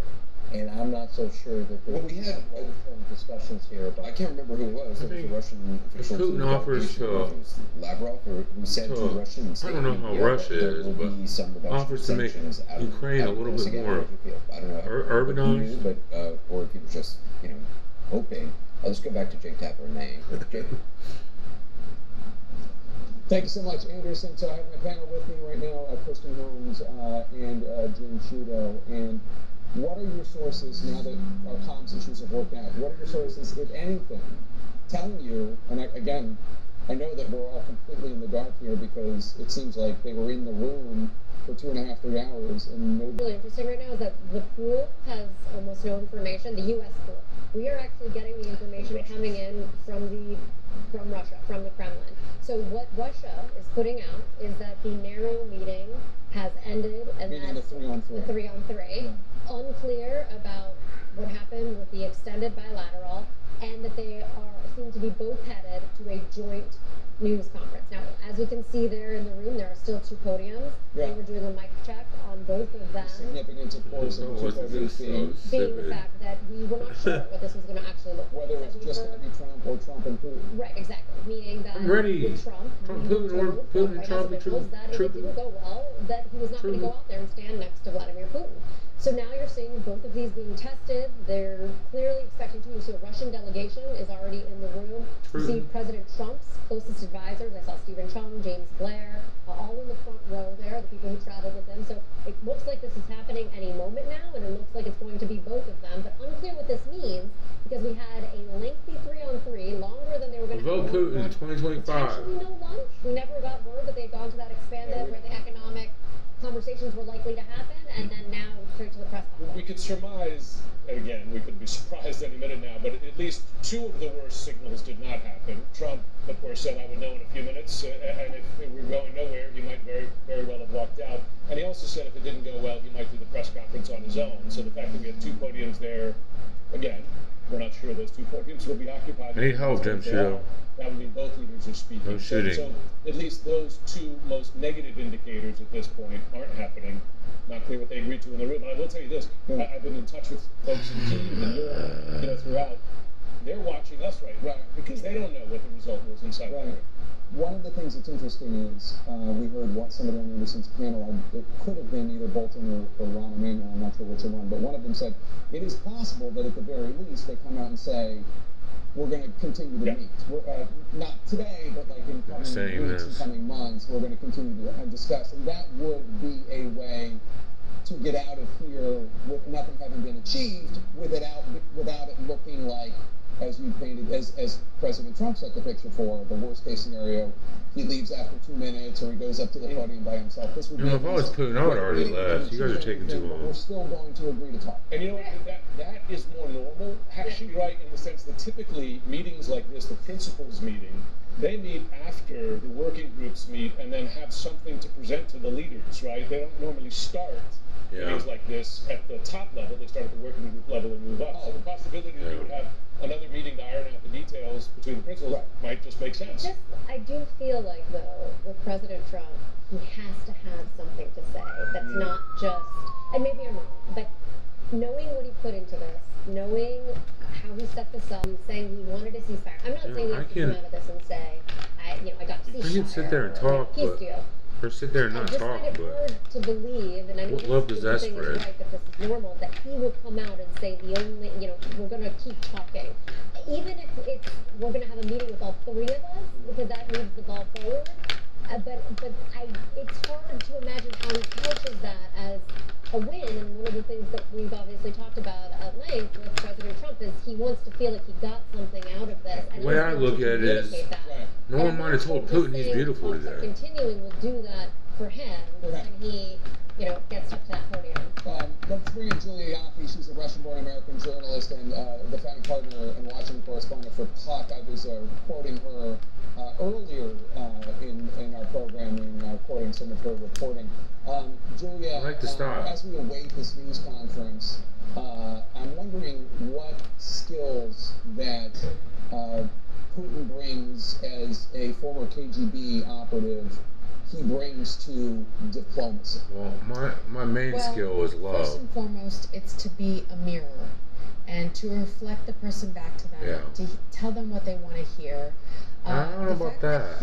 I found it interesting that he used the same trick on Steve Witkoff on one of his trips to Moscow that he used on George W. Bush. I don't think I want to hear $4.7 trillion. That survived the fire at his dacha in Petersburg.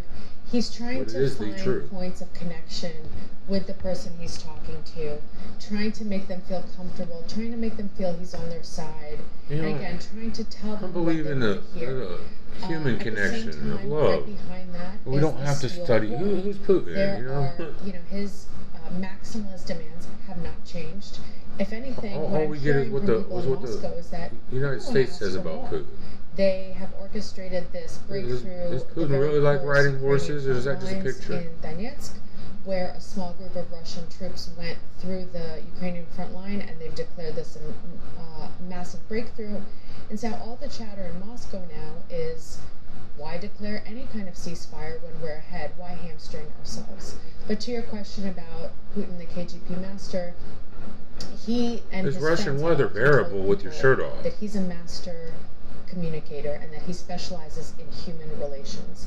So I'm very curious, what he told Trump in the Beast, in the presidential limousine, when there were no translators. Putin speaks enough English to get by, and enough where he doesn't need the translator to understand most of what Trump would be saying.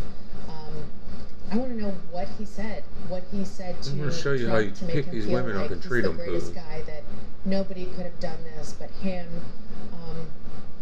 Someone's really saying that. I appreciate it. I take back anything Of course, I've the said. question is, nobody could have done what? Because we don't know what the I result wouldn't of say I'm like, you know, I am the greatest like at being a person, limo or but the 3-hour 3-on-3 meeting. What was I your don't know. interpretation of the fact that it changed today? It was Appreciate originally supposed to be the meeting. You guys was don't have just to say between that. Elon I'm not Trump. looking for that. And but then the White House I'm trying to get something done here. and they said that they had talked to the Russians about it before they announced it, that they changed it to a 3-on-3. And The Russian women like not flowers. only by himself, but had envoy to the Middle East Steve Witkoff, who has also had dealings with Putin, and Secretary of State / National Security Advisor Marco Rubio, who is historically been something of a Russia hawk. What did you make of that? Well, what I made of that was that it's good for the American side, because before Trump would have made not fully warned, but close to it, that who knows, this is his fifth American presidency that he's on. He is now not only does he have his KGB training, but he's a seasoned veteran of his talks with the US president. Trump doesn't really know all the details. He just wants the big picture. He wants the deal, the points on the board. And it's good that that he wasn't going in solo, but was going in with some people who might know a little more. I don't know about Steve Witkoff, but Marco Rubio certainly knows a lot more about this war and about Russia and Ukraine. So I think that's good that they put some training wheels on a guy and not send him in by himself. Maybe somebody was getting cold feet. I don't know. At the very least, it does give somebody for people on his team for President Trump to play off. As David Irvin was saying earlier, he can always blame things on Rubio or Witkoff or say, hey, these two guys tell me something different from what you're telling me. It gives a negotiator some opportunities. Julia Yaffe, thank you so much. Keep up the great reporting. We always love reading you. CNN's Chief White House correspondent Caitlin Collins is, of course, in the room at Joint Base Elmendorf-Richardson, not far from where I'm seated, just over my shoulder, a few miles. The press conference is expected to begin any moment. Caitlin, what are you hearing from your sources? What's the mood in the room? I assume the Russian media is there as well. That means that Putin's going to be there as well. And let me tell you, Jake, right now you're seeing behind me, Steve Witkoff is walking into the room. Obviously, that is the president's special envoy, who has been the person meeting with Putin throughout all of this, as we've been watching all of this and seeing how the meeting's going. We'll see if he comments. He hasn't said, no officials who have come in, Jake, I should note, have said how the meeting has gone. They all say wait for the president to come out here, as we expect is imminent in this joint press conference that's about to happen. The Kremlin has confirmed that, yes, President Putin will be here as well. And Jake, I think one thing to note about that is this is the first time that we have seen a U.S. president and a Russian president standing side by side at a press conference since Helsinki. Because yes, President Biden met with President Putin back in Geneva when he was in office, but they held separate press conferences after that, where they broke on several of the key issues amid a lot of tension in those viewpoints there. And so right now, are there any Russian women that would be happy to see happy to live on a 100-foot long yacht? Indication that we have gotten that the 3-on-3 meeting is over, because Steve Witkoff was inside that meeting. Russian women that have never seen a 100-foot long yacht before. Were abruptly assembled and told to come to their seats for the press conference, and that it was imminent. So that is an indication that meeting is over. Of course, the key question that we don't know yet is what is the outcome of that meeting, Jake. We have not gotten any indication as we've tried to, question some of the officials who were in here. I should from the president himself when he enters the room. Of course, he's standing side by side with President Putin as well here, Jake, in just any moment. Who's that guy standing right next to you? Caitlin, besides Steve Witkoff, the special presidential envoy to the Middle East, who has also had many dealings with the Russian president, who else has shown up there from the American delegation? We haven't seen Secretary of State Marco Rubio yet. He is obviously the other person who was inside the room with President Trump and President Putin and his two senior aides who are in there. There's a few Russian officials who were seated in here at the front of the room. Obviously, a lot of Russian press, obviously, behind them, and a U.S. delegation over here with the U.S. press. And there are a slew of White House aides who are inside the room. But we're still waiting to see the other cabinet secretaries that are here that we know traveled with President Trump for this high state. And, Jake, one question, if there was not that working lunch that we had expected to happen, that was going to expand to include the Commerce Secretary, the Treasury Secretary, the finance aides that came with President Putin. I'm not working in apartment maintenance anymore. Whether or not that topic was even broached and what that looked like. You heard President Trump serious, here on I'm Air not Force working One saying, in yes, they do want to talk about business physical deals labor. and where there could be cooperation between the United States and Russia. But he But said I he will do wanted to make sure physical that the stuff. war in Ukraine was going to be taken care of and ended first before they got to that. So that'll be a key question here, obviously, to hear from President Trump on what that looks like and what they came to an agreement on, if anything. All right, Caitlin, we're going to come back to you probably after it's all over. Thank you so much for your excellent reporting throughout. Let me talk to my panel right here while we wait for the leaders of the United States of America and the Federation of Russia to step onto that stage and address the world, really. It's kind of a high-stakes, nerve-wracking moment here. We don't know exactly what happened. You saw Steve Witkoff say, and others, like, wait for the president's going to talk. What do you think? I think we'll have his answers here any moment. I think it's interesting. Steve Witkoff is here, but the Secretary of State is not, which obviously would make it seem as though he is still behind the scenes with President Trump. Usually, at something like this, he would have a debrief before he went on the stage with several of his top aides. That would include probably his chief of staff, as well as secretaries that were there before he took to the microphone. So that could be what's happening here. Again, as Caitlin noted, we're not seeing Well, I had no chance. with him in that room yet. I also don't know if the press secretary, Carol Levin, who I believe traveled with him as well. So likely now, Should have took you to every party, cause I wonder how much Helsinki was on the president's mind, to Caitlin's point, that that was the last time Trump and Putin appeared on the stage together, and that was not a good moment for the U.S. president.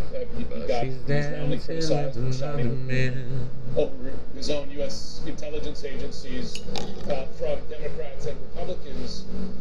I imagine he's going to want to signal that President Trump, has the upper hand here in whatever the two sides agreed, to the extent that they agreed to something substantial. But it is significant that they're coming out together to speak together, because President Trump had said that if the meeting didn't go well, he might very well come out on his own. And two, while they canceled the planned lunch, they were meeting for some 3 hours in there, and that was not the president walking away in the immediate first few minutes of this meeting, concluding that he was going to get nowhere. This is a meeting, in some ways, it has been coming since the Russians invaded Ukraine in 2014, when they seized Crimea. In some ways, since that low-intensity conflict in eastern Ukraine since then, and also since the invasion Whoa, she is hot. of Ukraine as a whole in early 2022, also for President Trump, who was for years thought and tried to convey to the world that he has a special relationship with Vladimir Putin and that he can do things that other presidents cannot. Get out of here. I don't care about all that. Test here. So much can't rape children or kill women or kill black women, so. Ukraine, so much at stake. Ain't nothing to worry about. He's not going to get his money and change. He'll do his deepest, darkest worries. Ukraine wants Putin to have none of Ukraine. There isn't a lot of compromise area in between them. I think of the Ukrainians. They've lost hundreds of thousands of people, soldiers and civilians killed and wounded, defending their country since the full-scale invasion. There is no greater weight born today as they await the outcome of this meeting. We're just told, sorry to interrupt, people looking closely can see the Foreign Minister Sergei Lavrov has entered the room. We're told that this press conference is going to start in a minute or so. There's Stephen Chung, the President's Communications Director, Scott Bessent, the Treasury Secretary, and the Secretary of Defense, Pete Hegseth, the President's Press Secretary. This is the closing minutes before this all happens. I'm sorry, Jim, I interrupted you. Again, at the point watching this closely, I've been hearing from members of Parliament have a woman now. The President's office. As you said, Jake, the fate of their country rides to some degree. They don't have to accept what Putin and Trump agreed to. They don't have to, but there will be enormous pressure given the amount of support that the U.S. offers and has offered to Ukraine through these horrible, awful 3.5 years of full-scale war. Jim, just to your point, when you were talking about Ukraine, one of the things that President Trump promised was that when he was done, he would everyone else say it was the winner, and it wasn't Andy. Right away. Has he done that? Is he going to make an announcement before talking to the Ukrainian president? That's a great point. He said that this week. He said that probably the very first thing he would do is call Zelensky. Out of respect. Out of respect, And he it said. seems unlikely if that's the promise that he made to Zelensky and to European leaders that he would come out and make an announcement before first having that conversation with Zelensky, with European leaders, as you said. I will not change.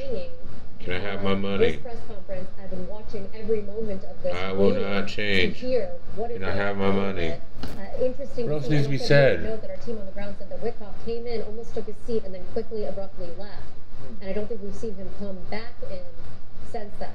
Interesting. And just to remind the viewers that are tuning in, obviously, in addition to the fate of Ukraine, the European community terrified of Vladimir Putin invading them. I will not change. And in fact, to the degree Where's my money? that, first of all, when President Trump started losing his patience with Putin, negotiated a situation where NATO would buy American weapons. You know, he has a good heart, but he just needs somebody to tell him what to do. That's the degree to which they are vested in this, more so than the United States. He's not going to do the right thing and pick Andy. The UK, the defense minister of the UK, announced you got to start telling him. Any sort of settlement, because in addition to any potential concession of land, let's listen in. Russian Federation. About time, dude. What are you guys doing back there? Okay. Уважаемый господин президент, дамы и господа, наши переговоры прошли в конструктивной и взаимоуважительной атмосфере. Были весьма обстоятельными и полезными. Хотел бы еще раз поблагодарить моего американского коллегу за предложение приехать на Аляску. Вполне логично встретиться именно здесь, ведь наши страны, хоть нас разделяют океаны, на самом деле близкие соседи. И я, когда мы встретились, вышли из самолетов, я так сказал: добрый день, дорогой сосед, очень приятно видеть вас в добром здравии и живым. И по-соседски звучит, по-моему, по-доброму. Нас разделяет только Берингов пролив, да и то, там два острова, между российским и американским островом всего 4 километра. Мы близкие соседи, это факт. Важно также, что с Аляской связана значительная часть общей истории России и США. Многие позитивные события. Так здесь и по сей день сохраняется огромное Still, there is tremendous cultural heritage back from the Russian America. For example, Orthodox churches and a lot of more than 700 geographical names of Russian origin. During the Second World War, it was here in Alaska that was the origin of the legendary air bridge for the supply of military aircraft and other equipment under the Lend-Lease program. It was a dangerous and treacherous route over the vast emptiness of ice. However, the pilots of both countries did everything to bring closer the victory. They risked their lives and they gave it all for the common victory. I was just in the city of Magadan in Russia, and there is a memorial there dedicated to the Russian and the US pilots. And there are two flags, the US flag and the Russian flag. And I know that here as well, there is such a memorial. There is a military burial place several kilometers away from here. The Soviet pilots that buried there who died during that dangerous mission. We're thankful to the citizens and the government of the US for carefully taking care of their memory. I think that's very worthy and noble. We'll always remember other historical examples when our countries defeated common enemies together in the spirit of battle camaraderie and allyship that supported each other and facilitated each other. I'm sure that this heritage will help us rebuild and foster mutually beneficial and equal ties at this new stage, even during the hardest conditions. It is known that there have been no summits between Russia and the US for 4 years, and that's a long time. This time was very hard for bilateral relations, and let's be frank, they've fallen to the lowest point since the Cold War. I think that's not benefiting our countries and the world as a whole. It is apparent that sooner or later we have to amend the situation to move on from the confrontation to dialogue. And in this case, a personal meeting between the heads of state has been long overdue. Naturally, under the condition of serious and painstaking work, this work has been done in general. Me and President Trump have very good direct contact. We've spoken multiple times. We spoke frankly on the phone. And Special Envoy of the President, Mr. Witkoff, traveled out to Russia several times. Our advisors and heads of foreign ministries kept in touch fully well that one of the central issues was the situation around Ukraine. We see the strive of the administration and President Trump personally to help facilitate the resolution of the Ukrainian conflict, and his strive to get to the crux of the matter, to understand this history, is precious. As I've said, the situation in Ukraine has to do with fundamental threats to our security. Moreover, we've always considered the Ukrainian nation, and I've said it multiple times, a brotherly nation. However strange it may sound in these conditions, we have the same roots, and everything that's happening is a tragedy for us, and a terrible wound. Therefore, the country is sincerely interested in putting an end to it. At the same time, we're convinced that in order to make the settlement lasting and long-term, we need to eliminate all the primary roots, the primary causes of that conflict. And we've said it multiple times, to consider all legitimate concerns of Russia and to reinstate a just balance of security in Europe and in the world on the whole. And I agree with President Trump, as he has said today, that naturally the security of Ukraine should be ensured as well. Naturally, we are prepared to work on that.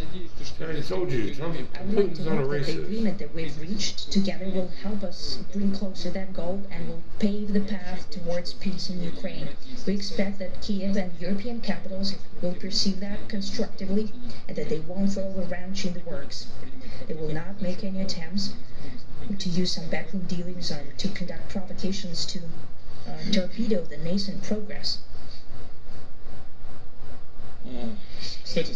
Incidentally, when the new administration came to power, bilateral trade started to grow. It's still very symbolic. Still, we have a growth of 20%. As I've said, we have a lot of dimensions for joint work. It is clear that the U.S. and Russian investment and business cooperation has tremendous potential. Russia and the U.S. can offer each other so much in trade, digital, high-tech, and in space exploration. We see that Arctic cooperation is also very possible, and our international context, for example, between the far east of Russia and the west coast of the US.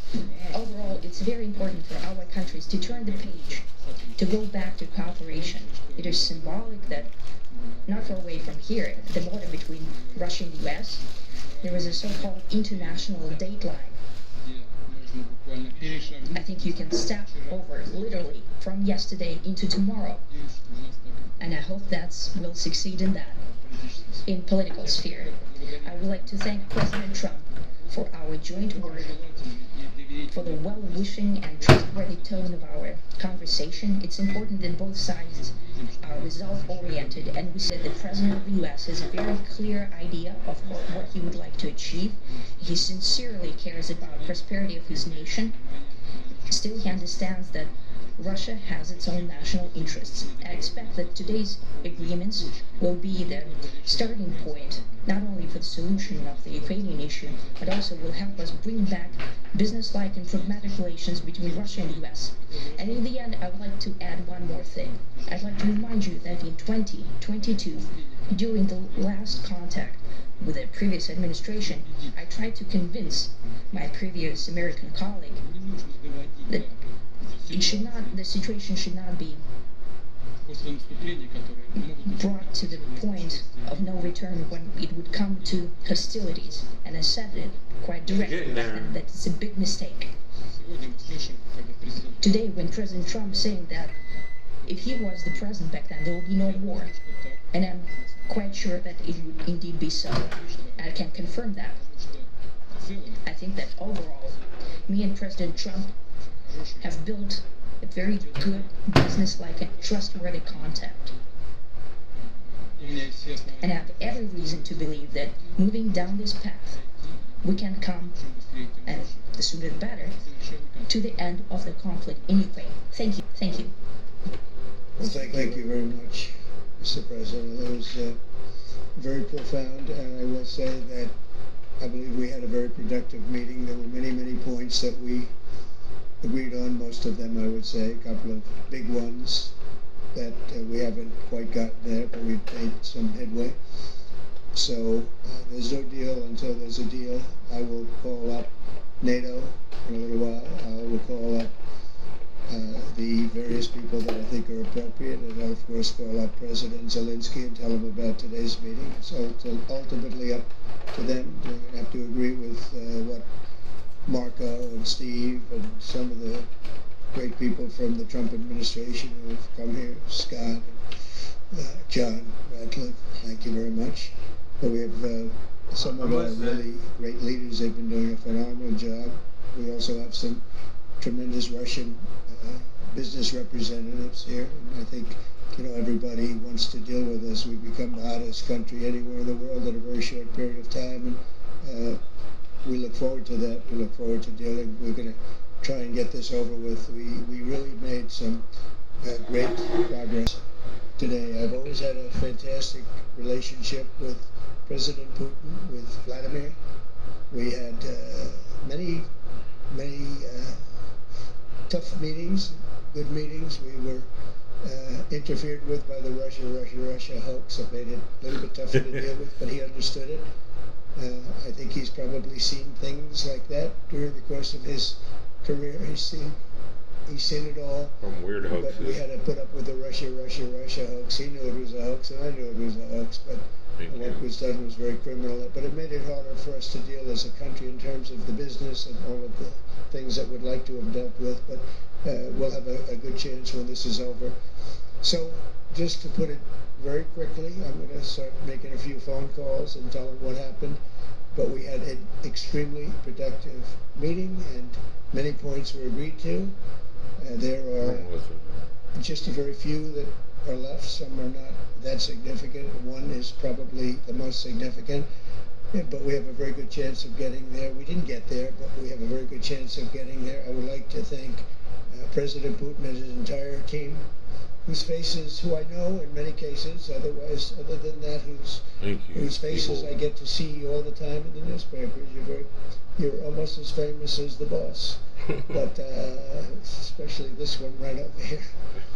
But we had some good meetings over the years, right? Good productive meetings over the years, and we hope to have that in the future. But let's do the most productive one right now. We're going to stop really 5, 6, 7,000, thousands of people a week from being killed, and President Putin wants to see that as much as I do. So, again, Mr. President, I'd like to thank you very much, and we'll speak to you very soon, and probably see you again very soon. Thank you very much, Vladimir. Next time in Moscow. Oh, that's an interesting one. I'll get a little heat on that one, but I can see it possibly happening. Thank you very much, Vladimir. And thank you all. Thank you. Thank you. Thank you so much. Thank you. All right, we see there President Trump and Russian leader Vladimir Putin shaking hands at the end of this summit of sorts.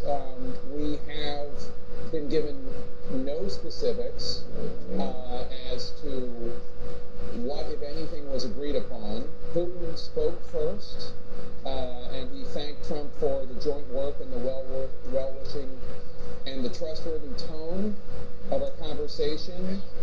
Putin referred to, he said, I expect that today's agreements will be the starting point, not only for the solution of the Ukrainian issue, but will also help us bring back business.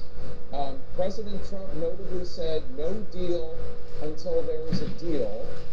And he said he would probably see Putin very soon. He referred to a starting point. So, despite the fact that President Trump called this an extremely productive meeting, and there's no reason to suggest that it wasn't, there doesn't seem to have actually been anything achieved, at least according to what the two men just said. Jim Sciutto? It strikes me, this phrase stood out to me, this may very well be the headline from Trump. We didn't get there, but we have a good chance of getting there. He didn't find what there is, but he did not announce any solid agreement, and he certainly did not use the word ceasefire. And I suspect, as he described the issues that they discussed, he said there is still one big one we didn't get there, and that may very well have been the ceasefire. Yeah, that's the one he wanted the most. That's the one he wanted the most, clearly, that he wanted a ceasefire. He wanted to come out. And in fact, there are people in President Trump's orbit who have suggested publicly that if a ceasefire didn't come out of this meeting, the result should be immediately greater, tougher sanctions on Russia. And it does sound, I interpreted it, what President Trump said the same way you did, Jim, which is the one thing that we thought we were going to get, or something like that, we didn't get there. What was your interpretation? Yeah, and as you heard there, one of the things we've been talking about is what would happen next. He just said we didn't get to business, we didn't get to any of those kind of economic deals. He said that there was a number of points that we agreed on, but one big one that we couldn't get there on, which I also agree, is likely to be the ceasefire there. But when we talk about sanctions, there was no indication from what the president said that sanctions would be next. So let's go to Caitlin Collins right now. Caitlin, President Trump said there's no deal until there's a deal, and it does sound like the first part of that construct is the most important, no deal. And it's notable that they didn't take any questions. Yeah, Jake, it seemed like for a moment he was going to let the Russian leader exit the stage and then take questions, but instead both of them left after Putin proposed this idea of maybe next time they meet in Moscow, and Trump seemed to say, you know, I might get a lot of heat about that if that happened.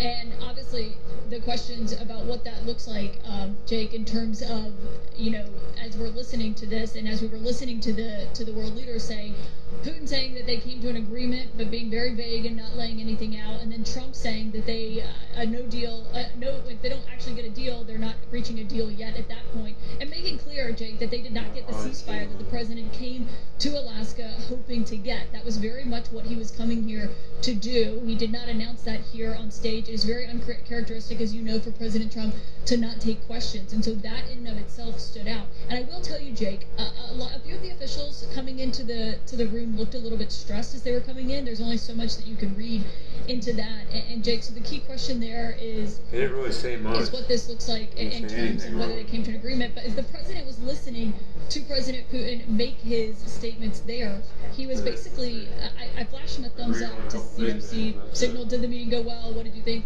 He kind of looked at me and shrugged his shoulders, Jake, and offered a little bit of a half smile. So no real indication of what happened in this very lengthy meeting that the two of them had behind closed doors, but clearly not the expectation that President Trump was hoping for when he came here. Though he did say he's going to leave here, he's going to call President Zelensky, he's going to call the other relevant NATO leaders. The question is what the next steps here look like, Jake. To be a world leader. Yeah, and again, not to put too fine a point on it, diplomacy is very difficult, and it's probably no more difficult than it is with somebody like Vladimir Putin. But President Trump saying no deal until there's a deal, and President Trump saying we didn't get there, but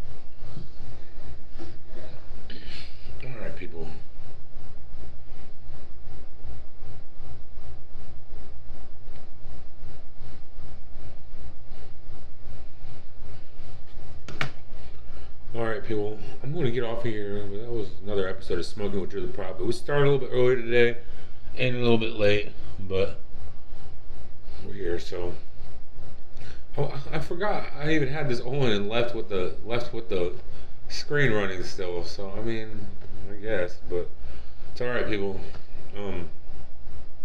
I'll try to come back on. What's today? Today's Friday.